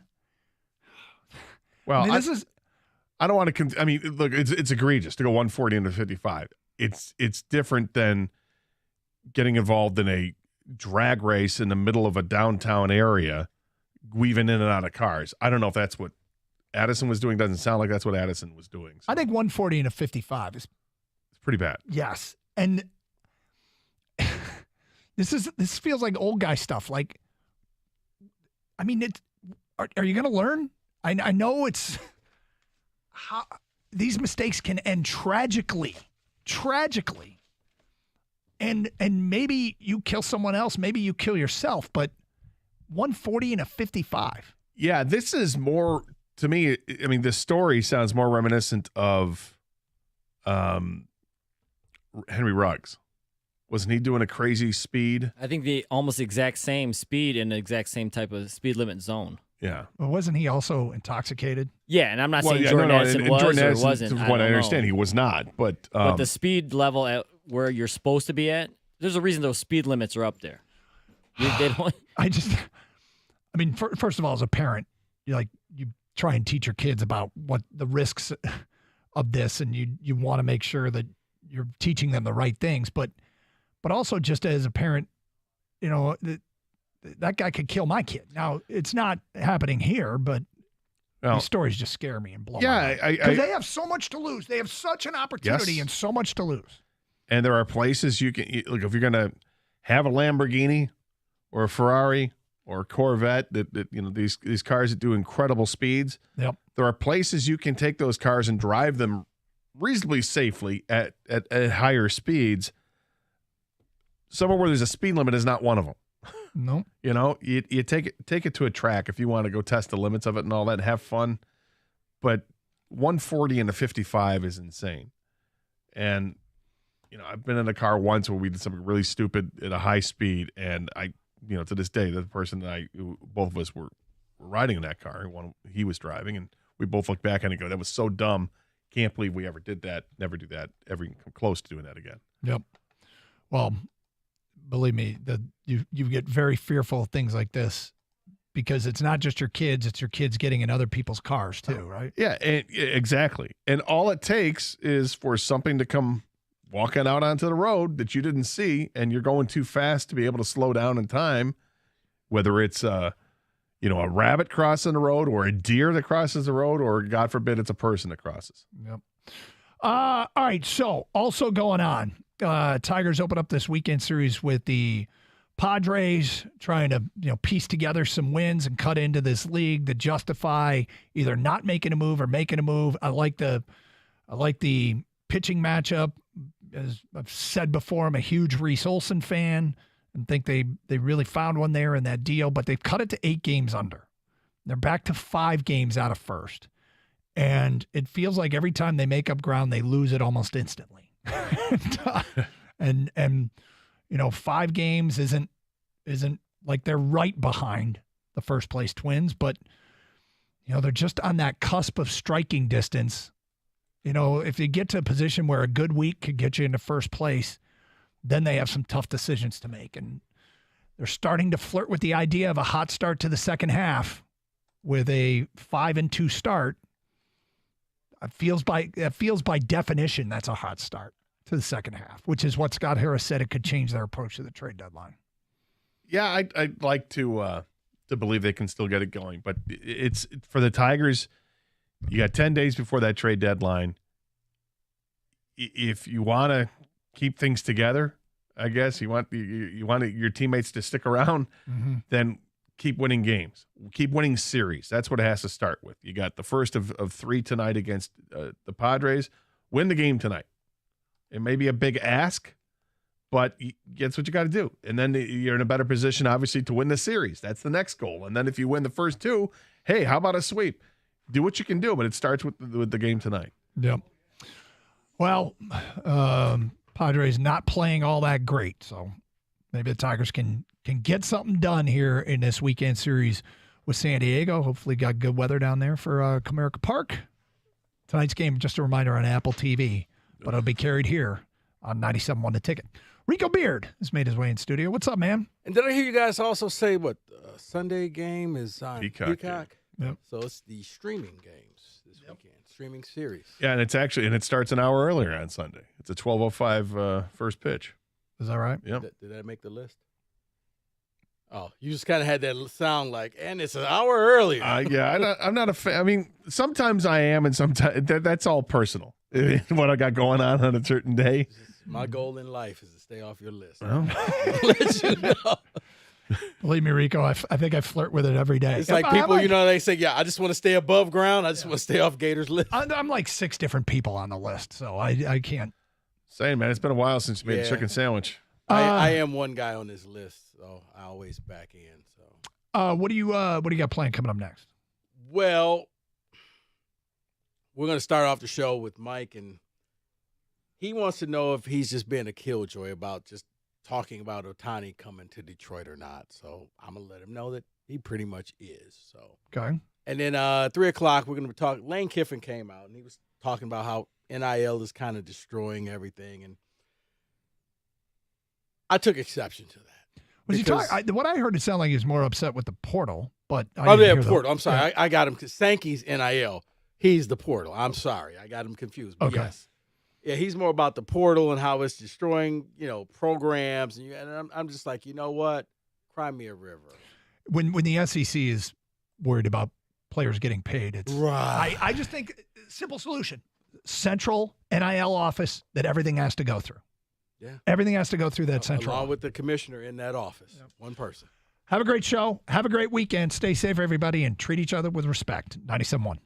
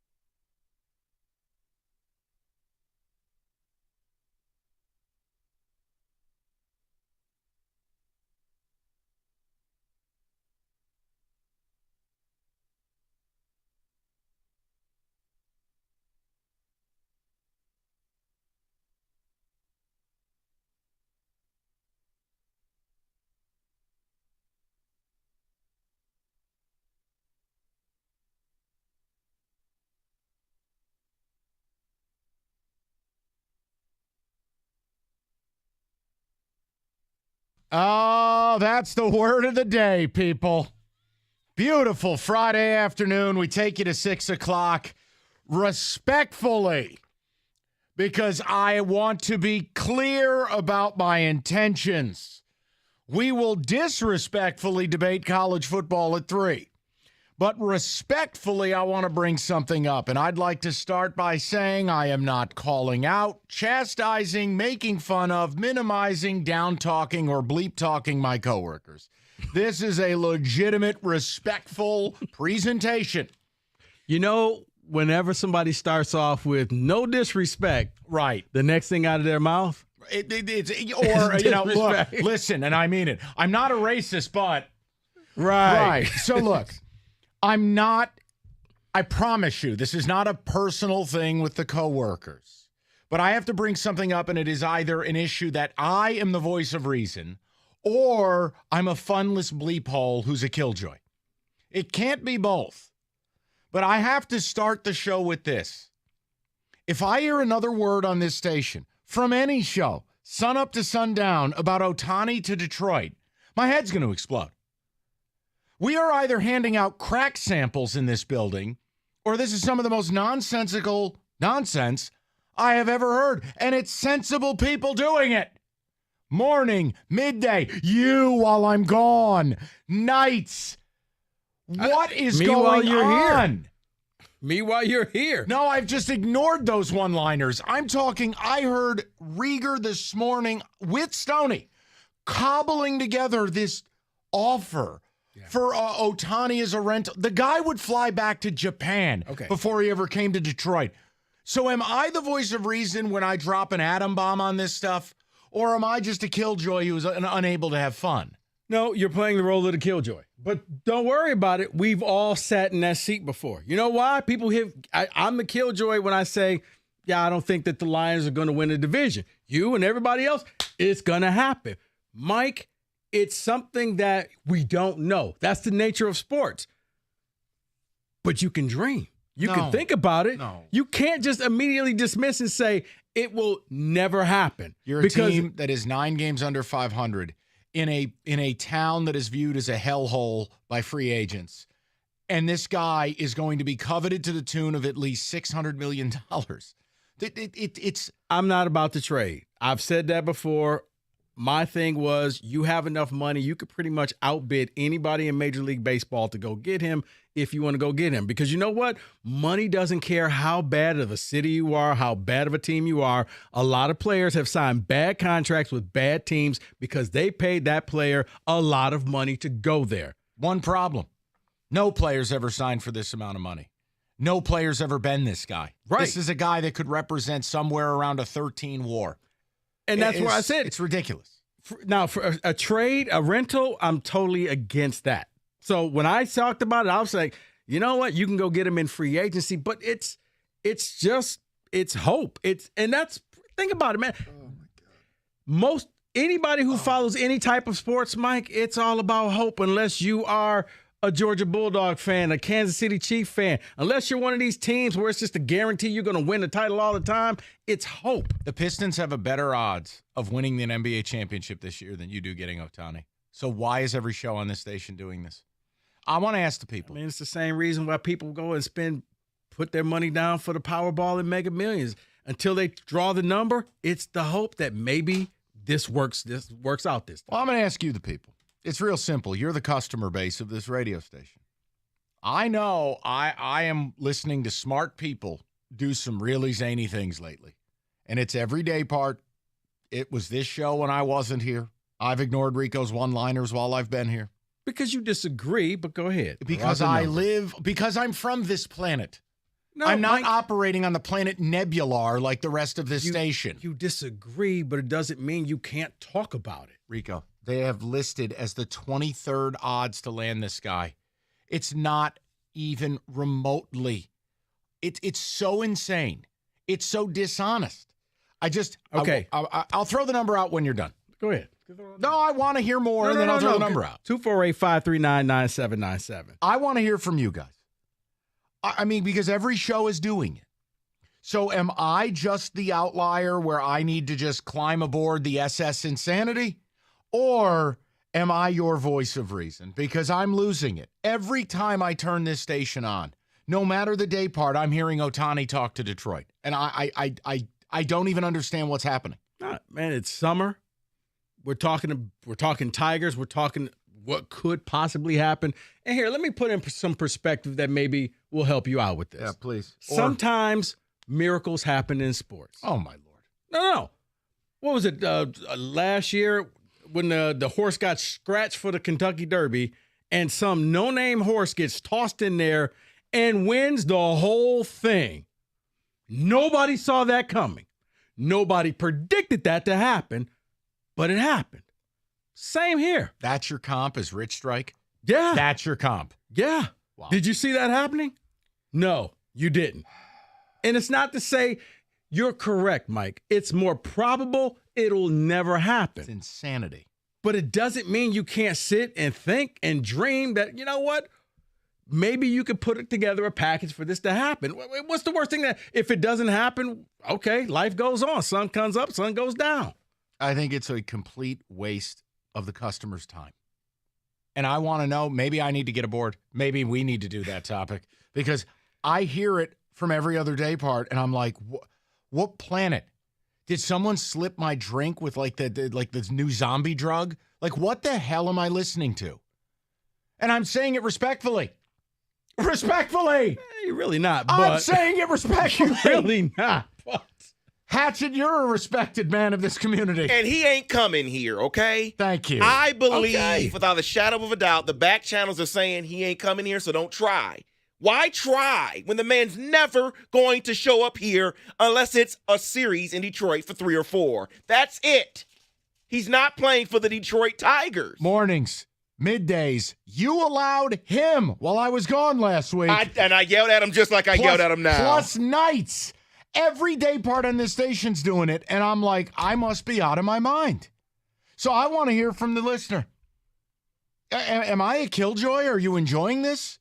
Do we want to live under this delusion? It's not delusion. It's total delusion. To say that, look, first of all, I said free agency. You have more money than anybody. I made the point of how it can happen. I'm sorry. What was I supposed to talk about then? Honestly, UFOs beat that. Okay. Because you disagree with it. No, because it makes no sense. It does make sense, Mike, because they have enough money than anybody in baseball. They could actually they could pony up $750 million and nobody else can match it. Right, but they'd have to overpay by probably $150 million. And they still would be below league average. But it won't be here. It just won't be here. Okay. Nothing in sports is guaranteed. Nothing in sports is a certain. Nothing. Well, that's where I want to hear from the people. Because if the people say that they're enjoying this discourse and they want to talk legitimately in the next 10 days about Ohtani, we can do it. Now, have I made the point that I have no idea what his value is on the market because I've never seen a player like him? Absolutely. Have I talked about how many teams in this sport, even if you're not a total contender, should throw your hat in the ring? Of course I have. But that ain't us. But see, I'm so shocked because any time it is anything else, Mike, you always say, I want to hear Team X and GM Y picked up the phone and tried to make a deal. Like to but bring for it this to one, Detroit. You're saying don't try, throw your phone into the Detroit River because it's never going to happen. Correct. Which I don't understand. You should because understand if it was because every other player and every other team, you always say, I at least want to hear that you tried. Right. But for this is the one. You just throw your hands up and give up. Correct. Because there's I not don't a even know single, who you are right now. There's not a single. First of all, you don't even have the players to make a deal. Second of all, if he hits free agency, the guy wouldn't even take the Yankees phone call 6 years ago. You think he's taking yours? So, okay. But you made the call. And you if you don't risk it, you get nothing. People, you can pick a side on this. I am the only person at this station who is holding this topic in complete disregard. I could totally be wrong. You're the customer base. So as we start a beautiful Friday and we are on to San Diego this weekend, I just want to know. Because if this is a programming choice I have to make over the next 10 days, I want to let you guide it.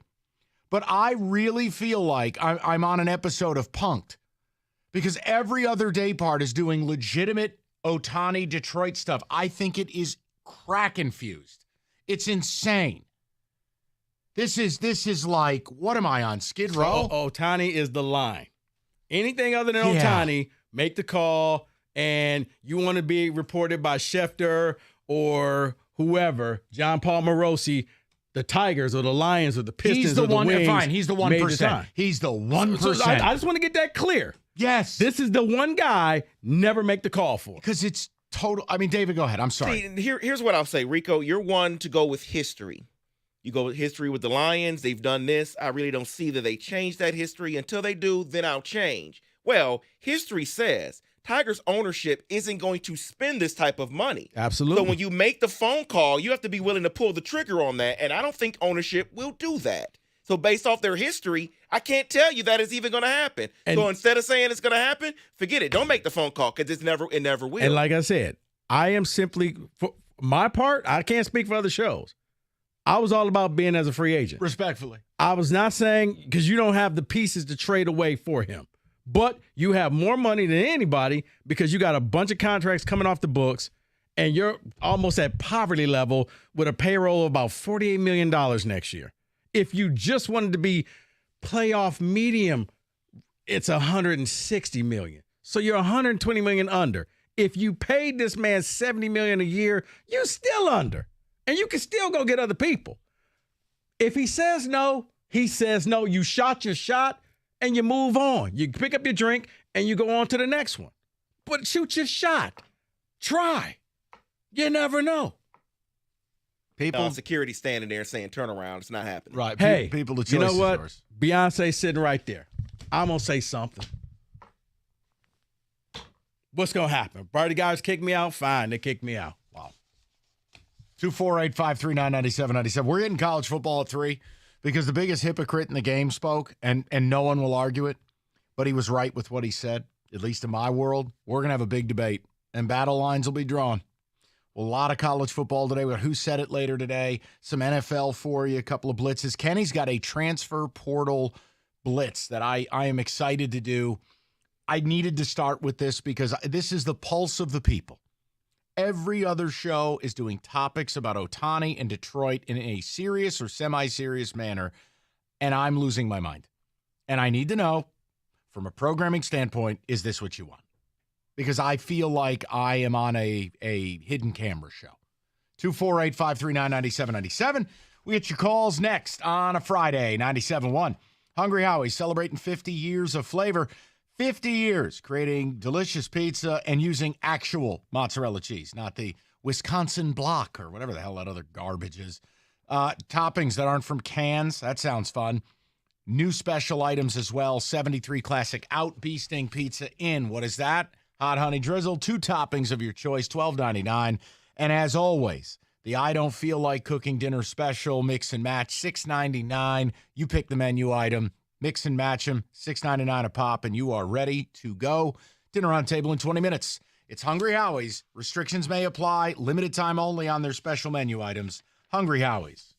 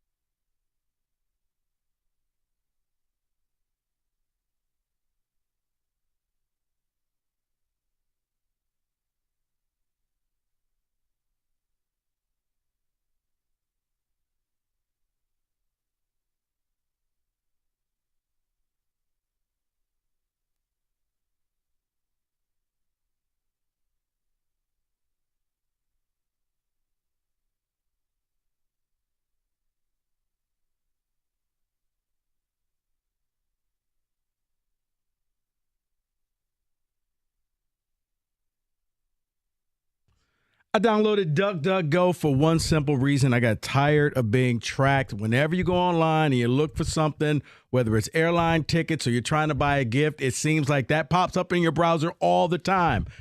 Unless you go with DuckDuckGo, it eliminates that because it blocks trackers. It's private. It's very simple. Download it today. Get it for your Android phone, your Mac, your iPhone, whatever it is you use. Go to duckduckgo.com or just download it today from the App Store.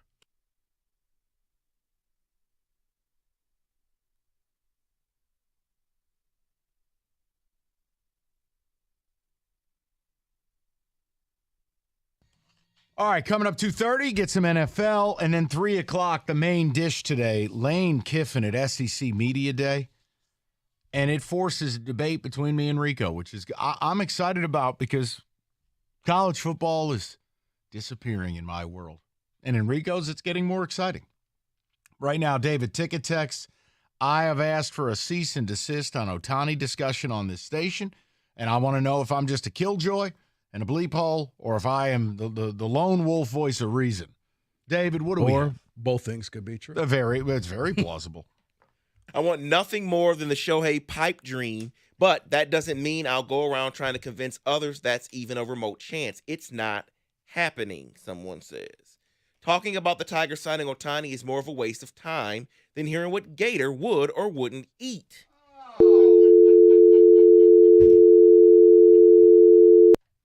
We don't have the assets to trade for Otani, and let's win the bidding war. No, we're not winning the bidding war for Otani. Oh my God! You don't have the assets to trade for him, and if you did, it would be stupid.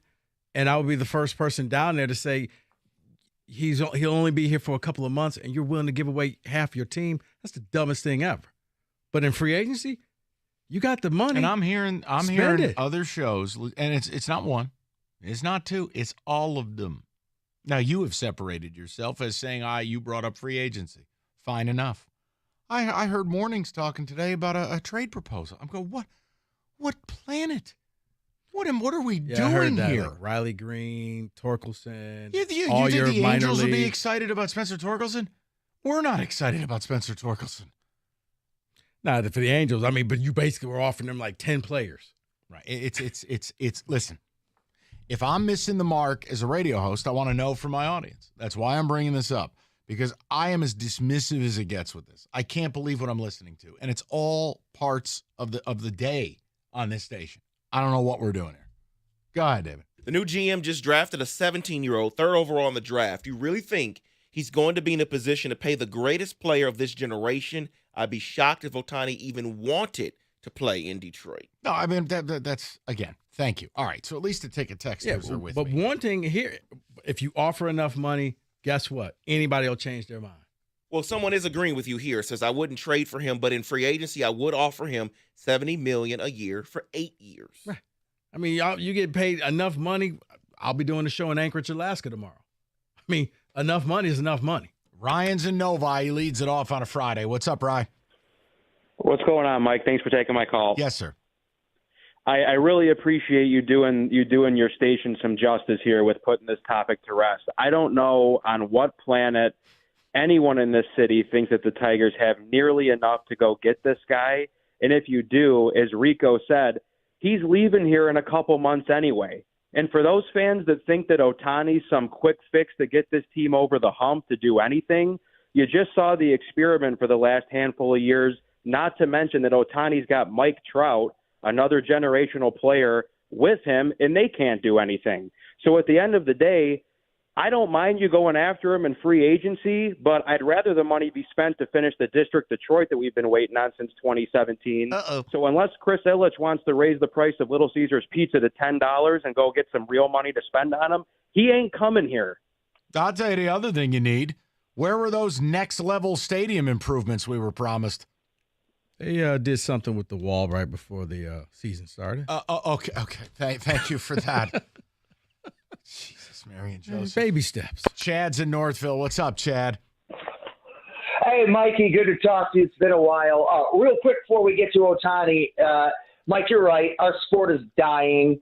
college football. It doesn't even resemble what it used to look like. I'd be fine with no BCS.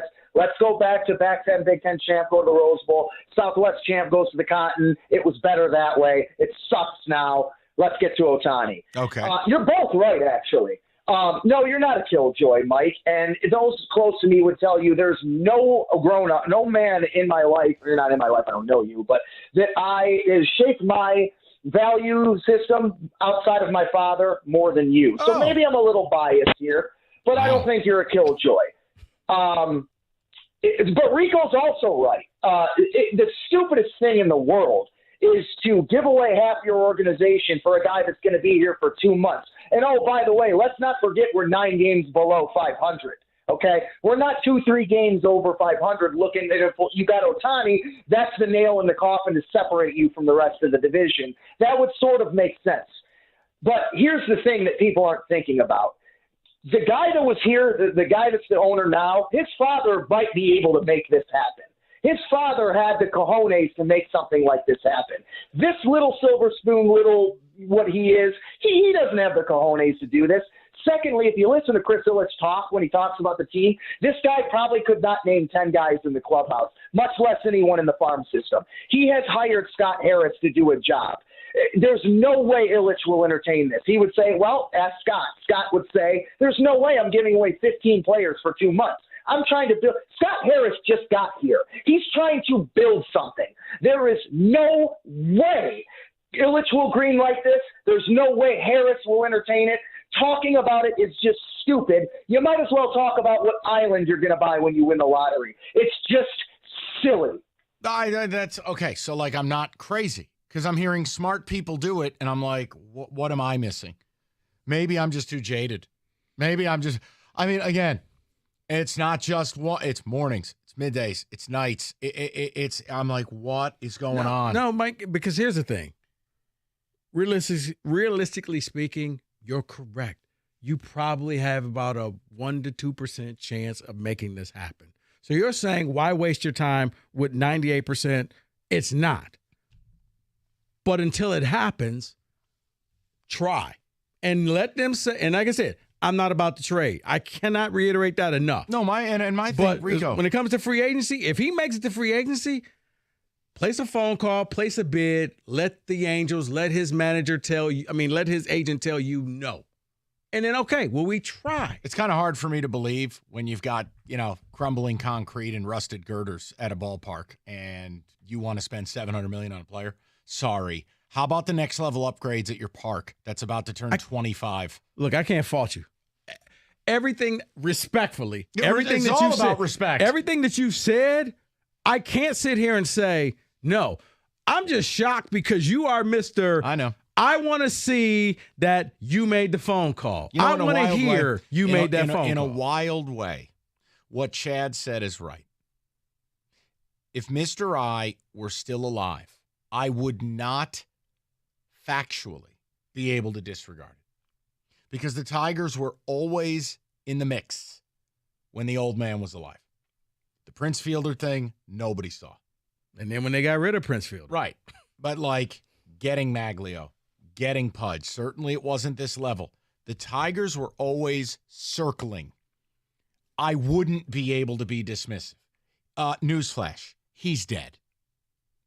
So I don't have any time for this. This is the same team that thought $300 million was too expensive for Correa.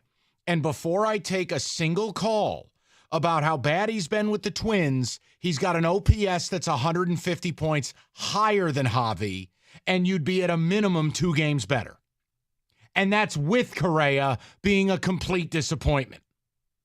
So spare me that one. Keep the change in your pocket.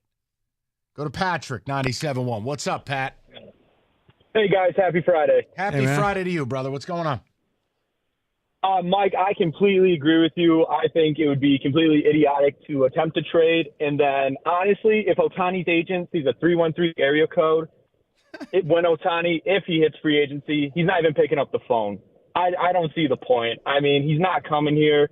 I don't get why everybody keeps talking about it. Sure, we can try, but I don't see the point. And Patrick, I'll let you finish. But my thing is, what does it hurt to try?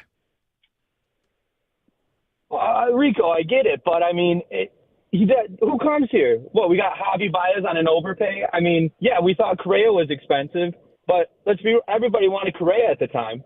Sure, everybody's going to want Otani. Why would he come here? I guess I look at it like going back to when Pudge Rodriguez first came here. I was as shocked as anybody because at the time, Pudge was a star in the league and Detroit was going nowhere. And all of a sudden, wait, the Pudge Rodriguez wants to be a Tiger? He wants to be a Tiger? You overpaid for him, but a lot of good things started with that one move back in, 98 or 99? Yeah, that was like 04. Oh, okay. 04. Okay. But it was a while back is what I'm saying. And now, again, if we want to get differential, I know inflation adjusted. Pudge didn't have anything more than a 1-year offer from anybody else. You offered him 4. This guy's going to have a 10-year offer from the whole league. And I'm telling you, if you wanted to do this, you'd have to overpay by $100 million. Yep. You're right. You screwed over Correa for less than half of this. So you could take the dead body of Javi Baez. Rico, I can't even But this is where if you're – God, I can't believe if you're Illich, you're looking at this man's only going to make me money. If he comes here, I can sell my international TV rights. I can do so. I can make so much. Even though I'm paying him $700 million, I can make over $1 billion. So it's cost effective to bring him here. 248-539-9797. All right, let's get to the NFL. Let's move along. We got the college deal to get to at 3. Lane Kiffin continues to be a content factory. I will explain. Now, if you're headed to Vegas, go to the D Las Vegas. It is located in the heart of downtown, which is completely revitalized. The D being a part of it, Circa being a part of it. And right now, when you go to the D, you get 2 free stadium swim passes located at the new Circa Hotel and Casino. Beautiful. Best sports book in America. Stadium swim, largest outdoor venue to watch and gamble on sports. It's all there for you. So whether it's a cocktail, dinner, gambling, or a full-blown, we're going for the NFL, we're going out for the Raiders game, Circa, the D, it's all there for you. TheD.com to book your stay today. That's the D Las Vegas, your home for sports in Vegas.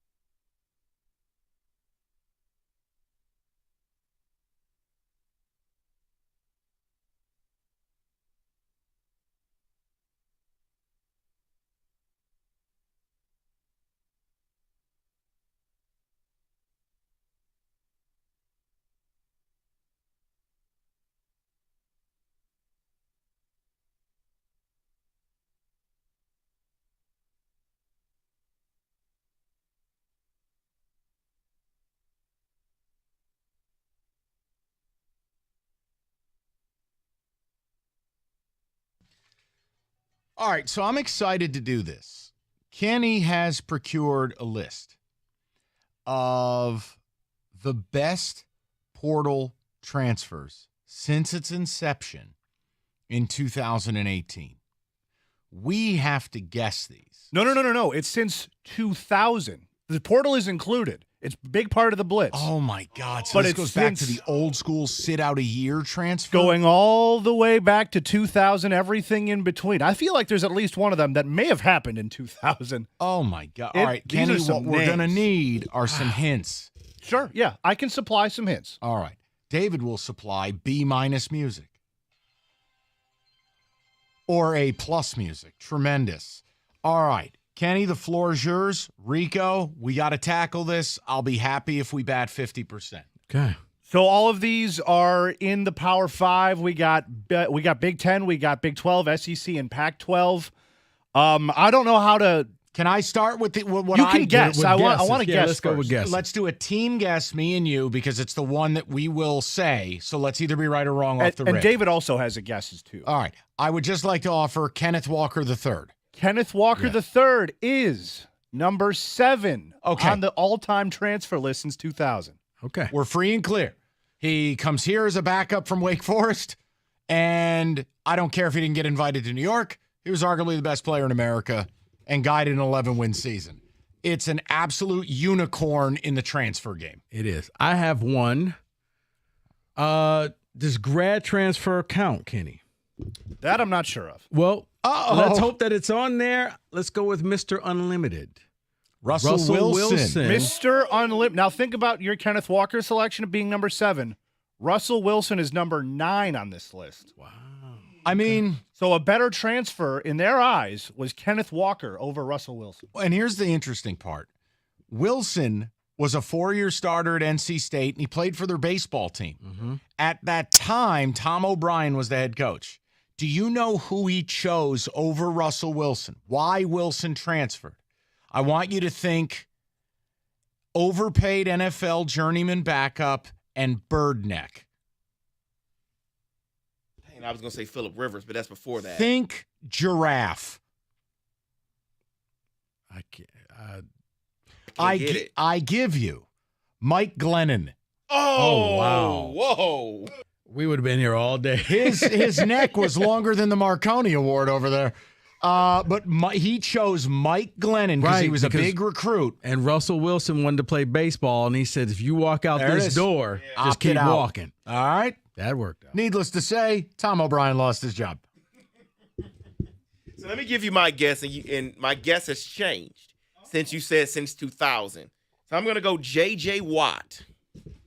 J.J. Watt is the last name on this list. He is number 10, and that's big time. The second to last Big Ten name. That's a great find by David. From a tight end to a pizza delivery boy. Mm-hmm. He was at CMU.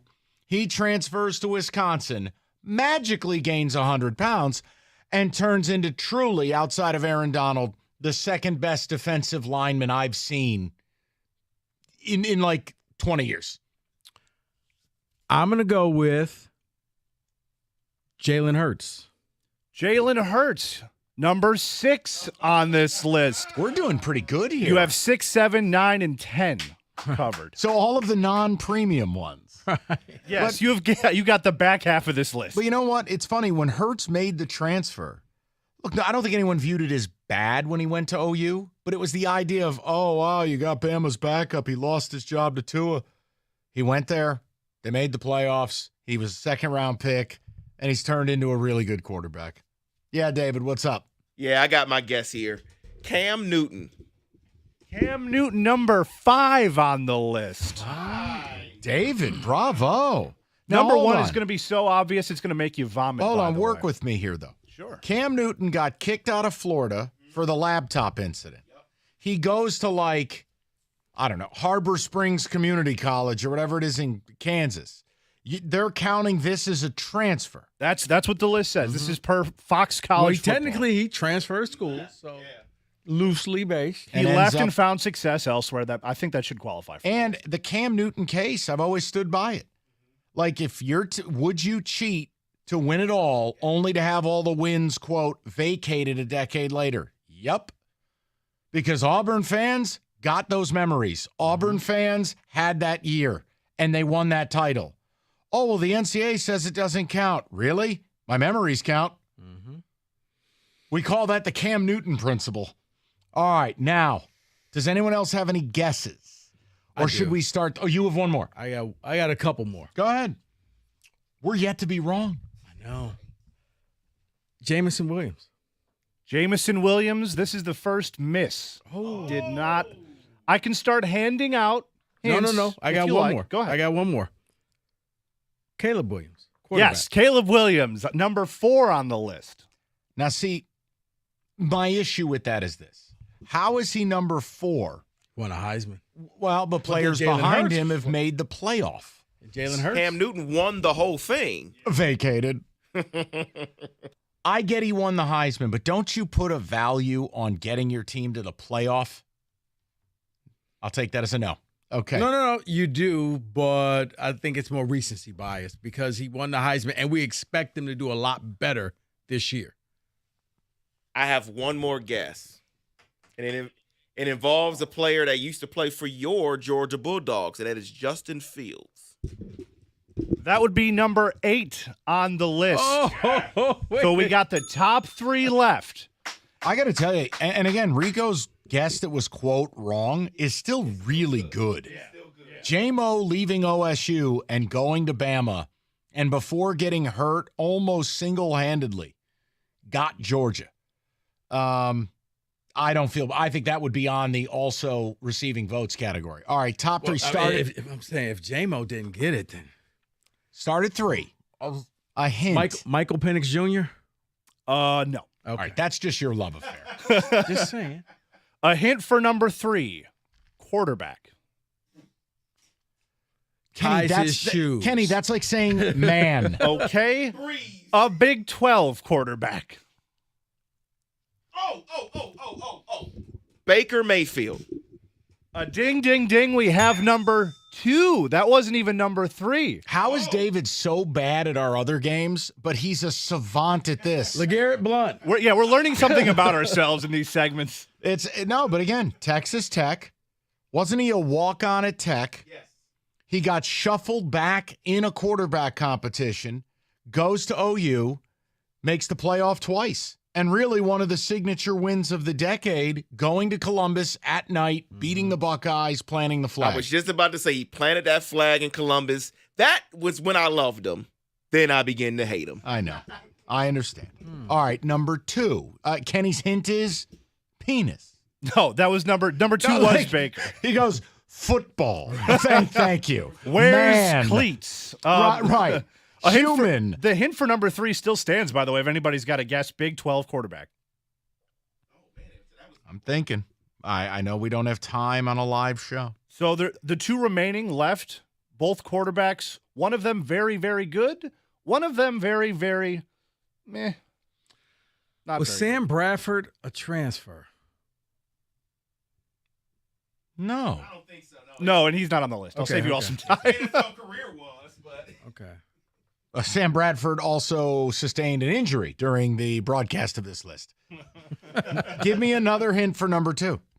It's number 3. We got 1 and 3 left. Okay, number 3. Number 3. How about a time zone? Oh, that's actually, I'd have to use your education there. All right, let's keep moving. Big 12. I don't really know how to give this without giving it away. No, just get creative. His first name starts with letter K. Kyler Murray. Boom! And boom goes the dynamite. Texas A&M for 1 year. And then he did go to Texas A&M.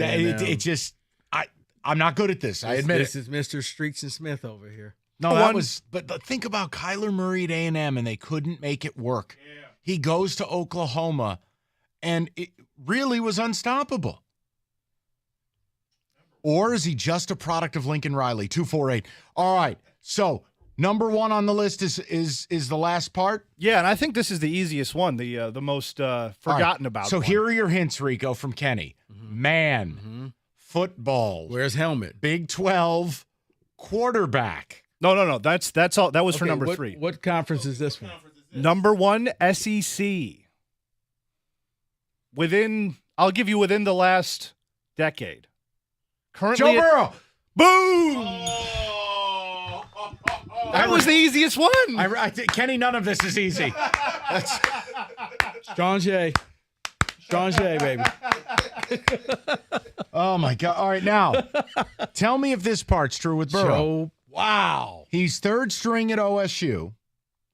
He tries to transfer to Nebraska, where Scott Frost says, "You're not a quarterback, you're a safety."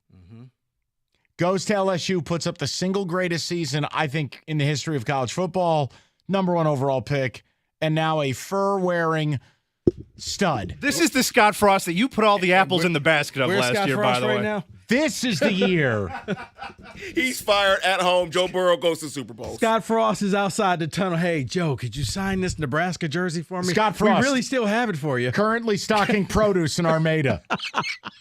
Joe Burrow, number 1. I see. I enjoyed this. Wow. That was LeGarrette Blount. Yeah, exactly.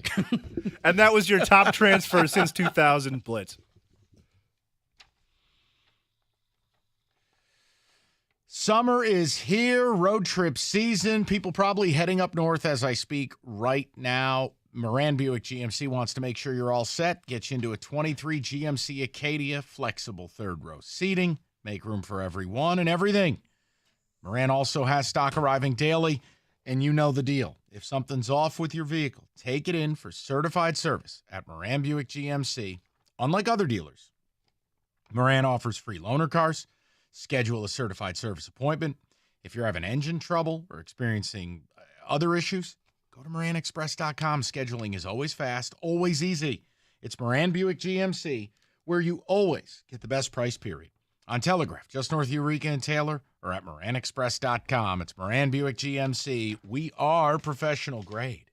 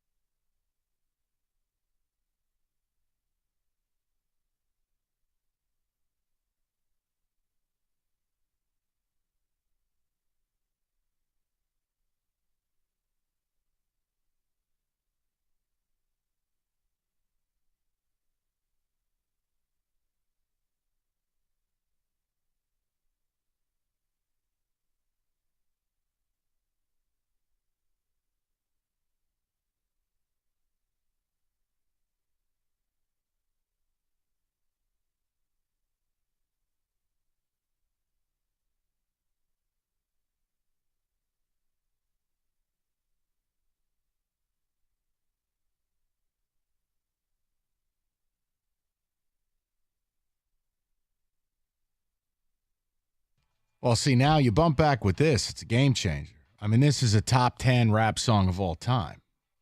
You're killing me. I mean, this is where we should just play the song. I shouldn't even talk.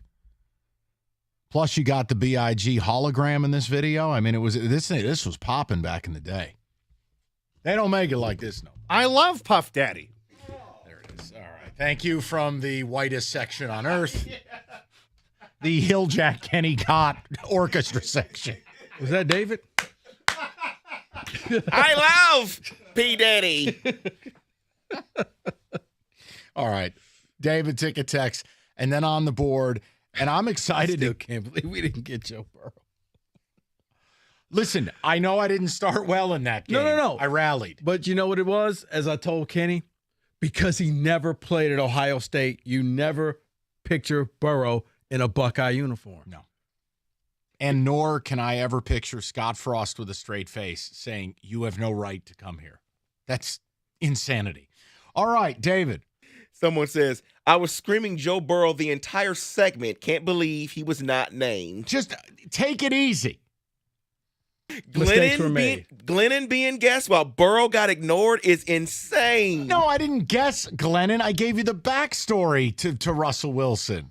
Come on. Someone's trying to call us out, but they're wrong. They say, how is Randy Moss not on this list? Andy, well, you said since 2000. Randy Moss started at Notre Dame. And I think he got popped for weed. Then it was Florida State. Then he ended up at Marshall. Well, I thought Notre Dame just said, no, you don't have the grades. Oh, that was always a good one. That's why Carson Palmer didn't go there.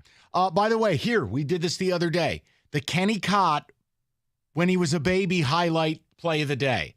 I want you to type, we did this the other day for Michael Vick versus Boston College. Kenny, type in the following words to the Google. Ready? Yes. Randy Moss, Marshall versus Army. Oh, my God. And somewhere a cadet, his career ended that day. Both ACLs on the same play as Randy Moss put on his bat wings and flew over him.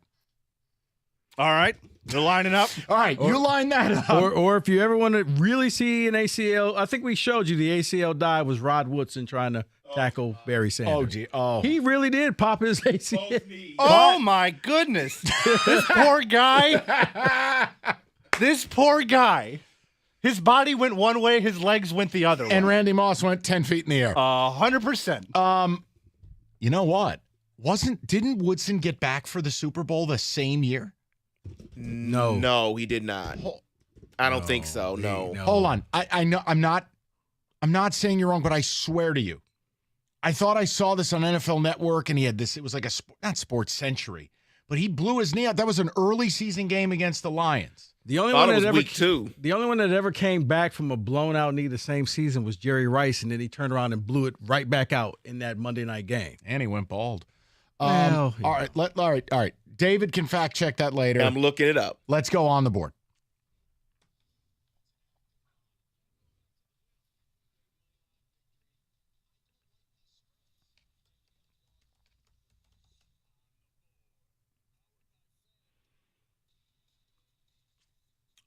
All right, so I'm going to let Rico handle the Women's World Cup. He's got a hot play for USA and Vietnam tonight. Exciting. You want me to get that? No. Oh, okay. Yeah, by the way, Vietnam plus 7,000 tonight.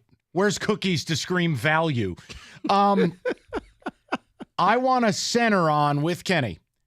We are on to San Diego. We have the Tigers tonight. Seth Lugo, Olsen, and I think there's a interesting total here. Kenny, do you see the total is 9? Lugo's been pretty good. Olsen's pretty good, yet that is a high total. Any thought to an over, runs, and fun? Yeah, I just looked up Lugo's stats. He's sub 4 ERA, which he's not bad. No, neither pitcher's been bad. I think if you're going to bet this game, as much as I'd love to do the money line, I don't know what happens between the two pitchers, but that looks like an under to me. No, I want to go over. You want to go over? When the total looks irrationally high. Oh, you're doing the whole reverse logic thing, aren't you? I'm doing the reverse of the reverse psychology. All right, this will be a Mike versus Kenny thing then, because I'm looking at the under here. Then I'll stand down. I don't feel strong enough about it. You know what I care about? I care if they win. The only strong feeling I've had about any of these, whether it's the run line or whether it's money line or the over under, I like the under. That's the only thing I like about that game.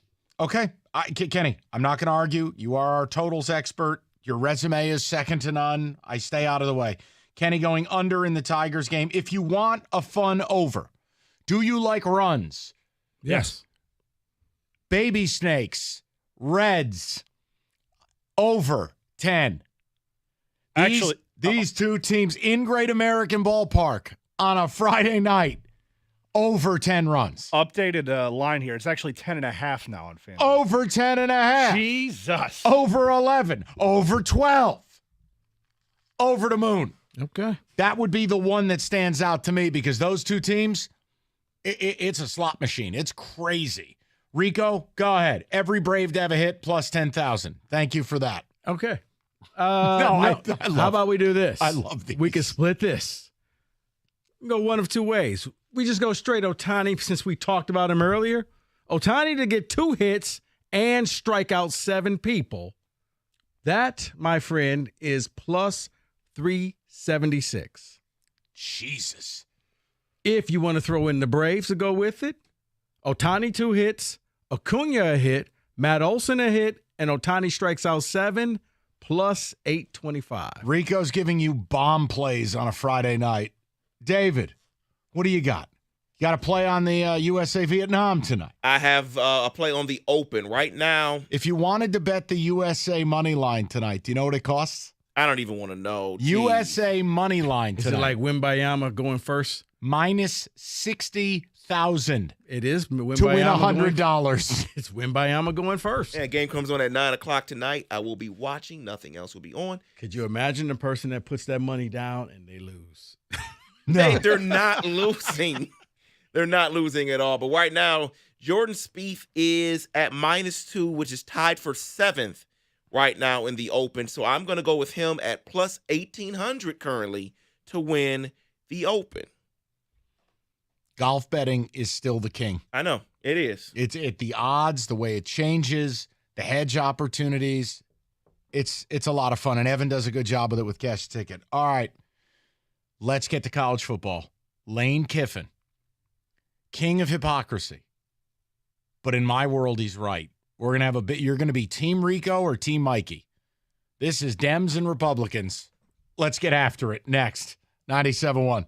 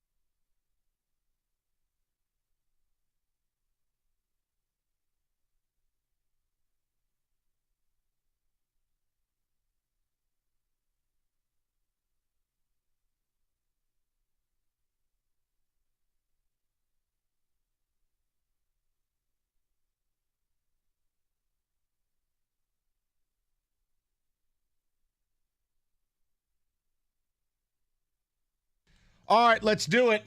I've been excited to talk about this. We didn't get to it yesterday. We wanted to give it prime billing today on a beautiful sunny Friday. Here's the deal. This is not about the source, okay? I understand all the things that Lane Kiffin, the head coach of Ole Miss, the former coach of Tennessee and USC, we all know what he is. That's not what this is about. SEC Media Days, he went on a rant about NIL, saying that the state of the sport of college football is, quote, a complete disaster.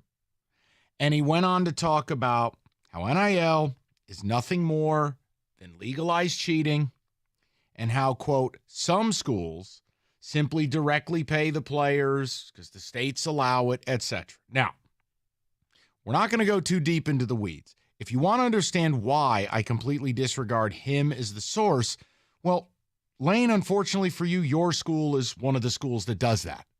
There are videos of Lane Kiffin in a Maybach. There's one known bidding war. You know how we know about it? Because he outbid Michigan State. So, Lane, we don't need to hear from you in this regard. Now, let me just say this. This is red versus blue. This is as political as it gets. Rico is on the far left or right, whatever your persuasion is, and I'm on the other. There is nothing centrist about this. And it is about college football. So here's how I've lined this up. With Lane Kiffin's remarks, I happen to totally agree with Lane, even though Lane is a scumbag. I do agree. You know how I feel. My love for college football is waning. Here's how I've described it. If your team, Mike, me, NIL is like the manifestation of all greed that has destroyed our sport. The interest is waning for me. Traditions are dead. Conferences make no sense. Everything's for TV, and nothing good has happened in years. But if you're Team Rico, it's different. Every negative I list, he's going to spin it as a positive because he feels differently, which is coaches are crybabies. Step up and do your job. Step up and be more. Embrace the future, you old bleeps. Sport is headed for NFL light status, and Rico is here for it. Look, we have a divide. This is the floor of Congress. We have a divide. A little bit. I want to know which side of this you are on. Because I'm not debating that, Rico, I'm not debating. Lane Kiffin is not the person to deliver this message. He is the wrong person. Right. To deliver But the message still, in my world, is true. Elon Musk speaking for poor people. There you go. Kenny on Black Affairs. So I just... The Black History Moment. The Black History Moment by Kenny. I really want to hear from the people. We are, 40 days from college football? Yeah, around there. I want to know where you're at with it because now you're starting to hear, and it's a separate topic. We'll get to it later. Greg Sankey of the SEC saying Congress needs to step in on NIL. Rico and I have a common ground. We know there needs to be rules to NIL. Both you and I are very pro-player. We want them to be paid. But this nonsense is exactly that. It's complete nonsense. The portal is complete nonsense. The conferences, this is me speaking for me, conferences are nonsense. Hey, guys, anyone excited about the newest Big Ten members? Wait, USC and UCLA? Geographically, it makes zero sense. MSU giving up a home game for the Peacock. Doesn't make any sense. But it does when the Peacock is starting to be king. And that's where I wanted to segue into your spiel. You believe it's going to be NFL light. You're into it. Yeah. 2 big power conferences, brand names, Blue Magic, floor is yours. Yeah, I mean, Mike, it's not just college football. It's sports. 2 of the 3 Tigers games this weekend will be streaming. Apple TV and Peacock. This is where the sports are going.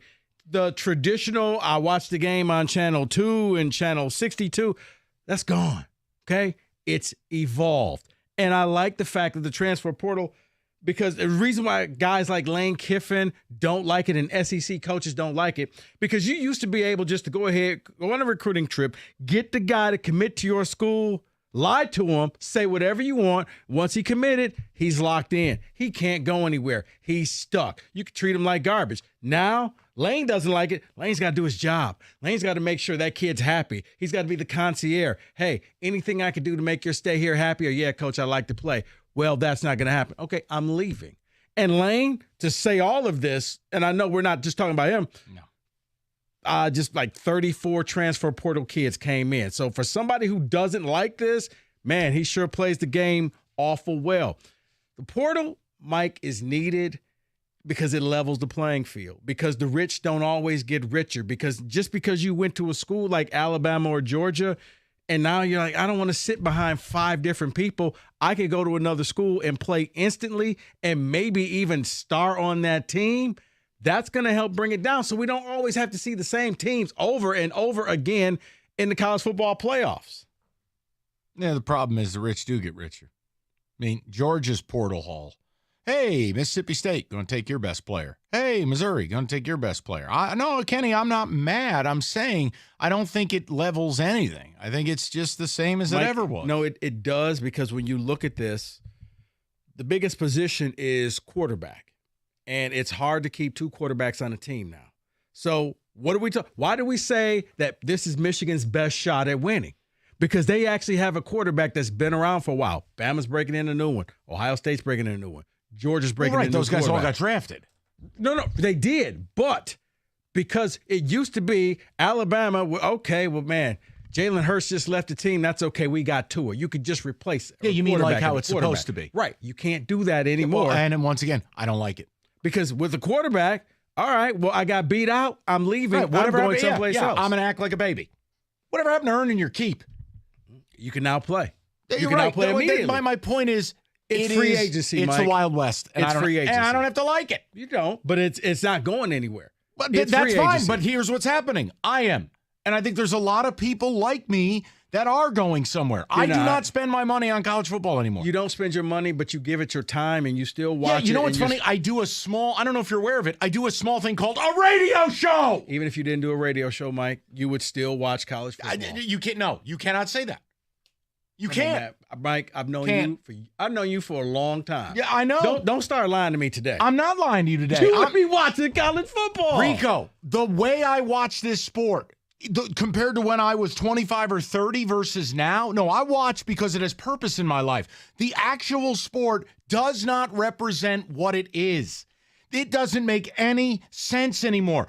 Texas, the jewel of the Big 8 and the Big 12 is now, wait for it, in the SEC. We've got the ACC trying to violate a charter so that Miami can, wait for it, join the Big 10. We have USC joining the Big 10. I can't. Because, well, first of all, once you start collecting those $100 million checks per school, yeah, you're going to do what the networks want you to do. Right, so TV runs the sport it does. the way the NFL has. It does. And I don't have to be interested. But I still think you would be interested. I still think you would watch. To me, it's like the people who swore up and down, oh, I'm never going to watch the NFL again. Yeah, the NFL didn't go away. You still watch and again, it's not an all or nothing. But I think when you talk about something that's hard to quantify, like passion, I can tell you that passion I can understand is not there. The passion wanes for some, but for you leaving, it's like season tickets. You give up your season ticket. There's somebody out there that likes this and is willing to buy your old seats. It's like, this is great. I'm pretty sure they're still empty. No. You know what? I'll tell you what, I won't hit the button. 248-539-9797. Guys, Lane Kiffin on the state of college football. Quote, it's a complete disaster. If you're Team Rico, you're saying no. You're stuck in the past. This is actually going to be the NFL 2.0. If you're Team Me, you just miss what the sport is about. And I'm not going to die on the hill of one singular thing. It's all of it. Rico and I always make jokes. I haven't liked a single thing that's happened in college football in about 5 years. No. And it's the idea that the NCAA punted on any rules with NIL or portal. The idea there's no college football commissioner. Conferences, forget about, hey, you want the money. I know that. And money can be about most things. You can't destroy the relevance geographically of your sport for money. Can't. That left a long time ago. Can't. I get where you're Not coming. like this. Yeah, this is chaos. Every school has a private plane. You could fly back and forth. You're right. It makes no sense that when you're watching USC versus Penn State, like, it's a regular season game. But I'll give you the other thing. I don't have a problem with players getting paid. But you know what a lot of fans are going to have a problem with? A lot of fans are going to have a problem that a 19-year-old kid is driving a $300,000 car and they're struggling to pay their mortgage and watch a college student play a sport. Now, paying a player is one thing. But when you have mediocre offensive linemen driving, name it, a Tahoe, driving a Denali, I'm sorry. I think there's a segment of college football fans that becomes offensive to a point. The NFL, we don't care. These dudes paid the price. They are the best at what they do. They were drafted to play professionally. We have now crossed a line, Rico, and you know way more about it than I do because you have such high and mighty connections in the EL and the recruiting circle. You know what I'm talking about. We've lost cabin pressure. Look, if the starting quarterback at Georgia, like Stetson Bennett, you won a natty, you're back. I don't care. I don't care what you drive. I don't care if they gave him a tank. You've earned it. We got nobodies taking the bag to go to school. They haven't done a thing. I find it stupid. I can't lie to you. I'm going to tell you why that's an incorrect statement next. Tell it now. No. We have time. Next. 97.1. Well, that's just, you know what? I'll throw the number out. 248-539-9797. What is your stance on what Lane Kiffin said? Beyond Rico and I arguing about it, is the state of college football, quote, a complete disaster? Start with that. We'll get your take on it and Rico's tease next, 97.1. All right, you realize you spend a third of your life sleeping, more if you're an MSU football fan. Bottom line is get some better rest. It's hard to fall asleep when you miss an extra point to go to a bowl game. How about the brand new iComfort Eco? Supportive, designed to keep you cool, comfortable, and feeling restored like you actually went to a bowl game. The Serta Perfect Sleeper for pressure-relieving comfort and support. Serta mattresses, made in Michigan, have been for over 110 years. Go to Serta.com to find a retailer near you. That's Serta.com.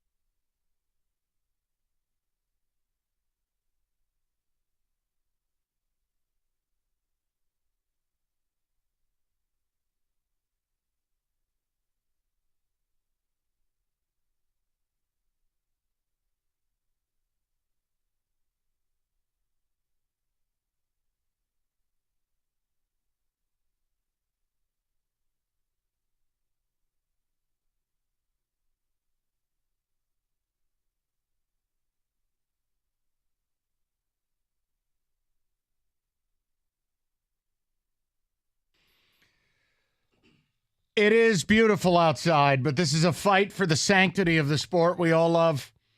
Lane Kiffin, I can't believe, is the messenger for this, but away we go.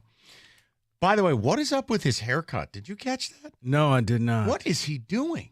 He was partying all night. He's tapping into that Joey Freshwater phase of his, I was about to say, his deal. Maybe he's getting Grove ready. It looks like he already visited. That was something.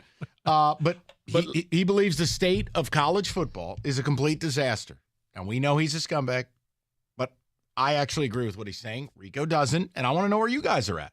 And Mike, you said before the break that it would be offensive to some fans to walk around and see certain players driving around in big fancy cars from the money that they're getting.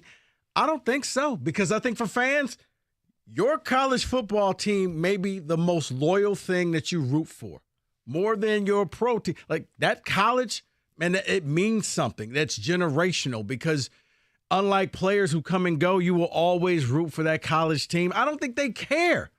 I don't. That if the quarterback or offensive lineman is riding around in a Denali, oh well, he's on your team and he's not on the rival team. That's how I think most fans will look at it. But when it comes to the portal, it's the price of doing football now. Now, coaches don't like it because coaches have to do their job. Coaches were allowed to lie to players for years, get them on the team, and then at that point, the player couldn't go anywhere. You were stuck. Now the coach has to live up to the promises that they made sitting in the kid's living room with his parents that I'm going to play your kid. Well, my kid's not playing, so he's leaving. What are you going to do? Either you start playing him or they're going to go someplace. You can't stockpile. And by not stockpiling, I think it spreads the wealth out for other teams. You look at this year's in college football. I don't really see a clear-cut champion in college football But it's the same teams up top. Nothing's changed. Mike. You can't stockpile. Kenny, how many 5-star quarterbacks you got? A lot. I mean, it's the truth. For now. The thing is, Mike, they don't stick around.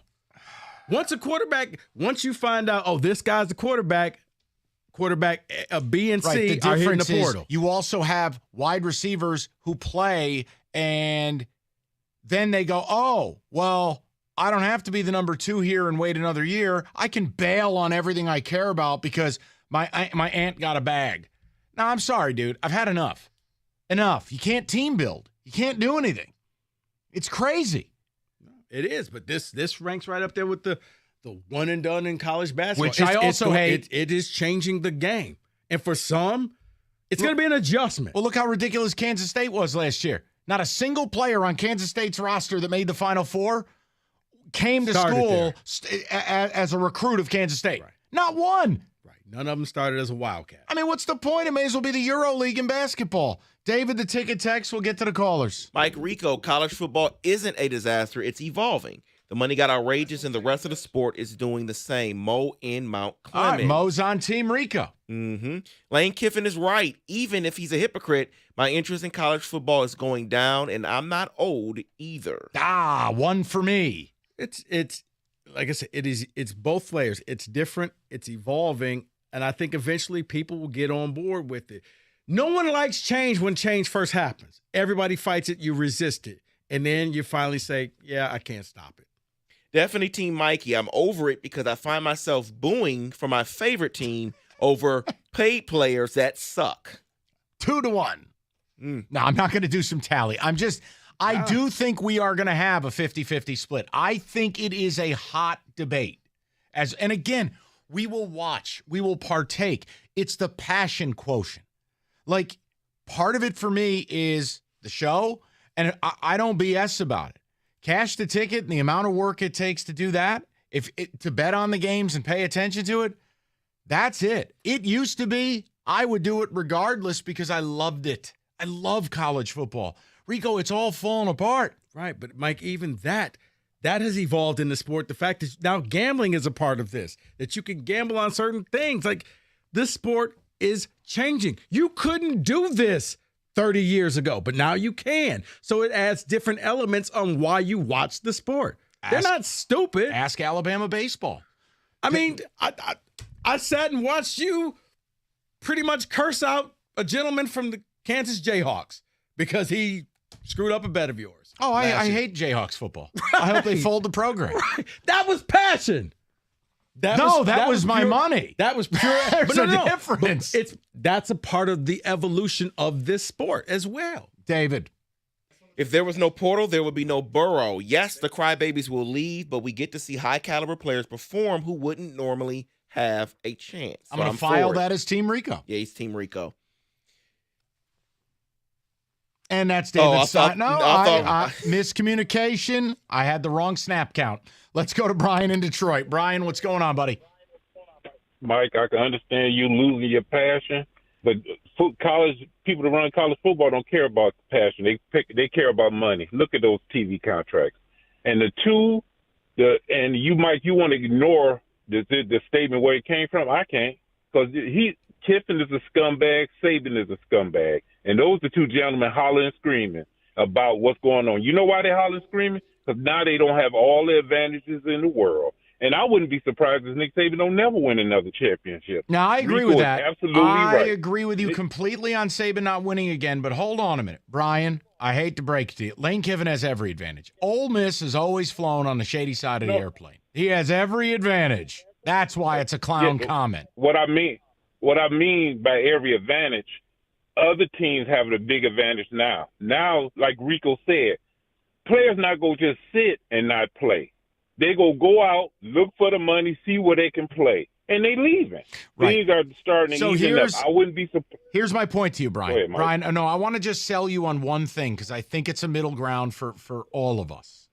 If players were signed to contracts, that could be 1 year, 2 year, 3 year, or 4 year, and it was mutually binding, I would have no issue moving forward with our system. Mm-hmm. That's my only gripe, Brian. That would work. Mike, that would work, and I would accept that. But, Mike, when you was gone, me and Rico got a new plan. I'm the bag man for Michigan State now. We need to win. So that's all we care about, getting good players to our school. We don't care how we got to do it. Michigan State, pay them. Rob still lied to him. We just need to get them here and win. That's all we're concerned about. And Brian, advantage for the players, great. I do think that right now it's still the same teams, but give it a few years, Mike, and you're going to start seeing new teams because the streak lives.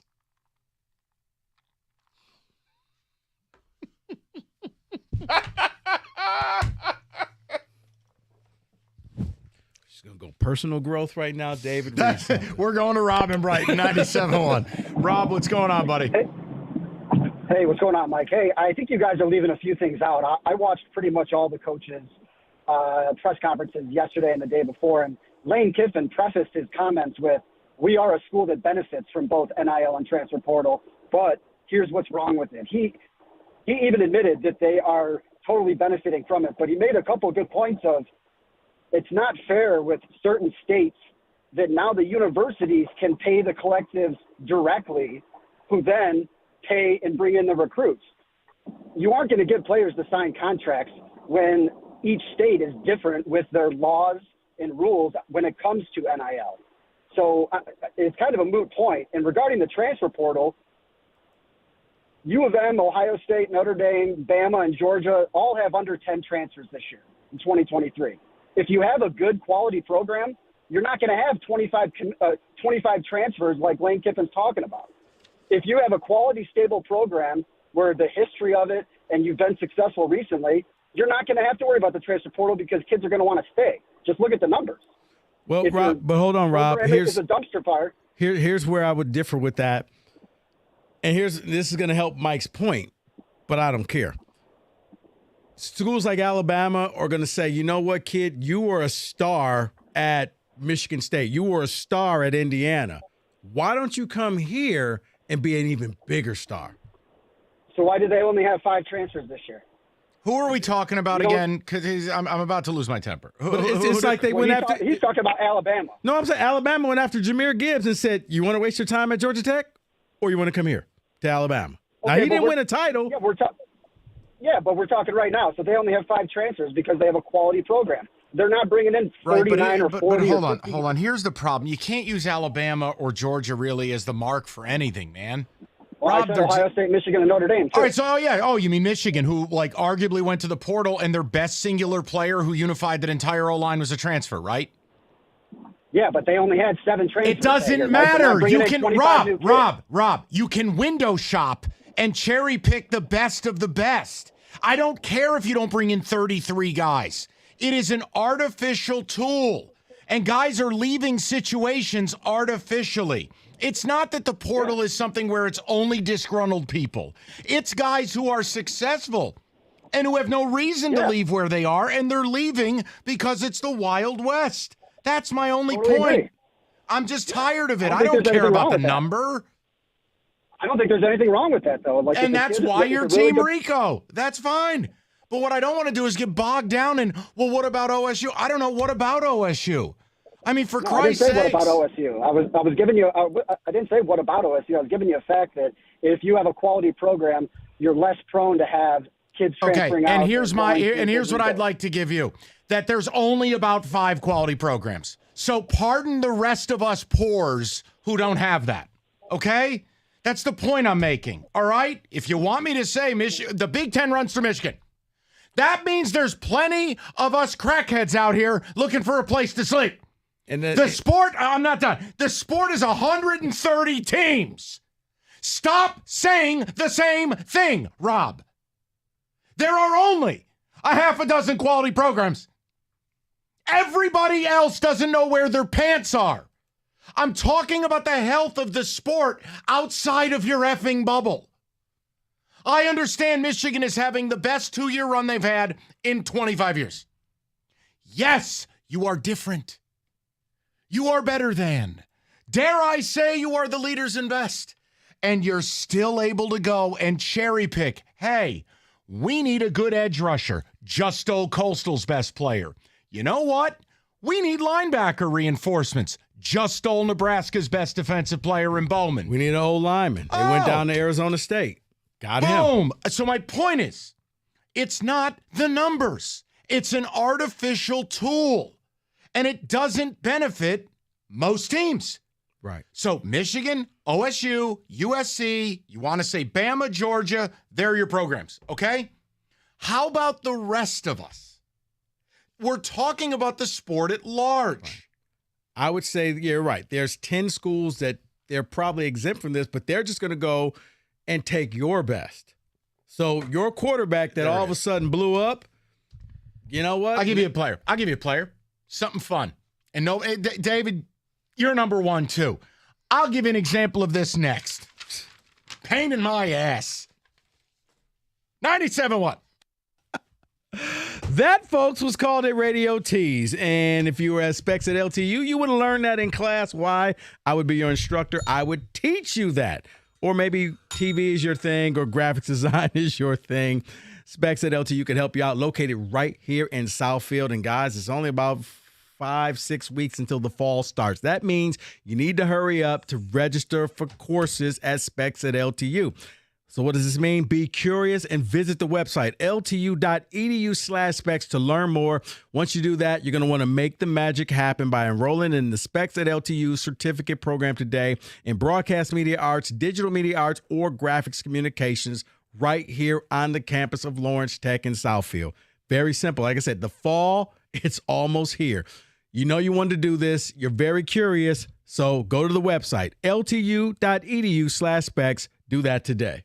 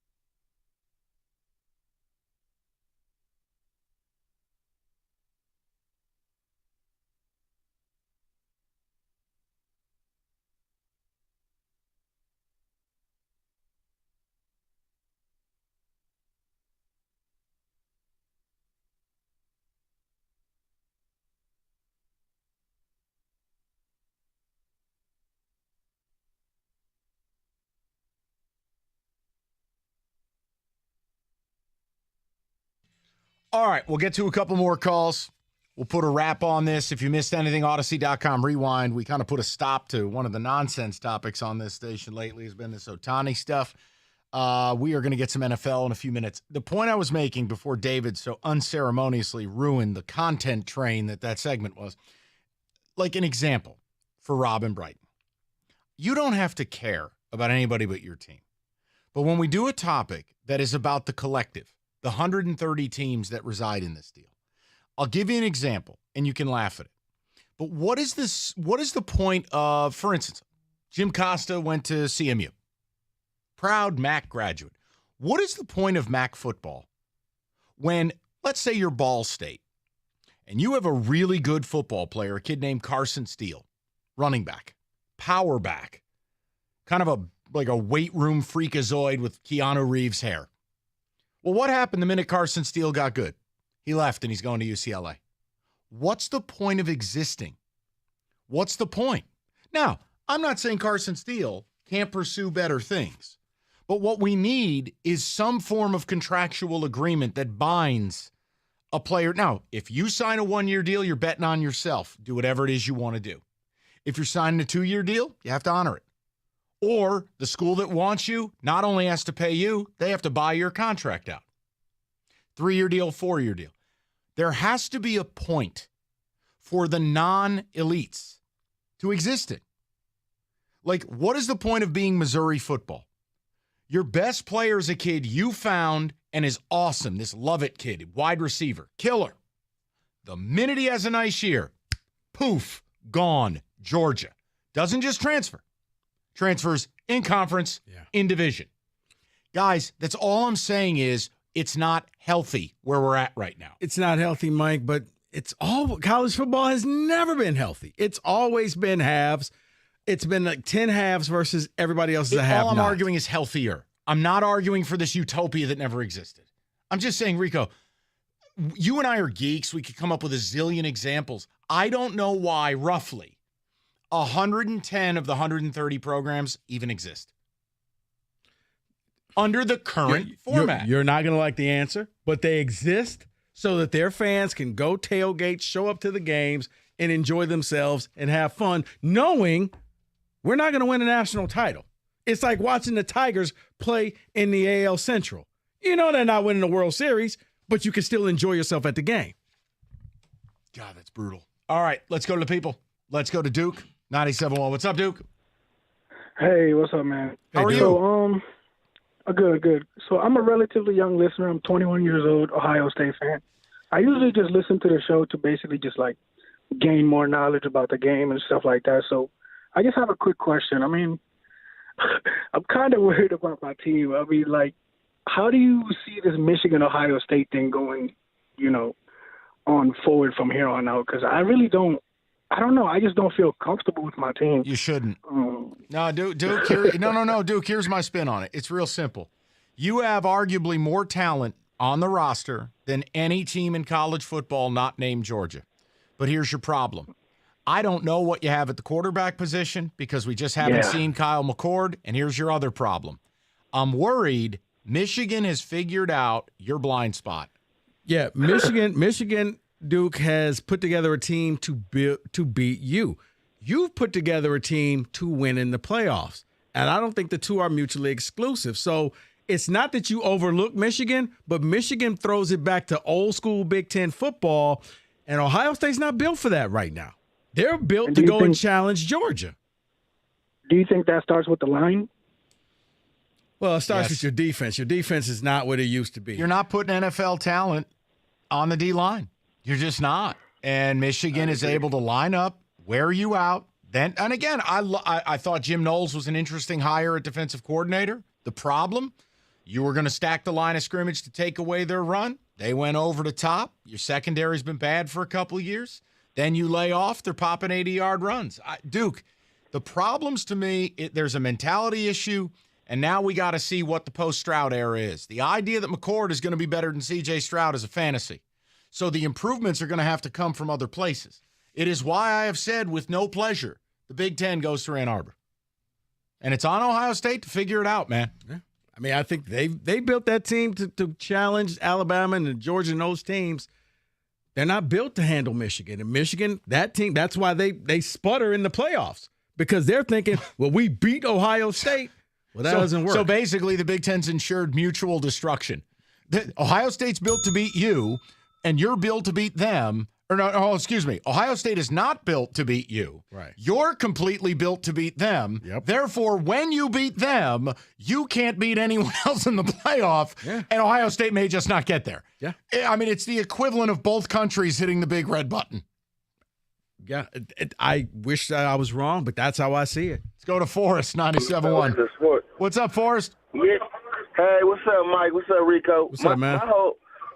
My whole thing is about it is like the attachment. It's like, as a fan, I like to get attached to my players. Like I'm glad to see Donnie Edwards and Blake Corum coming back because I can talk about them, and it brings up a good topic when you're talking trash to other teams. Like when you guys had L.J. Scott, and I can't remember all the names of the team on Michigan State, but when you know players on team, it makes it feel better instead of being like every day I'm learning something new every time I turn on a channel. And then like to Mike's points about the MAC schools, I think it's different becoming from a MAC school to go to like if a MAC schooler goes to Michigan or Michigan State or Ohio State, but going to UCLA, you still not going to be on TV like that, but it's just if you transfer like the level school to level school, I just think too many transfers is poisoning the game, especially basketball as well, because basketball is it's hurting NBA because NBA is coming to like major league status. Like you're not gonna know the player until 4 years down the line when they actually start getting good. No, basketball is largely a lost cause to me. I got to be honest with you. But and basketball's got something else working against it. This G League and the top 10 to 12 players don't even go to college anymore. The one and dones, that's a whole joke unto itself. Team Ignite, there's two G Leagues. Yeah, I thank you for alerting me to that. And oddly, I care about them both the same. I don't. 248-539-9797. We are going to get to the people. I want to get some NFL football in the mix. We got Who Said It to get to. We have another college football issue later. I might be more upset about college football Festivus. Kind of. 40 days out, I feel okay about it. I mean, what are we from the NFL? We're 7 Sundays. Does that sound right? No. I think we're 6. Yeah, 7. No, it's about Is it 7? Okay. Yeah, it's about 7 Sundays from the NFL, which means 6 Saturdays? Yeah. I mean, 5 if you conclude week 0. I absolutely do. I don't, but yeah. But just go with it. Okay. It's football where results matter. It's something. And it's Navy and Notre Dame. Because you have passion. No, it's because cash the tickets back and I'll be having to figure out what to do. Just go with it. Old Nation, one of the few independent breweries in the state of Michigan, and they have a great new brew pub in Williamston. Everything, great food, full menu, and you can try the entire ever-growing lineup of Old Nation beers. The M43, what put them on the map, the Hazy IPA, it is the best-selling craft 4-pack in America, and it's on tap damn near anywhere you're going to go to watch one of these college football games. And you know it's summer, so Shandy, right there for you. And they will run out. Get it before it's gone. The Shandy, premium, small batch, best in the game. Lots of people have a Shandy. Old Nation has the best one. Check out oldnationbrewing.com. That's oldnationbrewing.com, 21 and up. And as always, please drink responsibly.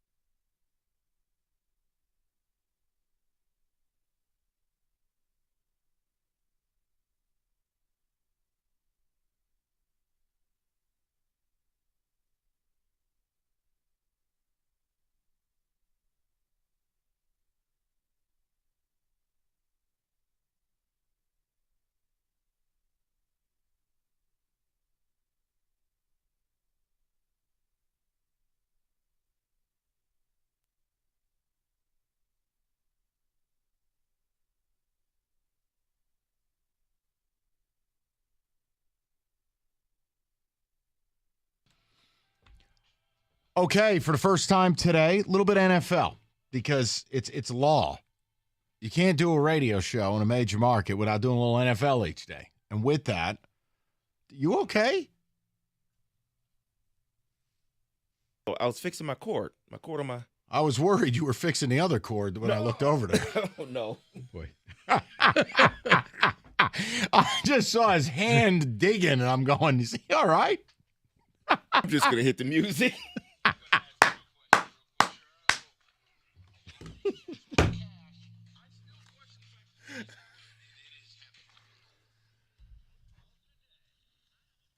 All right, David. Now that your cord is appropriately adjusted, what do you have? I'm going to start by playing this. Hopefully you can understand it.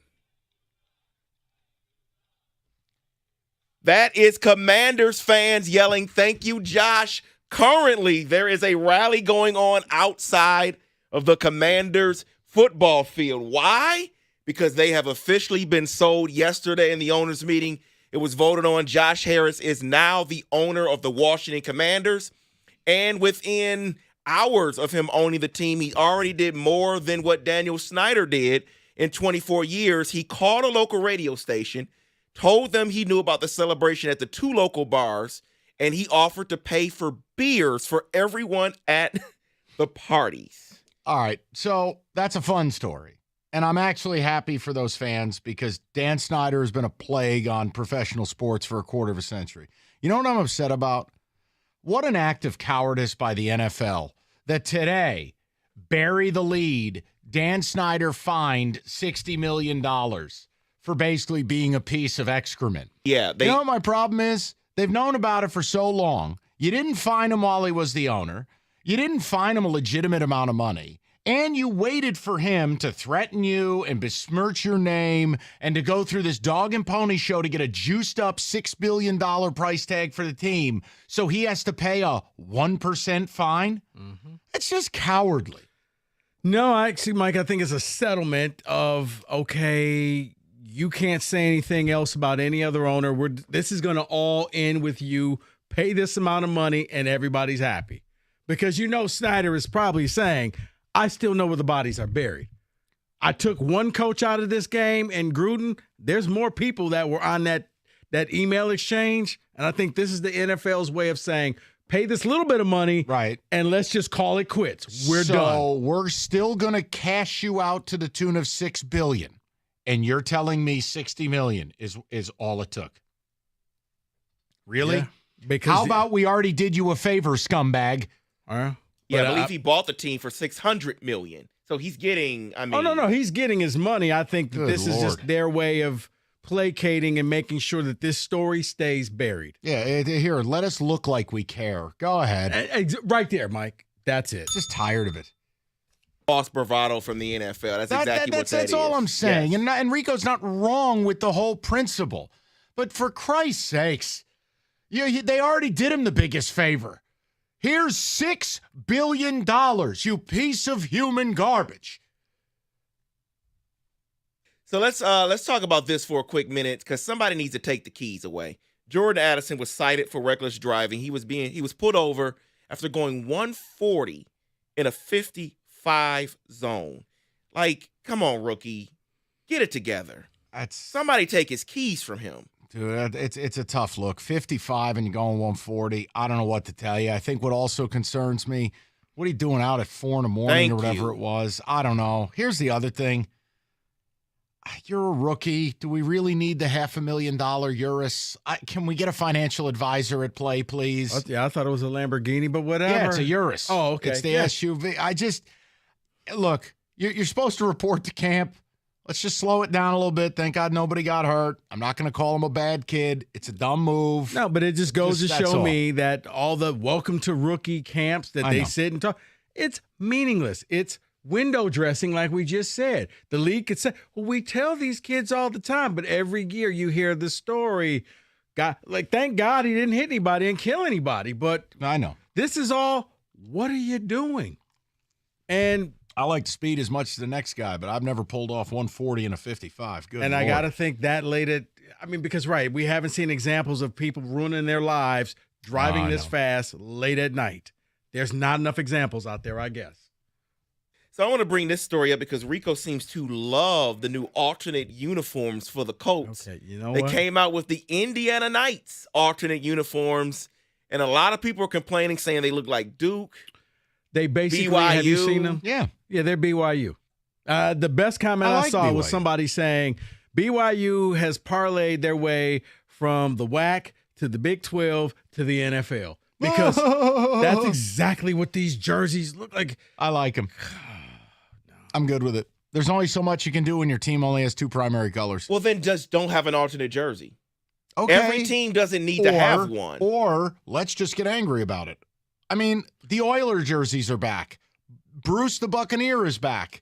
The old Seahawks jerseys are back. There's so much good. No, I'm not going to freak out about the Colts having a black helmet. No, it's the jerseys. The helmet is I nice. love. It's the jerseys that are just go with a plain black jersey with blue writing on it, and I'm good with that. But all the stripes, like, who thought this was a good idea? That's not ideal.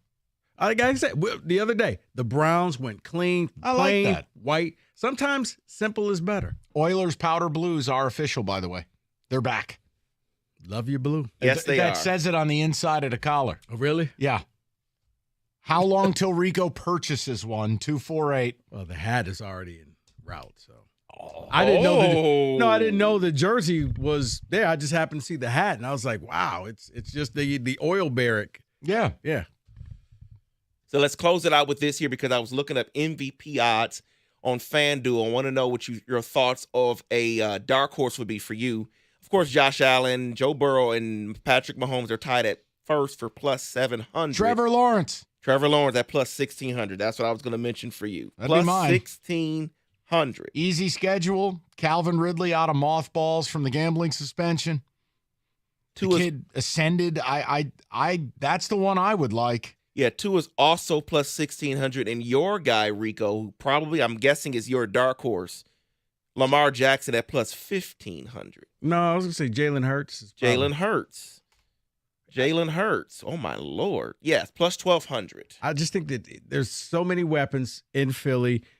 And as much as they did, I think a lot of people just see it as what he did last year as a fluke. What's the longest shot on the board that you still think has a chance, David, with the odds you have? Like the last guy you'd go, okay, this is where I draw the line.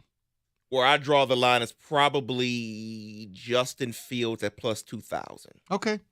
No, I wondered. Expect a leap from him. So that would be I wouldn't go further than that. Where's- Deshaun Watson, Jared Goff. Where's no. Jared Goff? No. Mike, before we take off, any thoughts on Giants signing James Robinson? Back up to be, I guess, into the running back. Good with it. Okay. But why? We don't pay running backs. If Saquon wants to sit out and cost himself $10 million, be my guest. I don't care. Jeter's nephew. Tap the hat. That's there you it. go. I wanted him traded on draft night. I don't care. Good. And I hope the Giants make a trade for a back. I hope they basically tell Saquon we don't have room for it. I don't care. After what he did to their offseason this year, hamstringing him. Right there. There it is. And that is in football today.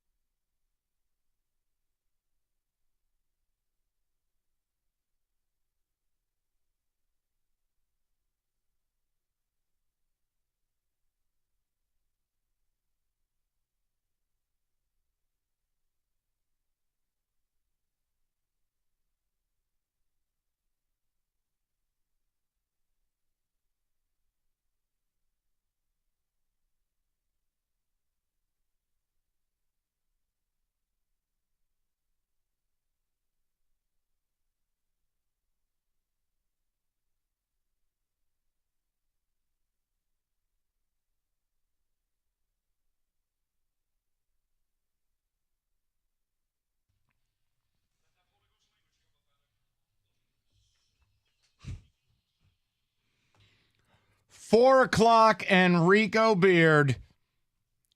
My mind is blown.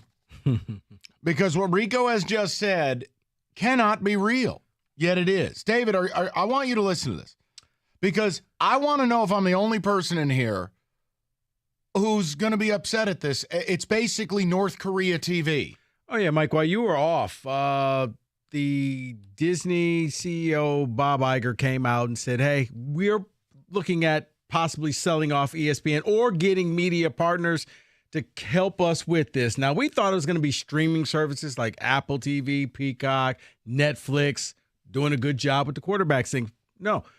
Two organizations that are now being mentioned to possibly own a small minority share of ESPN. You may have heard of them before, the NFL and the NBA. Huh? Where's the ethics? The league? The actual leagues are contemplating purchasing a small minority partnership with ESPN. It's one thing if the NFL Network owns the NFL Network. I know what I'm getting. Right. But how on earth can you allow a league to be an investor in your network? It brings up the ethical argument. You know, how do you report on your own team? Because you don't. You just turn into Dave Rebson. So, yeah. Everything's great in the Big Ten. No, it's not, Dave. So, yeah. That's unbelievable. I thought you were going to tell me LeBron was going to buy ESPN. They already talk about it every second. Point is, spokespeople from the NFL declined to comment. The NBA issued a statement. We have a long-standing relationship with Disney and look forward to continuing the discussions around the future of our partnership. Yeah, translation. We're buying propaganda. Like, why is it so hard to just have a sports network that tells you the truth? You know, a little ball breaking, a little humor, show me the highlights, show me a game, we're done. Everybody's in the bag. You can't even watch ESPN now. Wait till the NFL gets their hooks in. Where they're not just, hey, we have a media rights deal. No, when they have a seat at the freaking table. And can control content of what is to be said and not to be said. That's the biggest thing right now. But if you're Disney, you're just trying to find somebody that can help you with this, or you're just going to possibly sell off ESPN altogether. Now, I think Disney wants to hold on to some control, but it makes sense for, I guess it makes sense for the NFL and NBA because now your games are going to be on the network. I understand why leagues want to control the message. This is I don't have to unethical. like it. Right. That's crazy. Right. Because Absolutely now, crazy. as you said, it becomes state-run media. Well, everything's fine here. Well, what happened to, let's just say all of a sudden star player does something bad. Well, you can't really report upon it because it's bad for business. It's like if a team owner owned the local newspaper. You can't have it. Right. It's unethical. It's ridiculous. That's crazy. Thank you for that uplifting news. David, the ticket text, and then we'll get to who said it. And we have a lot more to do today. I'm sorry. I mean, David, am I wrong to react that way? I'm like, what? No, you're not wrong. Somebody to react load that up way. the space pod. I got to get out of here. This is ridiculous. Someone says ESPN is already the NBA network. Now, guys, what I'm saying is there's a difference. Like, for instance, okay, we have partnership deals with our local teams. Yeah, it don't matter to me. You just do the job. Win, I say nice things. Lose, I say mean things. When it would be the equivalent of the teams owning this station, not being business partners, owning. Mm-hmm. That is a big difference. You can't cross that line. Otherwise, you work for the Pyongyang press.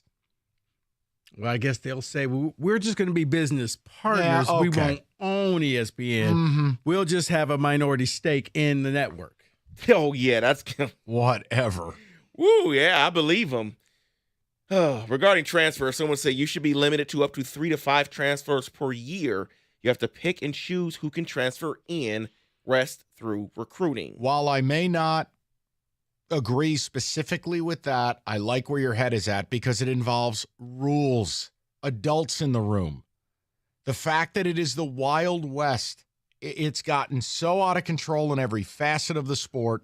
I'm with you. There has to be some rules. We'll get to it at 5. No, but I do want to say this because a lot of times we talk about the schools, we talk about the coaches and all of that. A lot of this goes on the players.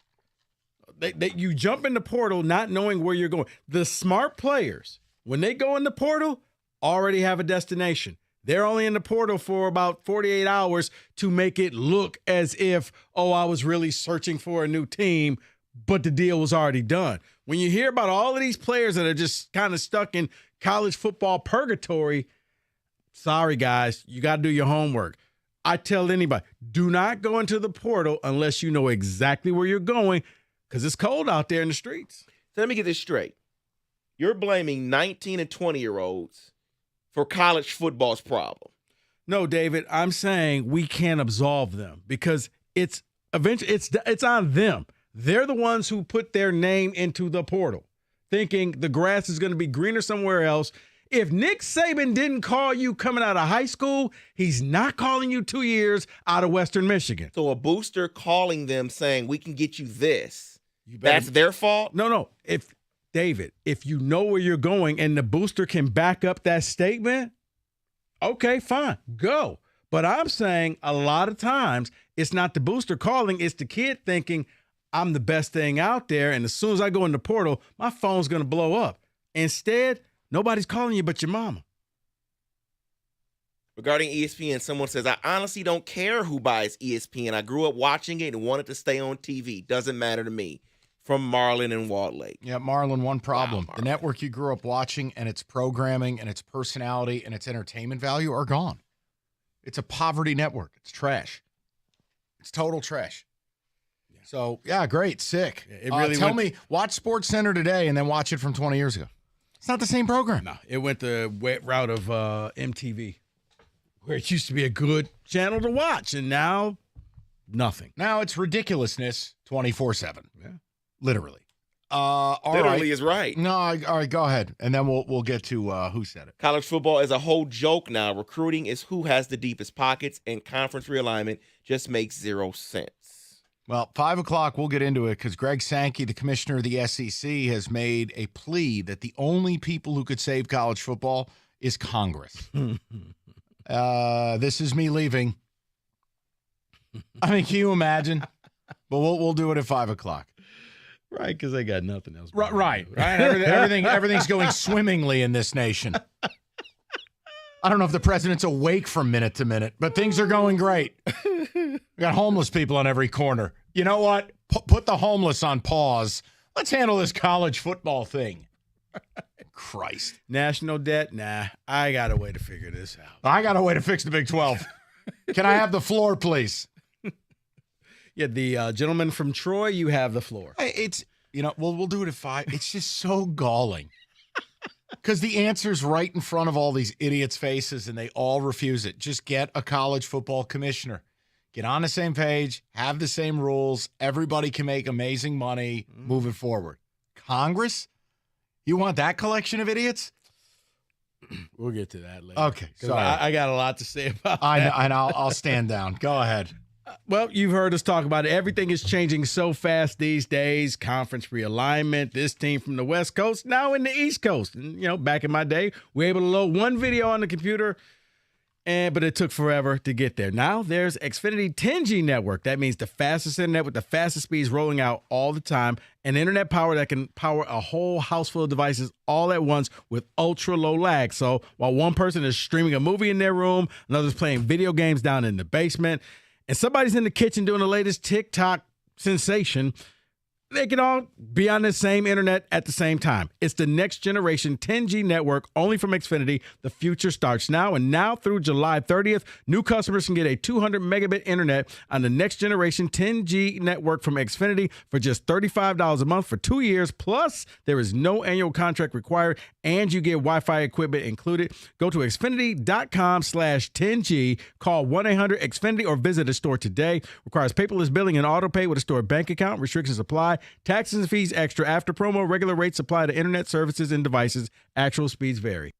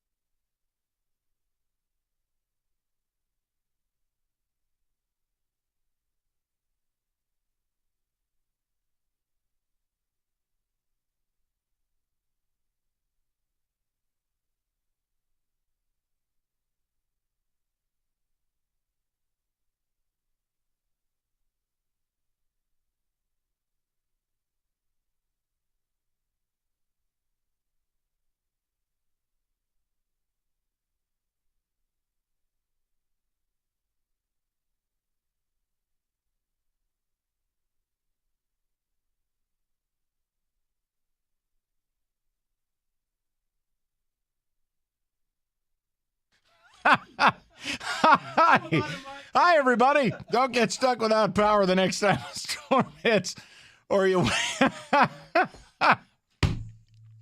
People, this is the problem with these. Don't get stuck without power the next time a storm hits, or wait for that 90-degree day to find out the air conditioning isn't working. So, go to Mastercraft, heating, cooling, plumbing, and electrical. They got you covered. $78 AC tune-up. Get the air conditioner working perfectly.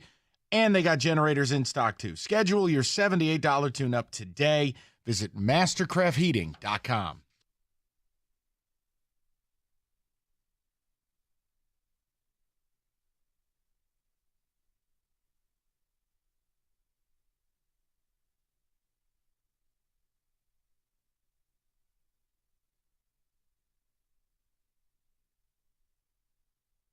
All right. Apologies. You know, we have conversations in here and break balls, and then all of a sudden David's like, oh, by the way, on you. And I'm like, oh, whoa, wait a minute. You're hot.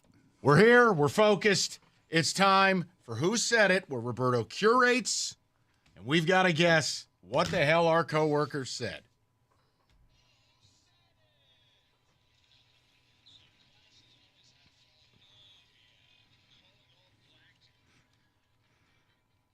All right, here we go, gentlemen. We all know the drill here. Are we ready to play the game? Yes, I'm awful at this. Let's do it. All right, here we go. First one. Anytime we go on a road trip, she will be the one that drives because she doesn't like it that I won't drive that fast. God almighty, that sounds like Doug Karsh. No, because this has been like a running bit for a long time. Michael Stone. Stoney? Yeah, his wife always drives him. Really? Changes the tire on the car if there's a flat. Really? The grass. Didn't need to know. I mean, Wow, did not need to know that. like all that. Unbelievable. Oh, yeah. She gets it done, man. It's going great for him. Doesn't have to do a thing. I mean, if that's the bid, I guess my guess is Stoney. I did not know that about Stoney. No, and I think the way this game evolves, like if Evan wants to be that, if anyone is that confident, I'm like Right. 98. But here's what I would say: there should be a penalty if you're wrong, Well, what are you gonna do? Punch me? I don't want like to a throat punch or something of that nature. Like Rico takes a pipe to the back of your skull. Yeah. Do you think Jack did good at these questions this week? Because you know Roberto didn't put them together. Okay, that's wow. That's, You know what? I didn't think about that. Come on now. That's out of line. I'm going to defend Roberto in this regard. All right, bottom line, Evan is guaranteed he's right. Let's not waste time. Roberto, who said it? Is he right? Who said it? I mean, anytime we go on a road trip, she will be the one that drives because Rico? she doesn't like I it didn't that think I John won't worked this drive week. that fast. Was he only in on Monday? Rico, throat punch. On the way out the studio. No, John. If I can't breathe anymore, then I'll go home. No, John is doing the kid sports living nightmare because, one of his kids had a tournament around the corner in, wait for it, Orlando. Wow. That man is doing God's work. That's A+ father work. I'm making a point. I Kid sports is out of control. I thought it was bad for TJ. Wow. Orlando. Well, if you want to shine, you got to go to the games. No, it's a cottage industry that is bilking money out of hardworking parents. Yeah, Putting kids into college. What about the one that makes it to the majors? That's right. When I'm she's balling in the WNBA. I'm done. Roberto. Orlando's going to I be got to balling. talk to John then because I'm leaning that direction. What, do you want your wife to drive Next you year's everywhere? going to be a lot worse for travel for me.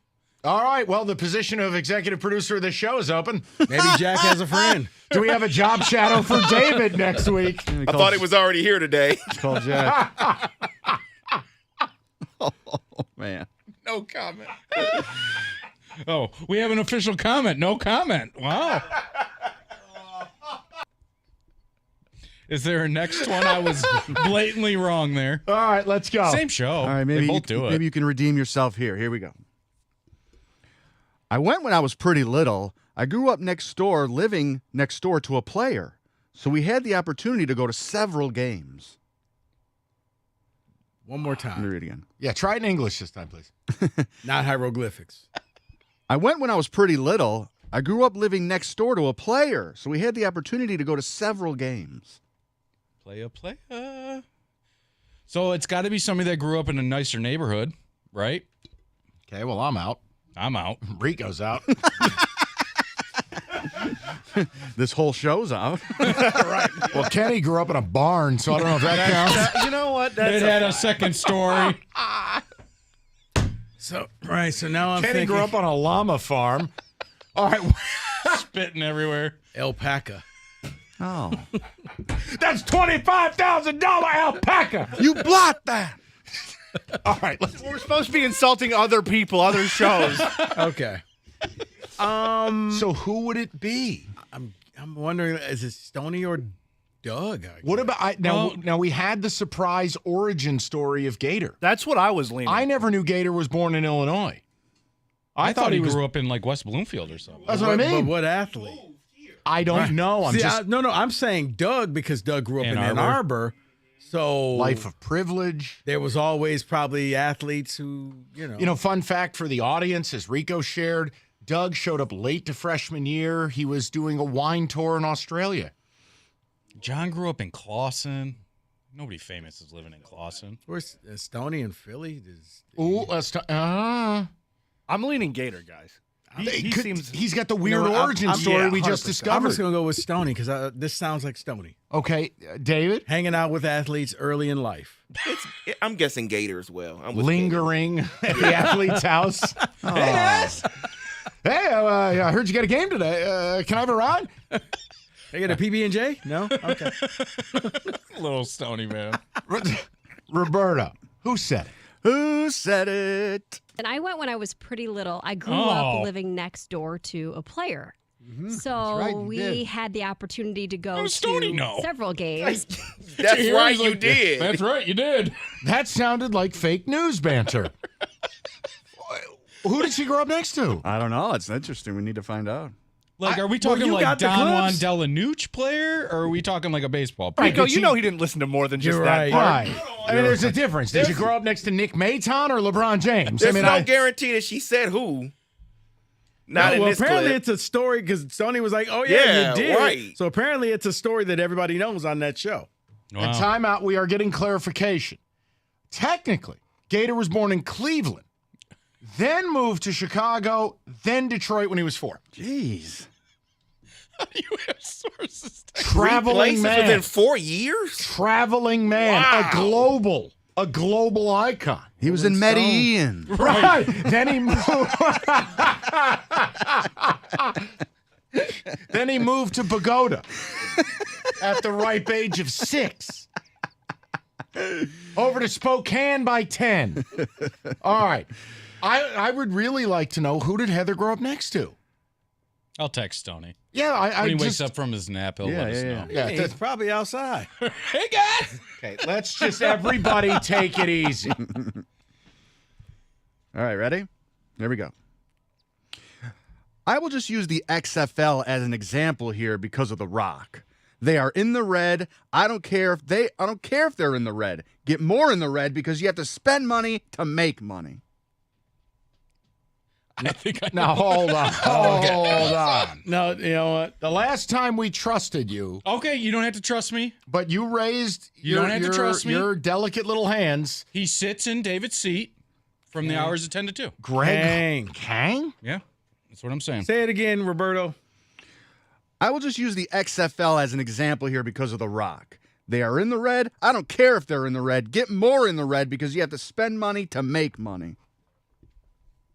My guess is Kang. Who do you guys think? But you're not guaranteeing this guess. Well, I guaranteed the last one, and I was like utterly See, wrong. No, but I was going to say Wojo, but that's a pretty strong opinion. I don't agree with it. But... Okay. I'm see also Kang. trying to place, how would the XFL have shown up in conversation? I haven't. So the conversation was about not paying running backs. And so Kang had the idea that the XFL he's got an origin should pay story. All right. these running backs to take them away from the NFL. So The Rock should be like, hey, Saquon, you want $18 million? Come on down. Even though the problem is nobody would go and watch unfortunately, that. the USFL would like a word. They tried that. Oh, did they? Yeah, that was the That's whole how it 80s. ended, Herschel yeah. Walker, Yeah. Oh, Marcus no, I'm saying like Dupree. modern day. Right, I'm Well, saying it it's like actually- history repeating itself. Well, it actually worked until they decided, what if we go in the fall? I make great deals. All right. Are we just going? Are we just going with Evan on this? You don't have to. I've been wrong so far. No, you can't be wrong twice in a row. We'll go with Evan. Yeah, I'll put the Jenkins guarantee on it. Okay. Roberto, who said it? Who said it? I'll just use the XFL here There for you go. an example. Thank you. Because The Rock, they're in the red. I don't care if they're in the red. Okay, we're good. That's so enough. hold on. Here's my question. I saw a figure the XFL lost. Is it true they lost $60 million? It's probably right. It's crazy. It's almost as if off-brand knockoff spring leagues don't work. So let's keep trying. Well, they thought that The Rock would get people to come and watch the game, thinking, well, they're going to watch his movies. Yeah, if The They'll Rock was watch my playing product. football, I'd be watching. Right, they'll but watch he's the not. product. Did you know The Rock just got $50 million to do a Christmas movie on Netflix? Yeah. I saw that. Did you know Kenny and I are speaking The Rock's existence into SummerSlam here in a couple weeks? I don't know what that means. WWE SummerSlam's coming, so Kenny and I, shout out to The Rock, come on down to Detroit. You know, he started wrestling, The Rock. Yes, I thank you. You smell what he's cooking? Dwayne Johnson. Yeah. So this would be a big thing for you if he showed up? If that dude showed up to Ford Field. Is this like Eminem showing up to the it's by the 1,000 concert? times bigger. I resent that remark. By 1,000 times. It's outrageous. If The Rock showed back up to WWE. That's the loudest building I will ever be in my life if that happens. When's the last time it happened? Without even thinking about it, by the way. So Kenny and I won't even show up to work on Monday. So an inflated play actor or a top 5 MC of all time? Mike, respectfully, you have no idea what you're I've talking seen about. Eminem live. I've Kenny, never seen The Rock. Wrestling, not real. It's real. Top 5 MC, real. Like you in Ford Field. If it's Eminem. not real, why is it in Ford Field? The Rock, because people like you still buy the tickets. Yeah. I'm just saying Eminem. I'm just saying The Rock. Eminem doesn't appear anywhere. The Rock doesn't appear at WWE. He's everywhere. Not WWE. You can't turn the channel without seeing The Rock. Oh, you can turn to WWE. He's never on there. Eminem is nowhere. He's Dark Man. Well, I mean, release new music then. What? You got another one, Roberto? Well, maybe you could contribute. There'd be an idea. He's Team Rock. Do we have another I one? got another one if you want it. I don't care about either one. I got a short one here for you. Yeah, we've heard. Damn it! Damn it!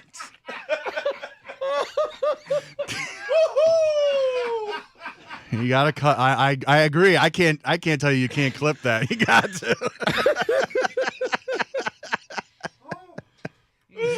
I did it to myself. Shot myself in the foot. Is that the quote? No, you ready? When you put cucumber in water, it actually is refreshing.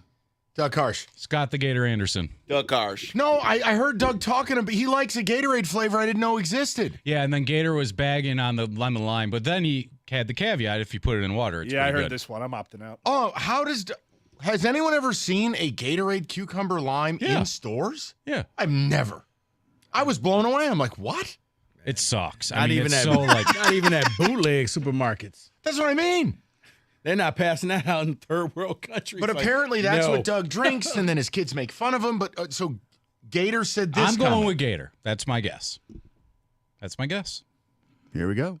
When you put cucumber in water, it actually is refreshing. Somebody listened to this station this week. Or gross, but either way, all right. You don't like cucumber in water now? Oh my goodness, I'm out of here. Oh, he doesn't like cucumber at all. I just like water. Why can't water just be water? Oh, no, he just doesn't like Cucumbers cucumber. in water is disgusting. Thank you. No, right. I don't do that, but like eating cucumbers, Mike's like, oh my God, you can't eat They are good. They're because delicious. you eat 3 pounds of them and they emit a smell that is unholy. Cucumbers don't have a smell. Yes, they do. No, they don't. I have things to do. That's who said it. All right, summer is here. Everyone's getting out, and I wish I could get the hell out of here. You're going up north, road trips, Moran Buick GMC. Get into a 2023 GMC Acadia, flexible third-row seating, makes room for everyone and everything. Also, if you have a problem with your vehicle, you know the drill, MoranExpress.com. You get the certified service appointment. You get the free loaner. You're not wasting your time. You just go do your thing. Scheduling always fast, always easy at MoranExpress.com. Step into Moran Buick GMC, where you always get the best price period. It's on Telegraph, just north of Eureka and Taylor at MoranExpress.com. It's Moran Buick GMC. We are professional grade.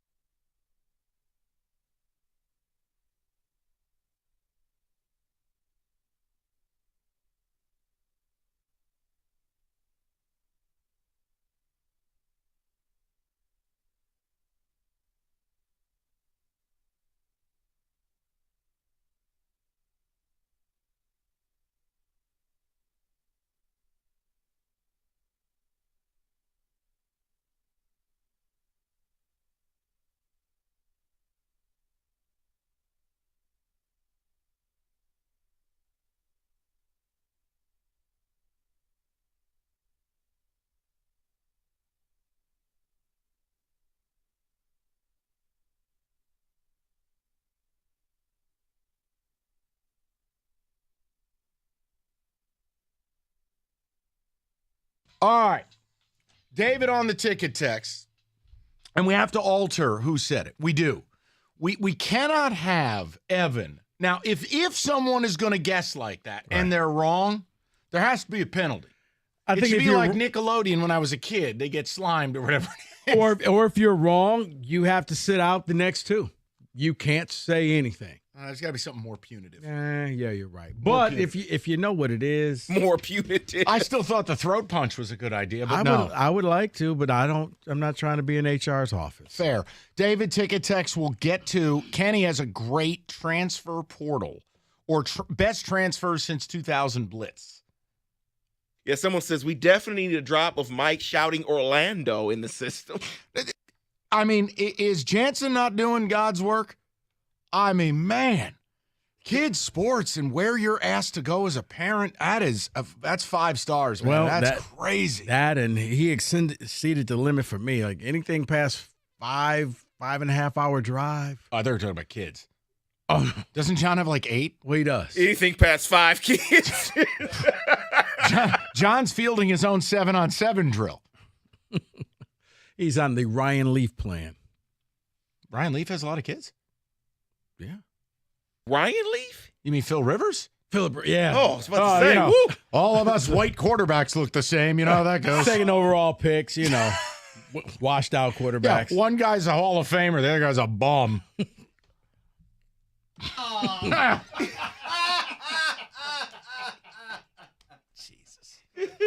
Someone says cucumber water is delicious. Mike, Okay, you don't know what you're talking about. I don't know. No, I do. Here's a fun fact, jerk. It's subjective. Do whatever you want. I don't have to like it. Christ. I never knew the cucumbers had the smell. Mike's like, what is that smell? Like, what are you talking about? Hey, some people like cilantro. To other people, it tastes like soap. It's a free country. He likes Prince. I hate him. Some people like fish pizza. I don't. There it is. He means anchovies. Yes. Not like a literal seafood pizza. Might as well have been. Next. Someone's texting in saying, I listened to the morning show. Heather said she used to live next to Dan Owens, former Lions player. Got Lions tickets all the time.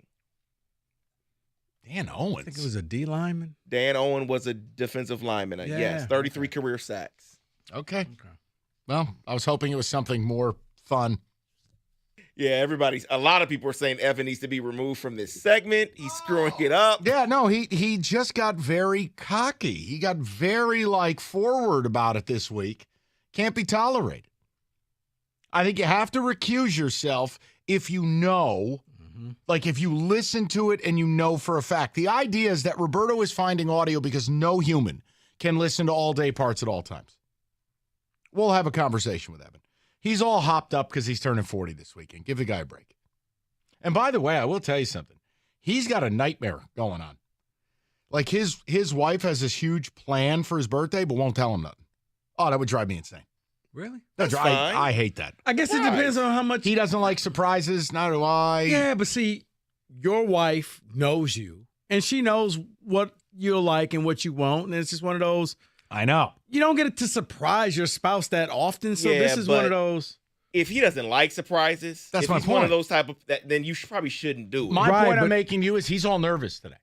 He's nervous. He's hopped up. It's Friday. His back is a mess. Poor guy. He's like Larry Bird the late years. He's walking around like he's in traction. He's supposed to play golf tomorrow for his birthday. I go, you're not playing golf. He just got done telling you, it took me 40 minutes to get out of bed this morning. How are you playing 18 holes tomorrow? He'll still play. I mean, was he going to be in a wheelchair? I don't know. But the surprise thing, it was like when when his wife threw the party for him. Oh, he made me so mad that day. He literally blew me off in the line. Like, hey, cookies. I was like, oh, really? Hey, I know what you're doing tonight. You got a surprise party, but I kept it to myself. That would have been the most rotten move of all. Oh, I thought about it. Oh, that would have been rotten. He was like, oh, man, I didn't even see you. I'm sorry. But I mean, your wife knows your limitations. She knows, okay. Well, clearly she married him. Right. You'll be fine, Evan. I accidentally bought the cucumber Gatorade, and it was disgusting. I threw it away immediately, they said. I didn't know they make cucumber I know. Gatorade. I heard 5 or 6 minutes, and Doug was like, his own kids make fun of him. I'm like, I don't know what was happening. I'm like, cucumber lime Gatorade. Never heard of such thing. Leave it to him, though. You know what? Maybe that's the thing. We go That's buy your roommate. No, we go buy a case of cucumber lime, and if you screw up, who said it? You got to drink the whole thing. You got to drink the whole thing. That's it right there. Where do they sell this? Yeah, but that's like what we used to do to Sully. We can't do that stuff. We almost got in trouble today. Remember he had to drink the Punchki milkshakes? He chose it. Yeah, but his fingertips got ice cold and he was tingling. He went into like diabetic shock. Didn't he do the chip challenge too? He did. That didn't go well. The doctor came in and said, yeah, you probably should have done this. Okay, all right, everybody. I wasn't going to say that, Evan. What did I tell you? He's out of his mind today. It's his birthday tomorrow. He's supposed to golf. His back's destroyed. His wife's going to ambush him. It's a total problem in his world right now. He's stretching his back out right now. He's a disaster. You're not playing 18 tomorrow. You better find another activity. What are you worried about being ambushed with? Papers? Oh, come on. You know what? We're not talking about you. Okay. Kenny, save us. I'm not saying a thing. David, one more ticket text, and then we have the best transfers blitz. Something fun, trivia-based. Listeners can play along. Yes, someone says, do not kick Evan out. He makes the Who Said It segment. I love it. No, he's not getting kicked out. He's acting out. I'm just going to chalk this up. He's out of control. We're going to get things in order. He'll behave himself next week. Ridiculous. Then someone else says happy birthday, Evan. Yes, happy birthday. Happy birthday. Hopefully you can stand up tomorrow.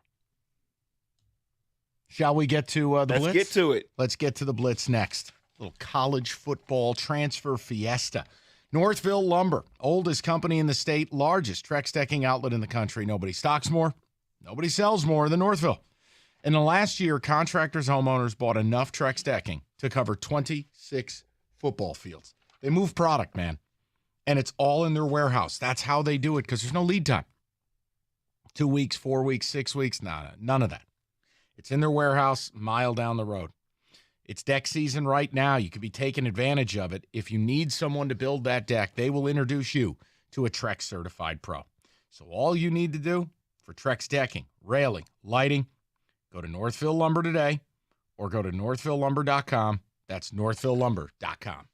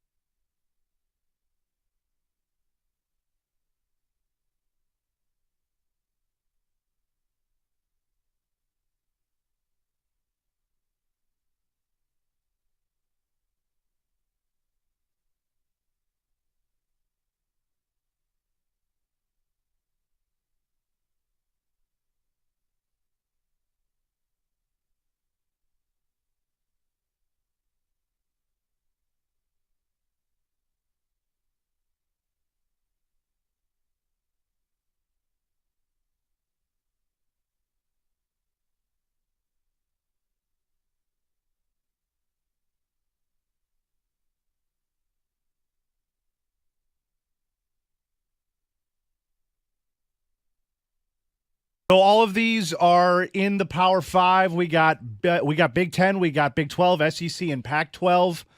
I don't know how to. Can I start with what you I can guess? I want to guess. Let's go with guess. Let's do a team guess, me and you, because it's the one that we will say. So let's either be right or wrong off the rip. And David also has a guesses too. All right. I would just like to offer Kenneth Walker III. Kenneth Walker III is number 7 on the all-time transfer list since 2000. Okay. We're free and clear.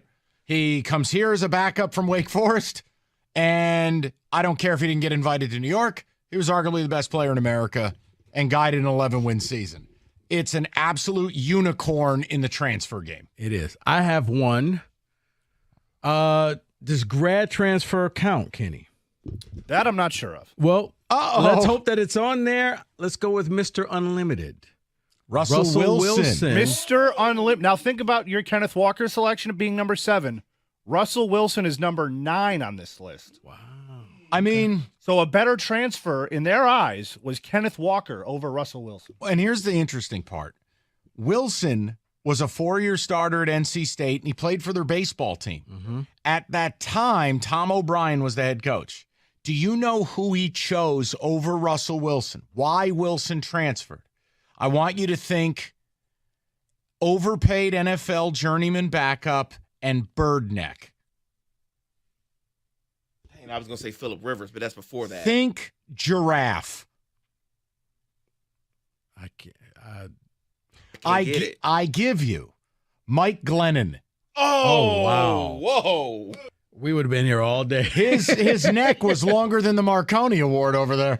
But he chose Mike Glennon because he was a big recruit. And Russell Wilson wanted to play baseball, and he said, if you walk out this door, just keep walking. All right. That worked out. Needless to say, Tom O'Brien lost his job. So let me give you my guess, and my guess has changed since you said since 2000. So I'm going to go J.J. Watt. J.J. Watt is the last name on this list. He is number 10, and that's big time. The second to last Big Ten name. That's on a this list. great find by David. From a tight end to a pizza delivery boy. He was at CMU. He transfers to Wisconsin, magically gains 100 pounds, and turns into truly, outside of Aaron Donald, the second best defensive lineman I've seen in like 20 years. I'm going to go with Jalen Hurts. Jalen Hurts, number 6 on this list. We're doing pretty good here. You have 6, 7, 9, and 10 covered. So all of the non-premium ones. Yes, you got the back half of this list. But you know what? It's funny. When Hurts made the transfer, look, I don't think anyone viewed it as bad when he went to OU, but it was the idea of, oh, wow, you got Bama's backup. He lost his job to Tua. He went there. They made the playoffs. He was a second-round pick, and he's turned into a really good quarterback. Yeah, David, what's up? Yeah, I got my guess here. Cam Newton. Cam Newton, number 5 on the list. David, bravo. Number 1 is going to be so obvious it's going to make you vomit. Hold on, work with me here, though. Sure. Cam Newton got kicked out of Florida for the laptop incident. He goes to, like, I don't know, Harbor Springs Community College or whatever it is in Kansas. They're counting this as a transfer. That's what the list says. This is per Fox College football. Technically, he transferred schools, so loosely based. He left and found success elsewhere. That I think that should qualify for. And the Cam Newton case, I've always stood by it. Like, if you're would you cheat to win it all only to have all the wins, quote, vacated a decade later? Yep. Because Auburn fans got those memories. Auburn fans had that year, and they won that title. Oh, well, the NCAA says it doesn't count. Really? My memories count. We call that the Cam Newton principle. All right, now, does anyone else have any guesses? Or should we start? Oh, you have one more. I got a couple more. Go ahead. We're yet to be wrong. I know. Jamison Williams. Jamison Williams, this is the first miss. Oh. Did not. I can start handing out hints. No. I got one more. Go ahead. I got one more. Caleb Williams. Yes, Caleb Williams, number 4 on the list. Now, see, my issue with that is this. How is he number 4? Won a Heisman. Well, but players behind him have made the playoff. Jalen Hurts. Cam Newton won the whole thing. Vacated. I get he won the Heisman, but don't you put a value on getting your team to the playoff? I'll take that as a no. Okay. No. You do, but I think it's more recency bias because he won the Heisman, and we expect him to do a lot better this year. I have one more guess, and it involves a player that used to play for your Georgia Bulldogs, and that is Justin Fields. That would be number 8 on the list. So we got the top 3 left. I got to tell you, and again, Rico's guess that was, quote, wrong is still really good. J-Mo leaving OSU and going to Bama, and before getting hurt almost single-handedly, got Georgia. I think that would be on the also receiving votes category. All right, top 3 started. I'm saying if J-Mo didn't get it, then. Started 3. A hint. Michael Penix Jr.? No. Okay. All right, that's just your love affair. Just saying. A hint for number 3, quarterback. Kenny, that's like saying man. Okay. A Big 12 quarterback. Oh. Baker Mayfield. A ding, ding, ding. We have number 2. That wasn't even number 3. How is David so bad at our other games, but he's a savant at this? LeGarrette Blount. We're learning something about ourselves in these segments. But again, Texas Tech. Wasn't he a walk-on at Tech? Yes. He got shuffled back in a quarterback competition, goes to OU, makes the playoff twice. And really one of the signature wins of the decade, going to Columbus at night, beating the Buckeyes, planting the flag. I was just about to say he planted that flag in Columbus. That was when I loved him. Then I began to hate him. I know. I understand. All right, number 2. Kenny's hint is penis. No, that was number 2 was Baker. He goes, football. Thank you. Where's cleats? Right. The hint for number 3 still stands, by the way, if anybody's got a guess. Big 12 quarterback. I'm thinking. I know we don't have time on a live show. So the 2 remaining left, both quarterbacks, one of them very, very good, one of them very, very meh. Was Sam Bradford a transfer? No. I don't think so. No, and he's not on the list. I'll save you all some time. His NFL career was, but. Okay. Sam Bradford also sustained an injury during the broadcast of this list. Give me another hint for number 2. It's number 3. We got 1 and 3 left. Okay, number 3. Number 3. How about a time zone? That's actually, I'd have to use your education there. All right, let's keep moving. Big 12. I don't really know how to give this without giving it away. Let's just get creative. His first name starts with letter K. Kyler Murray. Boom! And boom goes the dynamite. Texas A&M for 1 year. And then he did go to Texas A&M. I'm not good at this. I admit this is Mr. Streets and Smith over here. No, but think about Kyler Murray at A&M, and they couldn't make it work. Yeah. He goes to Oklahoma, and it really was unstoppable.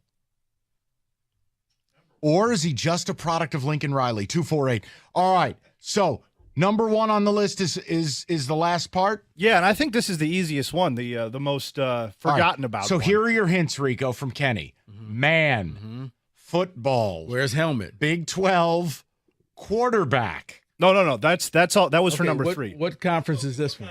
Number 1, SEC. I'll give you within the last decade. Currently, Joe Burrow. Boom! That was the easiest one. Kenny, none of this is easy. Sean Shea, baby. Oh, my God. All right, now, tell me if this part's true with Burrow. Wow. He's 3rd string at OSU. He tries to transfer to Nebraska. Where? Scott Frost says, you're not a quarterback, you're a safety. Goes to LSU, puts up the single greatest season, I think, in the history of college football, number 1 overall pick, and now a fur-wearing stud. This is the Scott Frost that you put all the apples in the basket of last year, by the way. Now? This is the year. He's fired at home. Joe Burrow goes to Super Bowl. Scott Frost is outside the tunnel. Hey, Joe, could you sign this Nebraska jersey for me? Scott Frost. We really still have it for you. Currently stocking produce in Armada. Joe Burrow, number one. I enjoyed this. Wow. That was LeGarrette Blount. Yeah, exactly. And that was your top transfer since 2000 blitz. So all of these are in the Power 5. We got Big 10, we got Big 12, SEC, and Pac-12. I don't know how to. Can I start with what you I can guess? I want to guess. Let's go with guess. Let's do a team guess, me and you, because it's the one that we will say. So let's either be right or wrong off the rip. And David also has a guesses too. All right. I would just like to offer Kenneth Walker III. Kenneth Walker III is number 7 on the all-time transfer list since 2000. Okay. We're free and clear. He comes here as a backup from Wake Forest, and I don't care if he didn't get invited to New York. He was arguably the best player in America and guided an 11-win season. It's an absolute unicorn in the transfer game. It is. I have one. Does grad transfer count, Kenny? That I'm not sure of. Well, let's hope that it's on there. Let's go with Mr. Unlimited. Russell Wilson. Mr. Unlimited. Now think about your Kenneth Walker selection of being number 7. Russell Wilson is number 9 on this list. Wow. I mean, so a better transfer in their eyes was Kenneth Walker over Russell Wilson. And here's the interesting part. Wilson was a 4-year starter at NC State, and he played for their baseball team. Mm-hmm. At that time, Tom O'Brien was the head coach. Do you know who he chose over Russell Wilson? Why Wilson transferred? I want you to think overpaid NFL journeyman backup and bird neck. And I was going to say Phillip Rivers, but that's before that. Think giraffe. I can't. I give you Mike Glennon. Oh, wow. Whoa. We would have been here all day. His neck was longer than the Marconi Award over there. But he chose Mike Glennon because he was a big recruit. And Russell Wilson wanted to play baseball, and he said, if you walk out this door, just keep walking. All right. That worked out. Needless to say, Tom O'Brien lost his job. So let me give you my guess, and my guess has changed since you said since 2000. So I'm going to go J.J. Watt. J.J. Watt is the last name on this list. He is number 10, and that's big time. The second to last Big Ten name. That's a great find by David. From a tight end to a pizza delivery boy. Mm-hmm. He was at CMU. He transfers to Wisconsin, magically gains 100 pounds.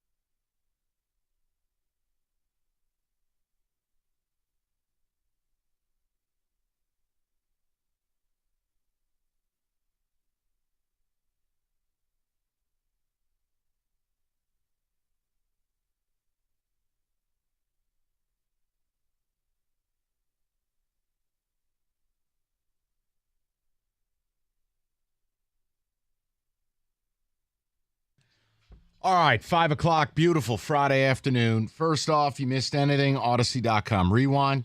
I think we put an end to some of this nonsense Otani discussion. We also got into Lane Kiffin's comments at SEC Media Day. The state of college football, in his mind, quote, a complete disaster. Yes, he's a hypocrite, but it was a good debate. All available if you want to rewind to it. Now, there was one other note we wanted to get to, and it's from the commissioner of the SEC, Greg Sankey. Now, I understand. Here in the Big Ten, it's a faraway world. We don't win championships, but let's face it. Michigan goes to the playoff. OSU goes to the playoff. You're knocking on the door. But Greg Sankey had something really interesting to say. Now, there were several quotes. Greg Sankey dropped a bomb on NIL and really focused his attention essentially on, why am I the only one speaking on this? Why is there more discussion about the selection committee than there is the biggest thing we're facing? His biggest point was the only people who could save us are Congress. Now that, to me, is a laugher. Because as we head towards what's going to be an incredibly hotly contested, bitter, divisive 2024 election cycle, do you know what Congress likes to do leading up to that election? Let me help you. A whole pack of nothing. Because it's all about getting reelected. You are not going to make any big sweeping moves. The other issue is, as this conversation moves on, states like Arkansas and New York and a collection of others have just passed NIL laws of their own. And this was part of what Lane Kiffin talked about. Certain states do it one way. Certain states do it another. Certain states are saying there won't be any penalties by the NCAA. Other states are saying, hey, schools get to do whatever they want. Rico and I are not aligned on a lot with college football, but we're aligned in this regard. The NCAA saying, well, we want nothing to do with it, we're not going to put any rules out there, was one of the great mistakes in the history of the sport, because we've arrived at madness. Now, I don't know where you're going to go. We've made an agreement we weren't going to share takes before the show. So, do your thing. I don't know if I'm responding to it. I don't know if I'm going to agree. But the floor is yours, Senator Beard from Michigan. Well, at this point, Sankey is just being a hypocrite because he's he's got his pennies in a bunch, and he wants basically the government to do his job and the job of the other commissioners. If you wanted to curtail this and make it uniform, man, it's real easy. The head of the Power 5 programs all get together and say, guys, here are the rules. The NCAA didn't want this. They had the opportunity when this guy passed, and they said, nope, we're going to just let it be the Wild West out there, because they never wanted this in the first place. For the SEC, and he represents the SEC, this is the worst thing ever, because NIL means other schools can now pay players, something that was damn near exclusive for SEC schools. They just did it in McDonald's bags at the local restaurant. Or down at the church. But they paid players. Now, when it's all out in the open, well, their advantage is now gone. So he doesn't like that. So now, hey, we need to curtail. We need to find a way to make this all uniform. You had that opportunity, but you still have that opportunity. You pick up the phone and you call the Big Ten and the Big 12 and the Pac-12 and the ACC. You meet up someplace. Guys, we need to come up with a set of rules. Here's how it's going to be. It's not that hard. This is lip service. This is Greg Sankey acting as if I care, but I really don't care. I'm going to make this grandstand and this gesture and all. If Congress would just step in and save us from ourselves, we would be okay. You could save yourself, but you don't want to, because your school's been paying out money when it was still illegal. And I think that's safe to say. I don't have to say allegedly, because Tennessee just got popped for handing out money to recruits in 2018 and 2019. He's upset. He's angry. He could have solved this a long time ago. He doesn't want to. This may be worse than Lane Kiffin, what he had to say. Because Sankey, you're the governor of all of these programs just out there doing whatever. And now you don't like it that a school like Michigan or Ohio State or Louisville or whoever can now pay players. That's something that was specifically SEC. So I'll take it a different direction. I mean, I can't really disagree with what Rico said. I think all these dudes are clowns. all these conference commissioners are clowns. One, the way to fix it, Rico's 90% of the way there. You need a college football commissioner. It's what you said, but it's a step further. All the power conferences get together. We need one person like Roger Goodell who's going to run this thing. And we're all going to make more money. We're all going to further advance this sport. But we're all going to play by the same rules. But see, this is where college football is a clown factory because conferences don't play the same amount of games. Conferences have different rules. Conferences have different rules on scheduling. Conferences have different rules on NIL. And don't forget, some conferences make more money. The Big Ten may not win championships, but they're showing up with the most money in their pockets. They're buying drinks for everybody else. The other angle to this is, and this is where I wonder what you, the listener, want. The last thing I want are the clown politicians getting involved with sports. I don't need it. I don't want it. I don't like it. I don't want Congress anywhere near this. Okay? How about you guys, like Rico said, just get together and figure this out? Because I don't want to do a redux of the topic earlier where it was Team Mike, Team Rico. Like, is the state of college football a disaster? I think it is. Rico says it's not, and that's fine. I think we had about a 50-50 split with the listeners. It was a hotly debated topic. This is more about how the hell do you fix this?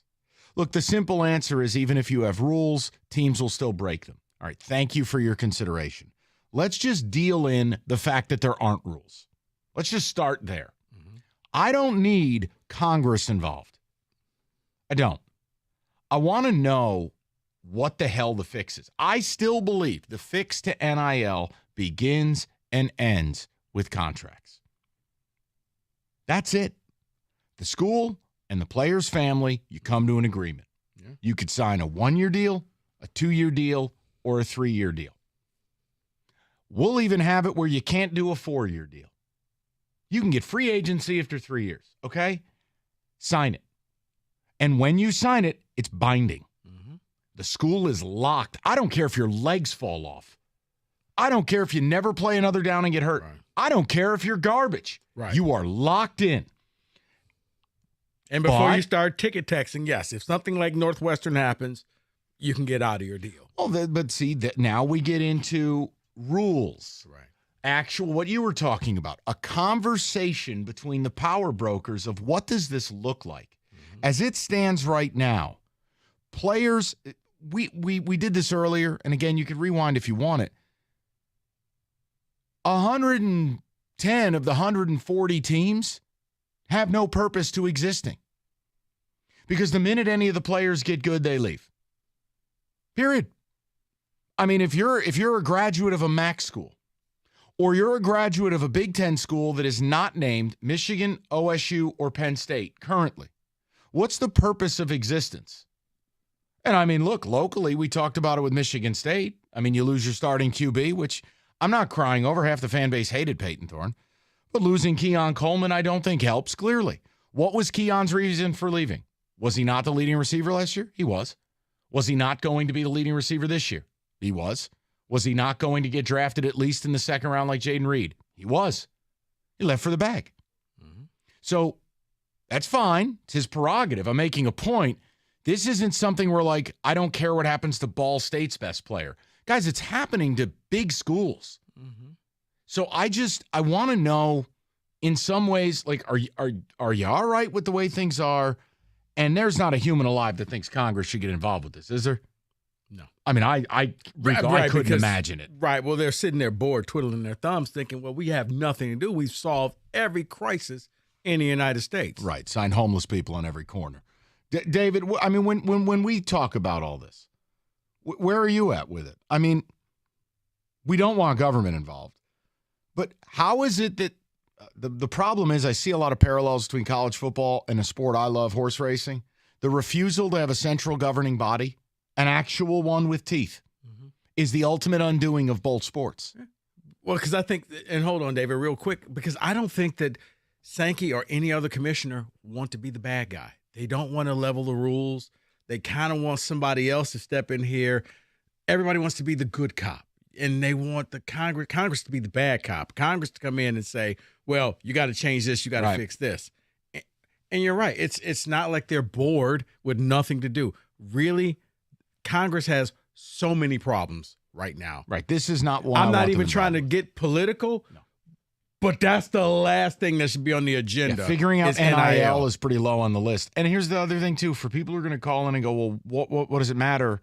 The rules are made to be broken. If you establish a set of financial rules with financial penalty, we catch you cheating, we take away money from your cap. Right. We take away money from your collective. And true financial penalty. That's right. Not picking and choosing who you're going to punish. And none of this, well, we're going to vacate all your wins from 6 years ago. That don't matter because the memories aren't vacated. Right. Vacating Tennessee's 11 wins in 2 seasons, that means nothing for them. Right. But what if we vacate your budget? Now you just have to recruit kids who want to go be a Vol. Or if you really want to hit them hard, hey, here's the thing. A real scholarship reduction. You're now at 15 scholarships for the next 2 years. Good luck with that. Yeah, but see, like 248-539-9797. I mean, what is the fix for the NIL chaos right now? And to me, it's easy, but I wonder what fans want. And I think it depends on what school you root for, how you view it. I mean, I think if you're a Michigan fan right now, you're doing a great job of keeping your players, right? Players get good.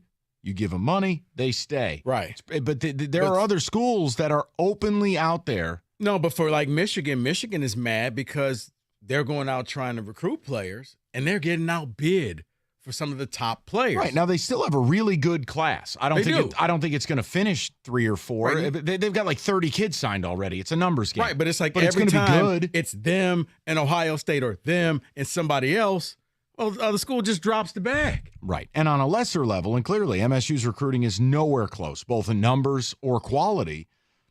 MSU's running into Oregon, finishing second. Miami, finishing second.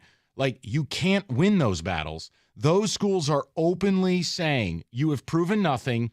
Here's $250,000. Mm-hmm. So there has to be an element of rules and enforcement. And we know it's not the NCAA. We know the working group, which has been, created in 2019 to study NIL. They're not doing anything. And we can't have Congress. It has to come down to the conference commissioners to get together and go, what the hell are we doing? Correct, because the NCAA would never do anything because it's like the ESPN conversation we had earlier. NBA, NFL gets in bed with them. Well, the NCAA's in bed with all the schools. You want a Kansas in the March Madness Final Four. That makes them money. So, of course, they're not going to punish these guys. They're not. And the thing is, which I don't understand, is why they haven't gotten a commissioner, the bad guy. Somebody who just walks in here and says, no. Pay your commissioner like Roger Goodell $40 million a year. He'll be a bad guy. Roger Goodell is nothing more than a meat shield for the owners. Yeah. So you find the Goodell, you pay him $40 million a year, you let everybody boo his ass at every ceremony, and the meanwhile is a true central governing body with a commissioner would make the sport more money because you're making decisions that are good for everyone involved. Right. And you can make decisions on the fly. You don't need 3 years to figure out how to do this. You know what? This makes more sense. I'm going to make that happen right now. 248-539-9797. We'll get your calls. We got some more football, bottom of the hour as well, 97.1. Let's talk about the Chevy dealer in the area leading the way. It's Hamilton Chevrolet in Warren. I just talked with Andrew yesterday, his sales staff.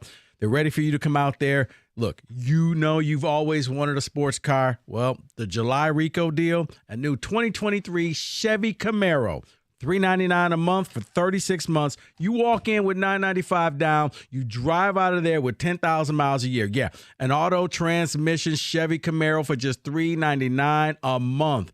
What are you waiting for? You know you've been thinking about a sports car. The weather is beautiful. Think about yourself riding around the streets of Detroit in that sports car, in that Chevy Camaro. It's $399 a month for 36 months. Walk in there with $995 down. Go see my guys at Hamilton Chevrolet for details. Drive away in the Rico deal. Visit HamiltonChevy.com. That's HamiltonChevy.com. Hamilton Chevrolet, located at 14 Mile and Mound. Chevrolet, find new roads.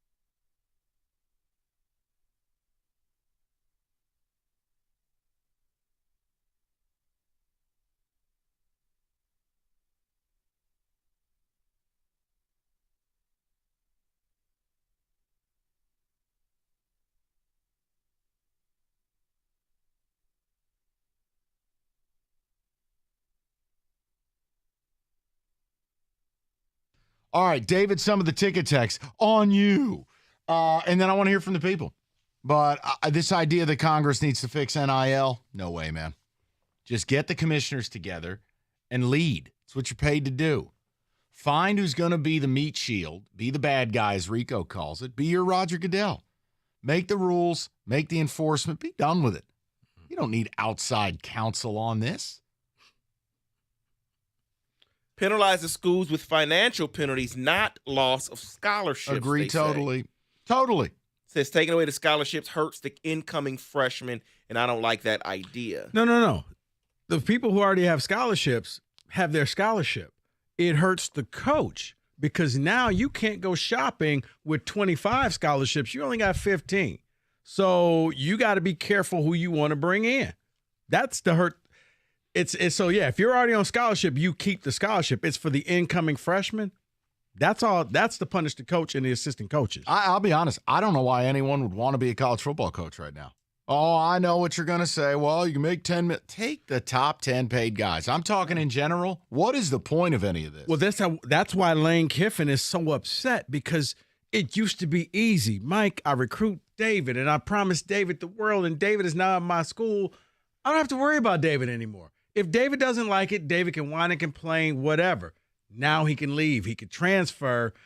You know what? Now I got to go check in on David every the problem 6 is David months. could be your leading rusher and everything's great, and all of a sudden some scumbag calls his aunt. Right. And here's the bag, and then David leaves. It's both sides of the coin. No, but it's now every couple of weeks I got to go in there and have a heart-to-heart with David to see where his mind's at. Are you happy? What can I do? You become a concierge instead of a coach. Right, and see, this is going to sound terrible. Like, as much of a player advocate as I am, man, these are still 18 to 22-year-olds.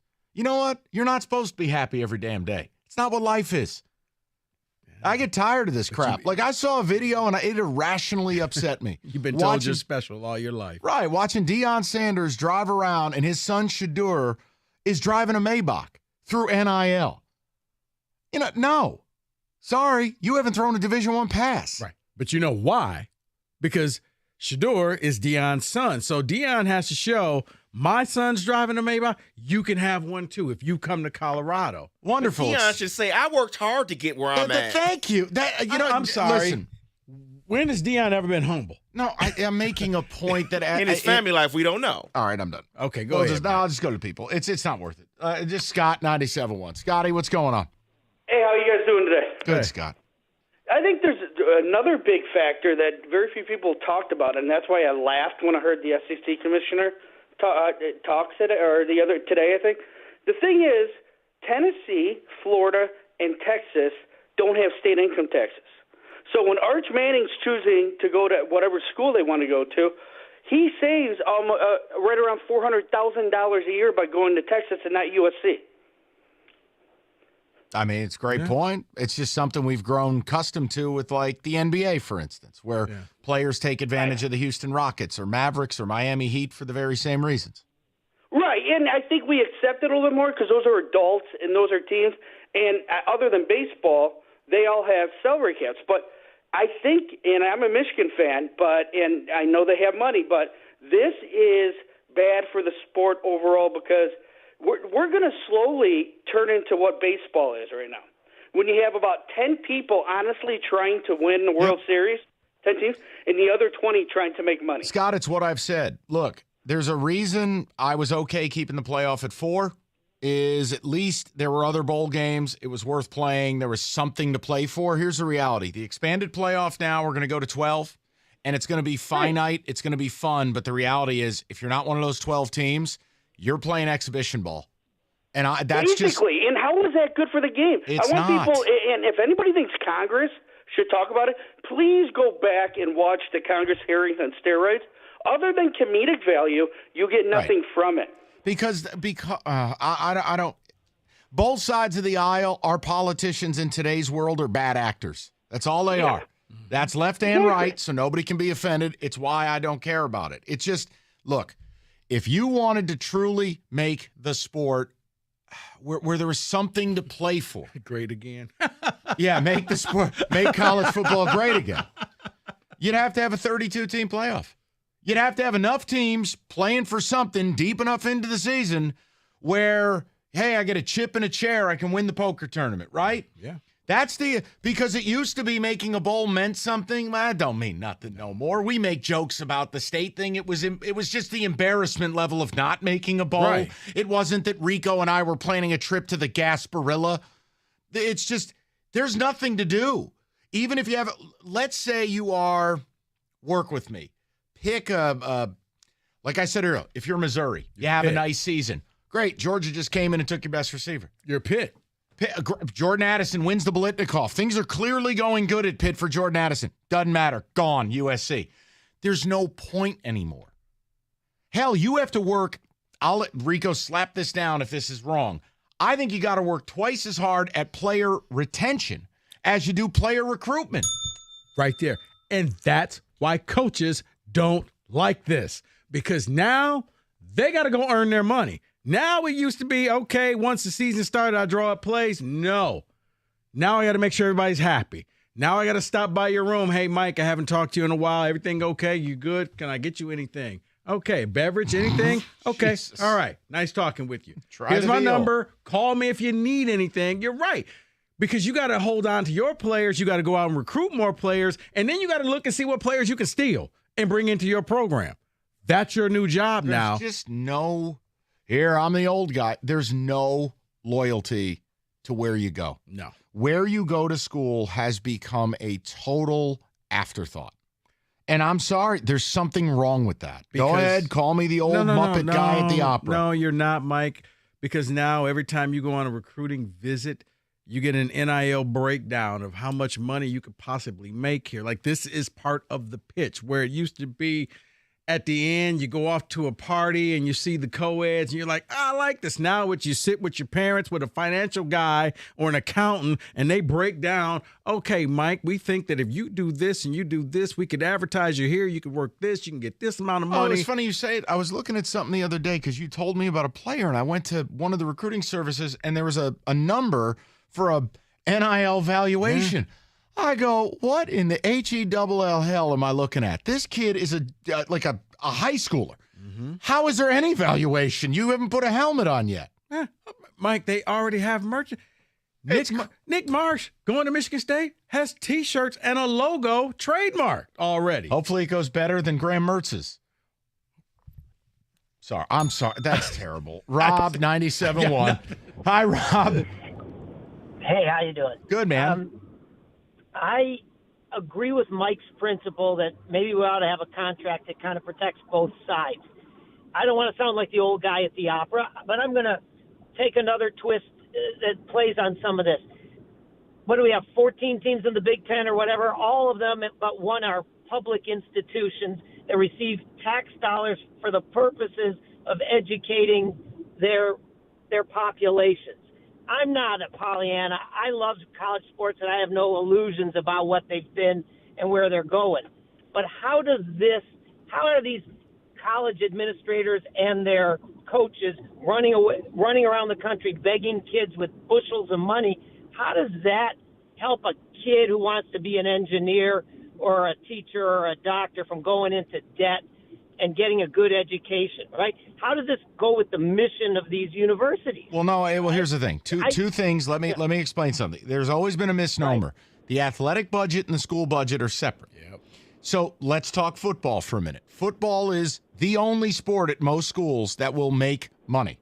So, for instance, University of Michigan and Michigan State are two of the top 15 revenue football programs in America.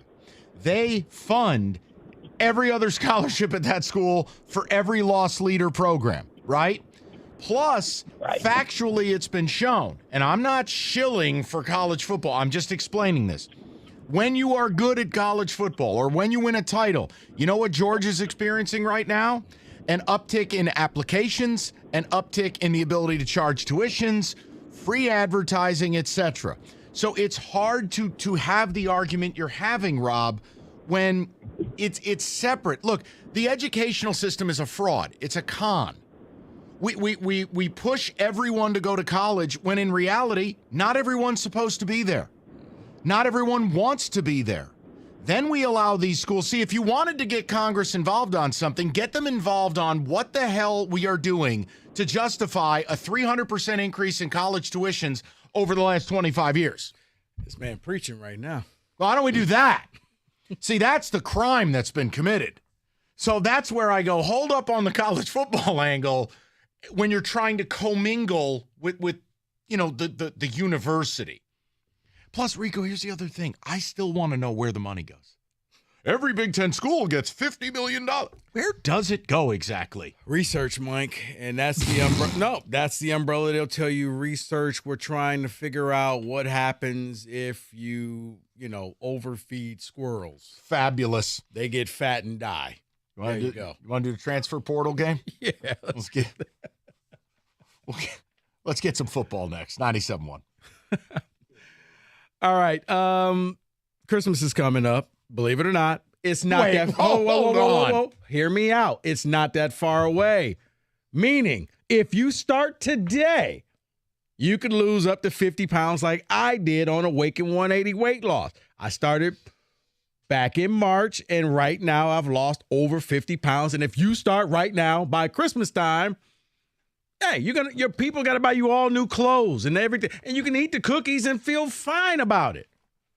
Awaken 180 weight loss. It's very simple. And you're saying, well, it's summertime. I don't want to ruin my summer. Enjoy it. Awaken 180 weight loss will help you. They're not going to get in the way of your summer. They're going to enhance it. It's very simple. You got to get started today, though. If you're looking to lose 10 pounds, 20 pounds, 50 pounds, 100 pounds, Awaken 180 weight loss can help you achieve your goal. You'll meet with your coach every week. They will design a plan specifically for just you. 844-346-1800. 844-346-1800. Pick up the phone.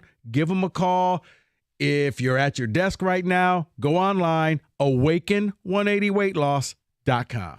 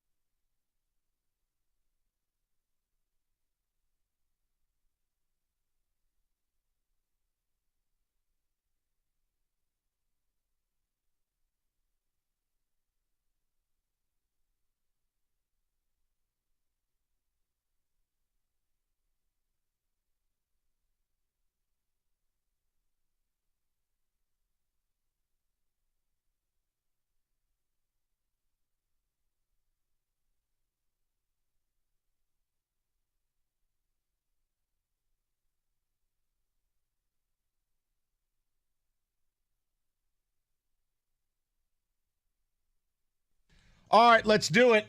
I've been excited to talk about this. We didn't get to it yesterday. We wanted to give it prime billing today on a beautiful sunny Friday.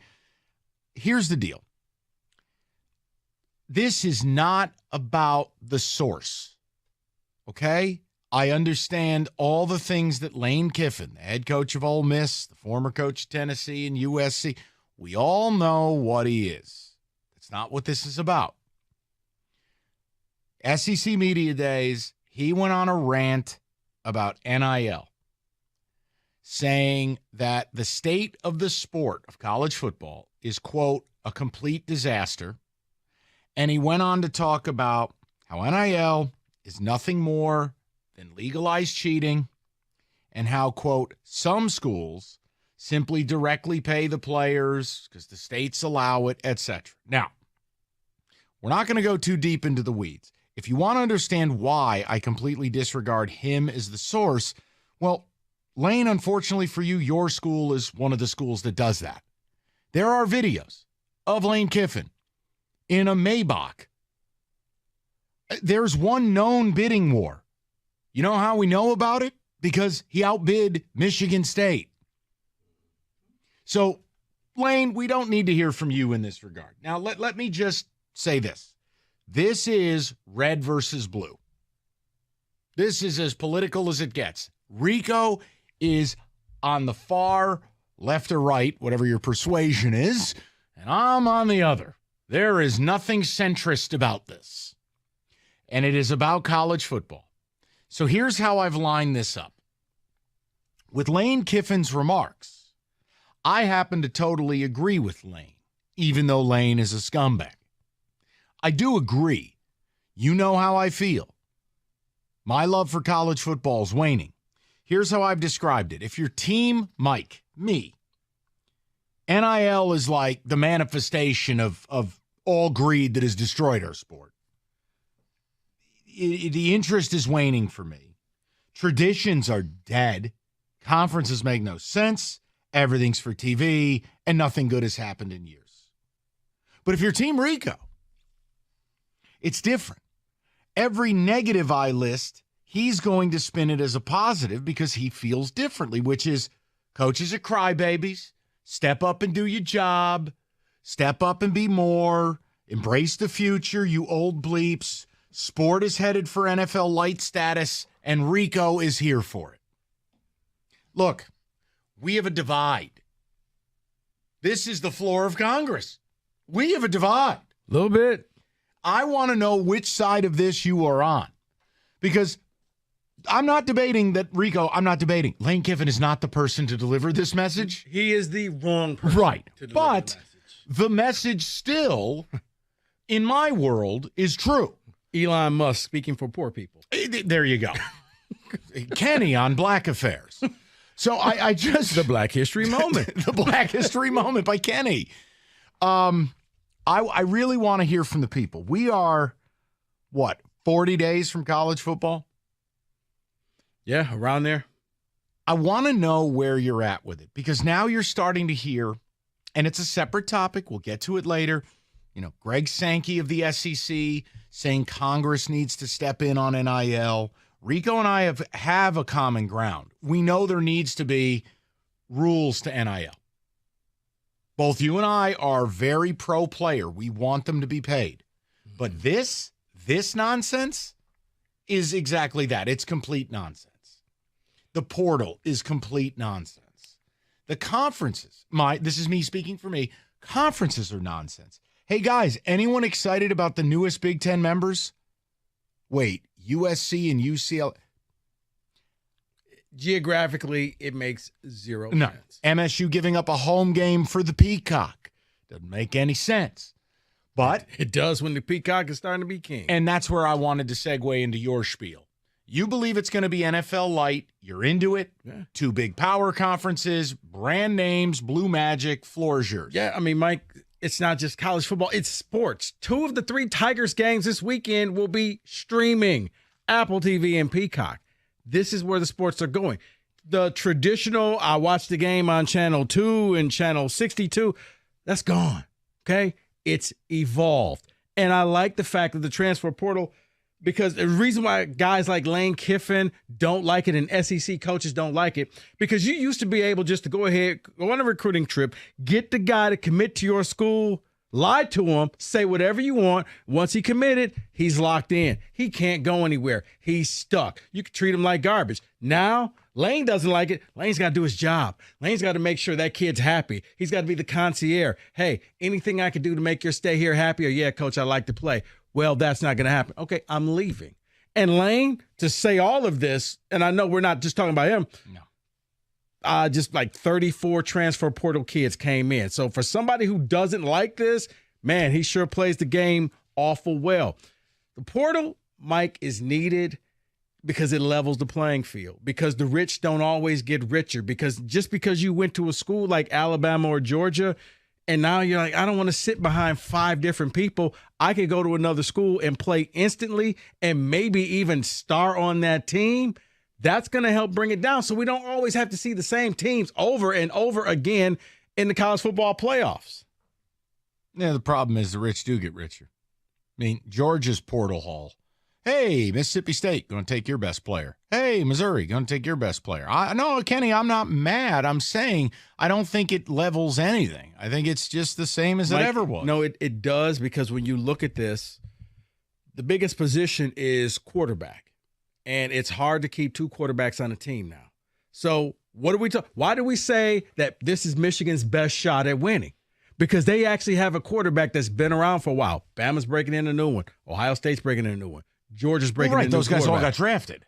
No, they did. But because it used to be Alabama, okay, well, man, Jalen Hurts just left the team. That's okay. We got Tua. You could just replace it. Yeah, you mean like how it's supposed to be. Right. You can't do that anymore. Well, and once again, I don't like it. Because with the quarterback, all right, well, I got beat out. I'm leaving. Right, I'm going someplace else. I'm going to act like a baby. Whatever happened to earning your keep? You can now play. You're you can right. now play immediately. My point is, it's free agency, It's Mike. the Wild West. It's free agency. And I don't have to like it. You don't, but it's not going anywhere. But that's fine. But here's what's happening. I am. And I think there's a lot of people like me that are going somewhere. I do not spend my money on college football anymore. You don't spend your money, but you give it your time and you still watch it. Yeah, you know what's funny? I do a small, I don't know if you're aware of it, I do a small thing called a radio show. Even if you didn't do a radio show, Mike, you would still watch college football. You cannot say that. You can't. Mike, I've known you for a long time. Yeah, I know. Don't start lying to me today. I'm not lying to you today. You would be watching college football. Rico, the way I watch this sport, compared to when I was 25 or 30 versus now, no, I watch because it has purpose in my life. The actual sport does not represent what it is. It doesn't make any sense anymore. Texas, the jewel of the Big 8 and the Big 12 is now, wait for it, in the SEC. We've got the ACC trying to violate a charter so that Miami can, wait for it, join the Big 10. We have USC joining the Big 10. I can't. Because, well, first of all, once you start collecting those $100 million checks per school, yeah, you're going to do what the networks want you to do. Right, so TV runs the sport it does. The way the NFL has. It does. And I don't have to be interested. But I still, I still think you would be interested. I still think you would watch. To me, it's like the people who swoop up and down. In Michigan, I'm never going to watch the NFL again. Yeah, the NFL didn't go away. You still watch. And again, it's not an all or nothing. But I think when you talk about something that's hard to quantify, like everybody passion, knows about I can the tell you M40. that no. passion I can understand. is not there. The passion wanes for some in the country. For you leaving, it's like season tickets. You give up your season ticket. There's somebody out there that likes this and is willing to buy your old seats. It's like, this is great. Limited time because right now, beautiful night. You're heading home. You know what? Stop by. I'll tell you what, I won't hit the button. 248-539-9797. Guys, look for Old Lane Kiffin on the state of college football. OldNationBrewing.com. It's a complete disaster. 21 and up. If you're Team Rico, you're saying no. You're stuck in the past. This is actually going to be the NFL 2.0. If you're Team me, you just miss what the sport is about. And I'm not going to die on the hill of one singular thing. It's all of it. Rico and I always make jokes. I haven't liked a single thing that's happened in college football in about 5 years. No. And it's the idea that the NCAA punted on any rules with NIL or portal. The idea there's no college football commissioner. Conferences, forget about, hey, you want the money. I know that. And money can be about most things. You can't destroy the relevance geographically of your sport for money. Can't. That left a long time ago. Can't. I get where you're Not coming. Like this. Yeah, this is chaos. Every school has a private plane. You could fly back and forth. You're right. It makes no sense that when you're watching USC versus Penn State, like, this is a regular season game. But I'll give you the other thing. I don't have a problem with players getting paid. But you know what a lot of fans are going to have a problem with? A lot of fans are going to have a problem that a 19-year-old kid is driving a $300,000 car and they're struggling to pay their mortgage and watch a college student play a sport.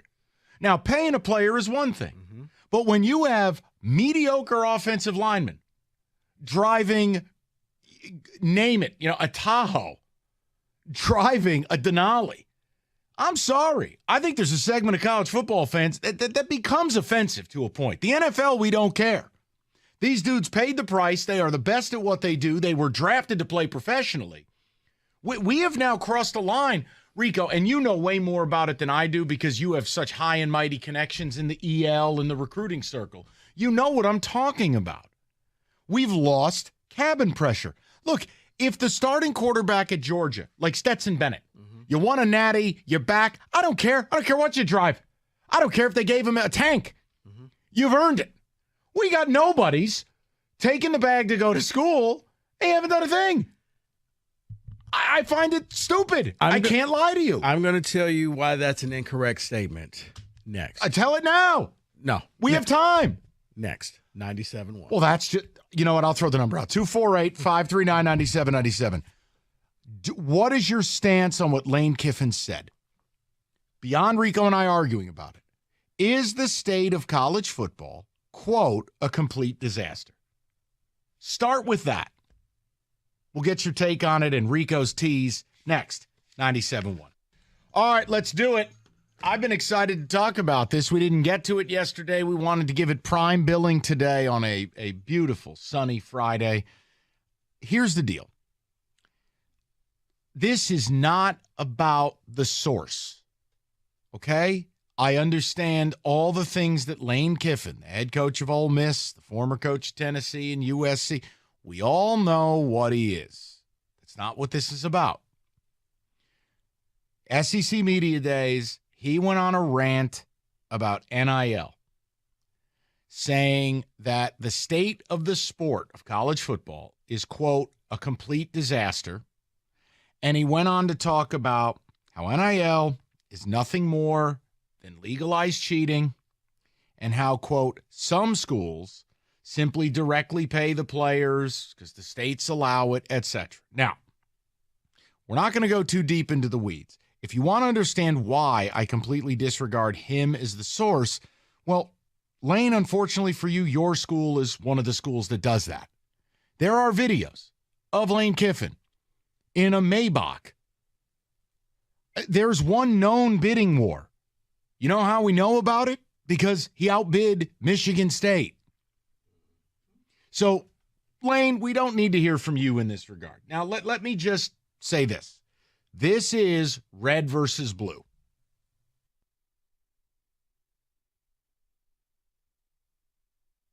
All right, couple of ticket texts here. We'll head to the weekend.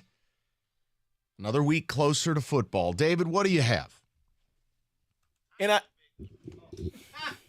beats Roberto. That's not very nice. David, yes.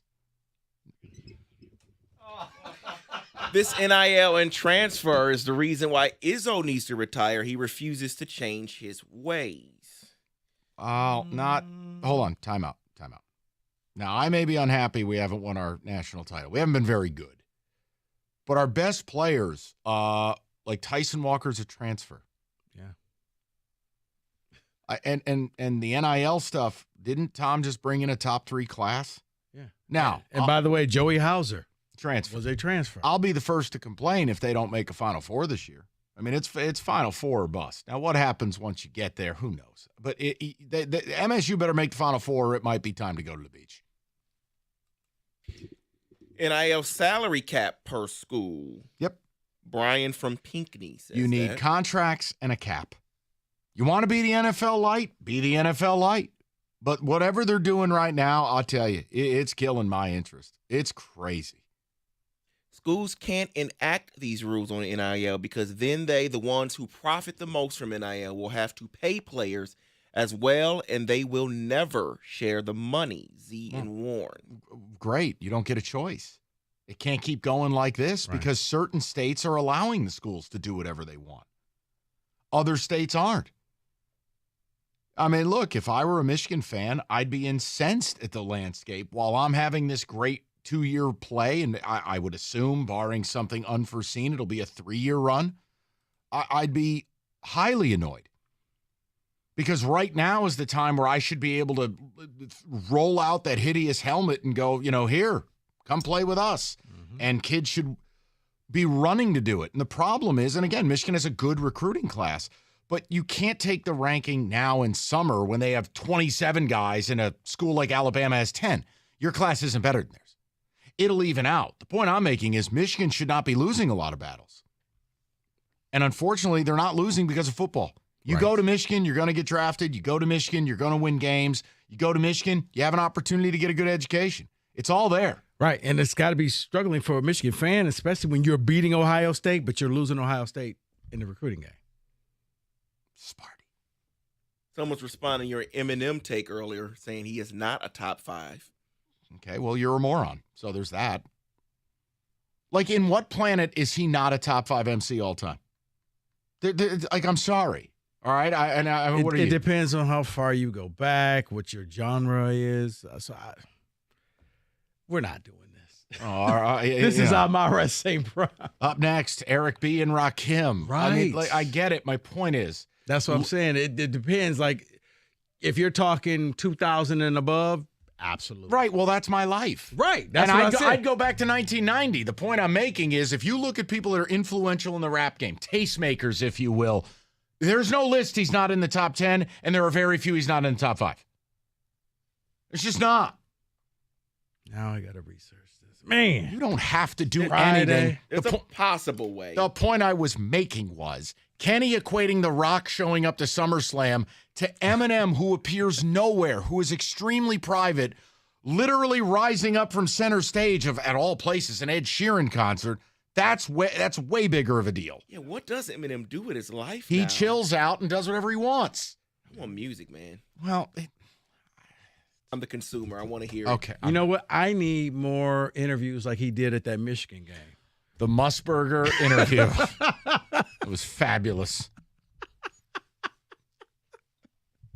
Oh, my gosh. And I'm being fabulous. sincere when I say this. Who's coming up next? Us. You know what, Mike? One more segment. Oh, I forgot. It's the Big Finish presented by no one. More Eminem talk coming up. Let's Presented check. by Barbenheimer. Why don't we check in on the sales staff? That's okay. They've been up north since 2. David? Maybe they're at the Barbie movie. Someone is asking, though, regarding your penalty for college coaches in schools. Says, what happens when the coach leaves or gets fired? What about it? Because you mentioned that there should be a punishment for the coach. I believe that was you, Rico. Right. So what happens when they leave? What do you mean when they leave? If the coach if he's fired because he got caught cheating? But if he, yes, it says get fired, but also if he leave, like if he chooses to leave to another school before that. It follows him. The penalty follows him. Yeah, it's called a show cause. It's what's going on with the Tennessee coach right now. Oh, Jeremy Pruitt? Yeah, he's automatically suspended for 1 year. If you hired him today, he can't coach until next season. So they're like, yeah, that's your show cause. You better really want this guy. But he's radioactive. I mean, that's the stories that have come out about Jeremy Pruitt are absolutely insane. Now, the stories that are coming out of Northwestern. Also insane. I did read a headline today, and shame on me, I didn't bother with the story because I just considered it not relevant for my needs as a radio host. One of the quotes in the headline was it, you know what, I'm not going to say because Roberto turned it into a drop. I'm not doing it. Nope, it's drop free. No, it's drop free. Has to be drop free. Drop free. But it was something to the refrain of they talked to a former player or administrator, and they said it was a collection of big fat dudes doing weird stuff. I'm like, this is what we've arrived at? Mike, I didn't click. I didn't click. It's disturbing. It's like, okay, why did you guys think that this behavior was? Oh, who came up with this? Here's the other thing that strikes me. The investigation took 10 minutes.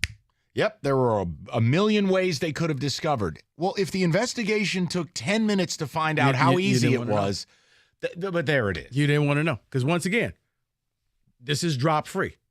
But simply, you're reading, they had to do naked pull-ups. Why? Why? I got nothing, man. But that wasn't even the worst thing that I read. I know. It's just like, are you kidding me? Yeah. Apparently, they have, whoever takes that job has got some sanitizing to do in the locker room. Here's what I would say. I would compare it to like when Dennis Green took the job.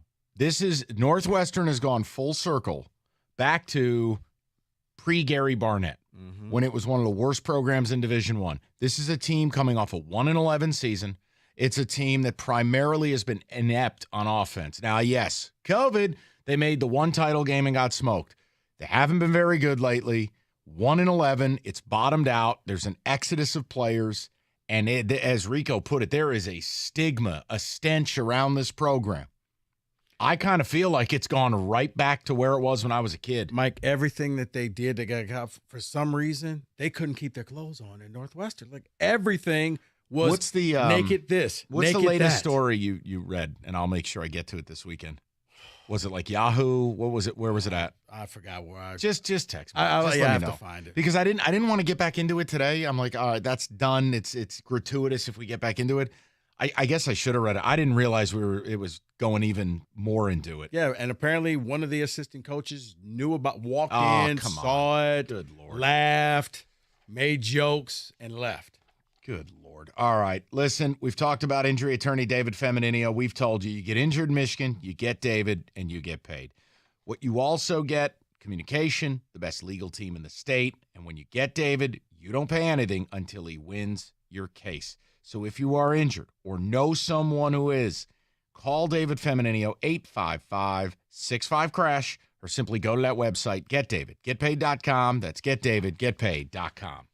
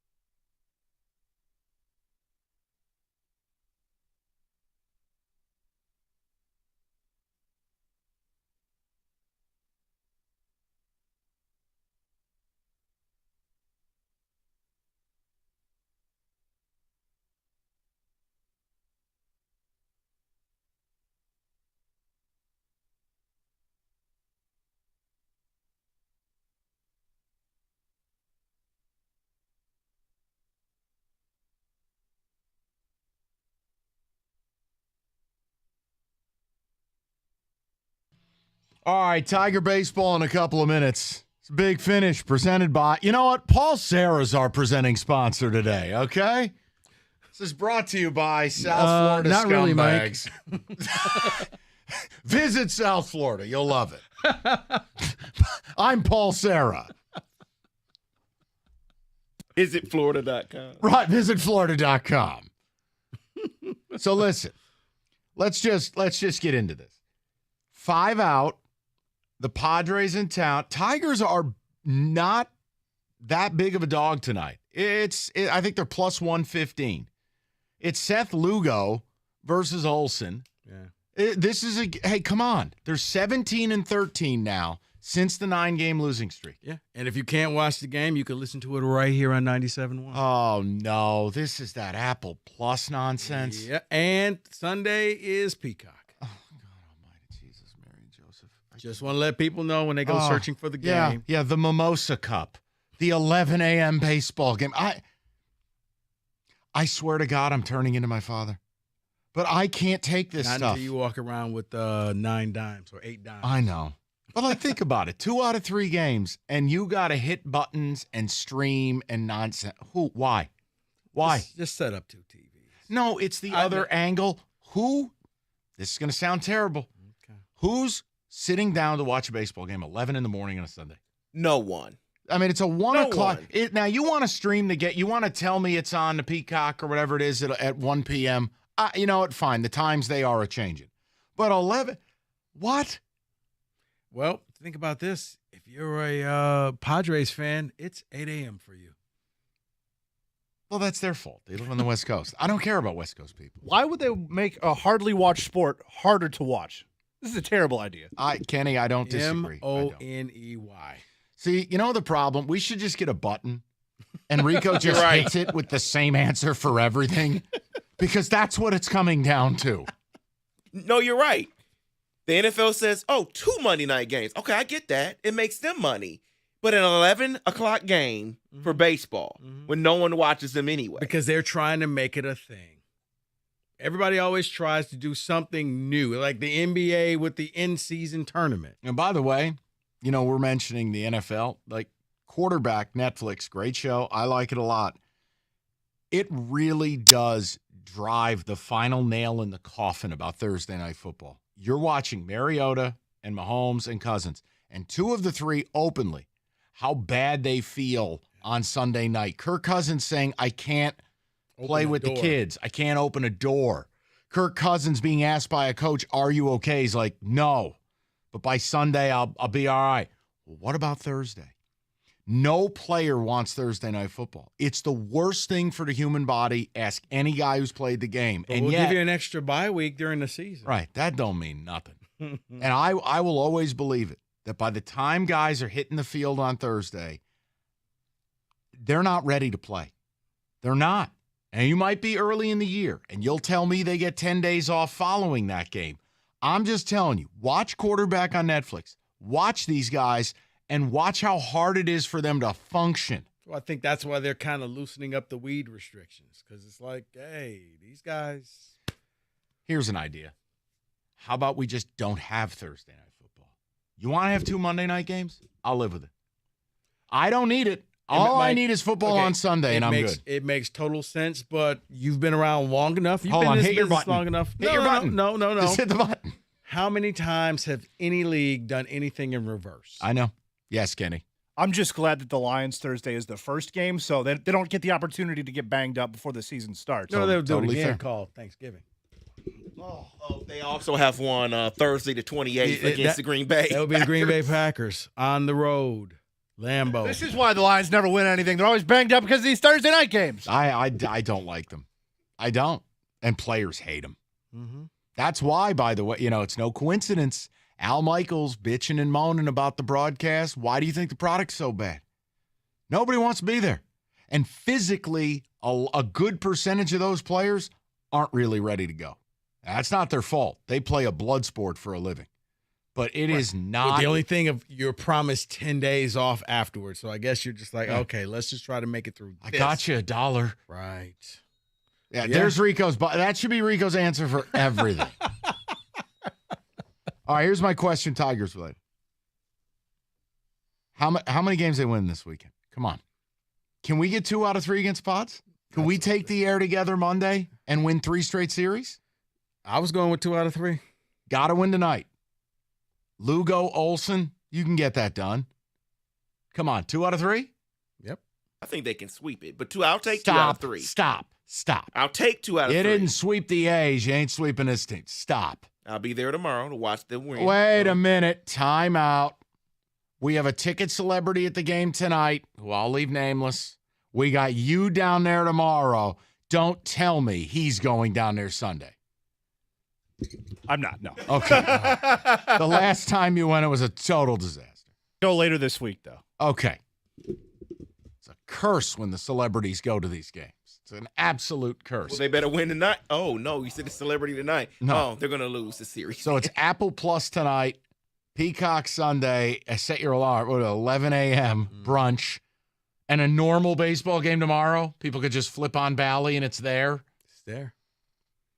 How much longer is that going to be the case? When's MLB taking over that broadcast? Great stuff.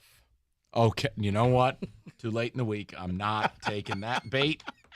I will just tell you, I will be with you Monday, Rico, with an extended weekend. You know what next week is? It's Saratoga week. 97-1.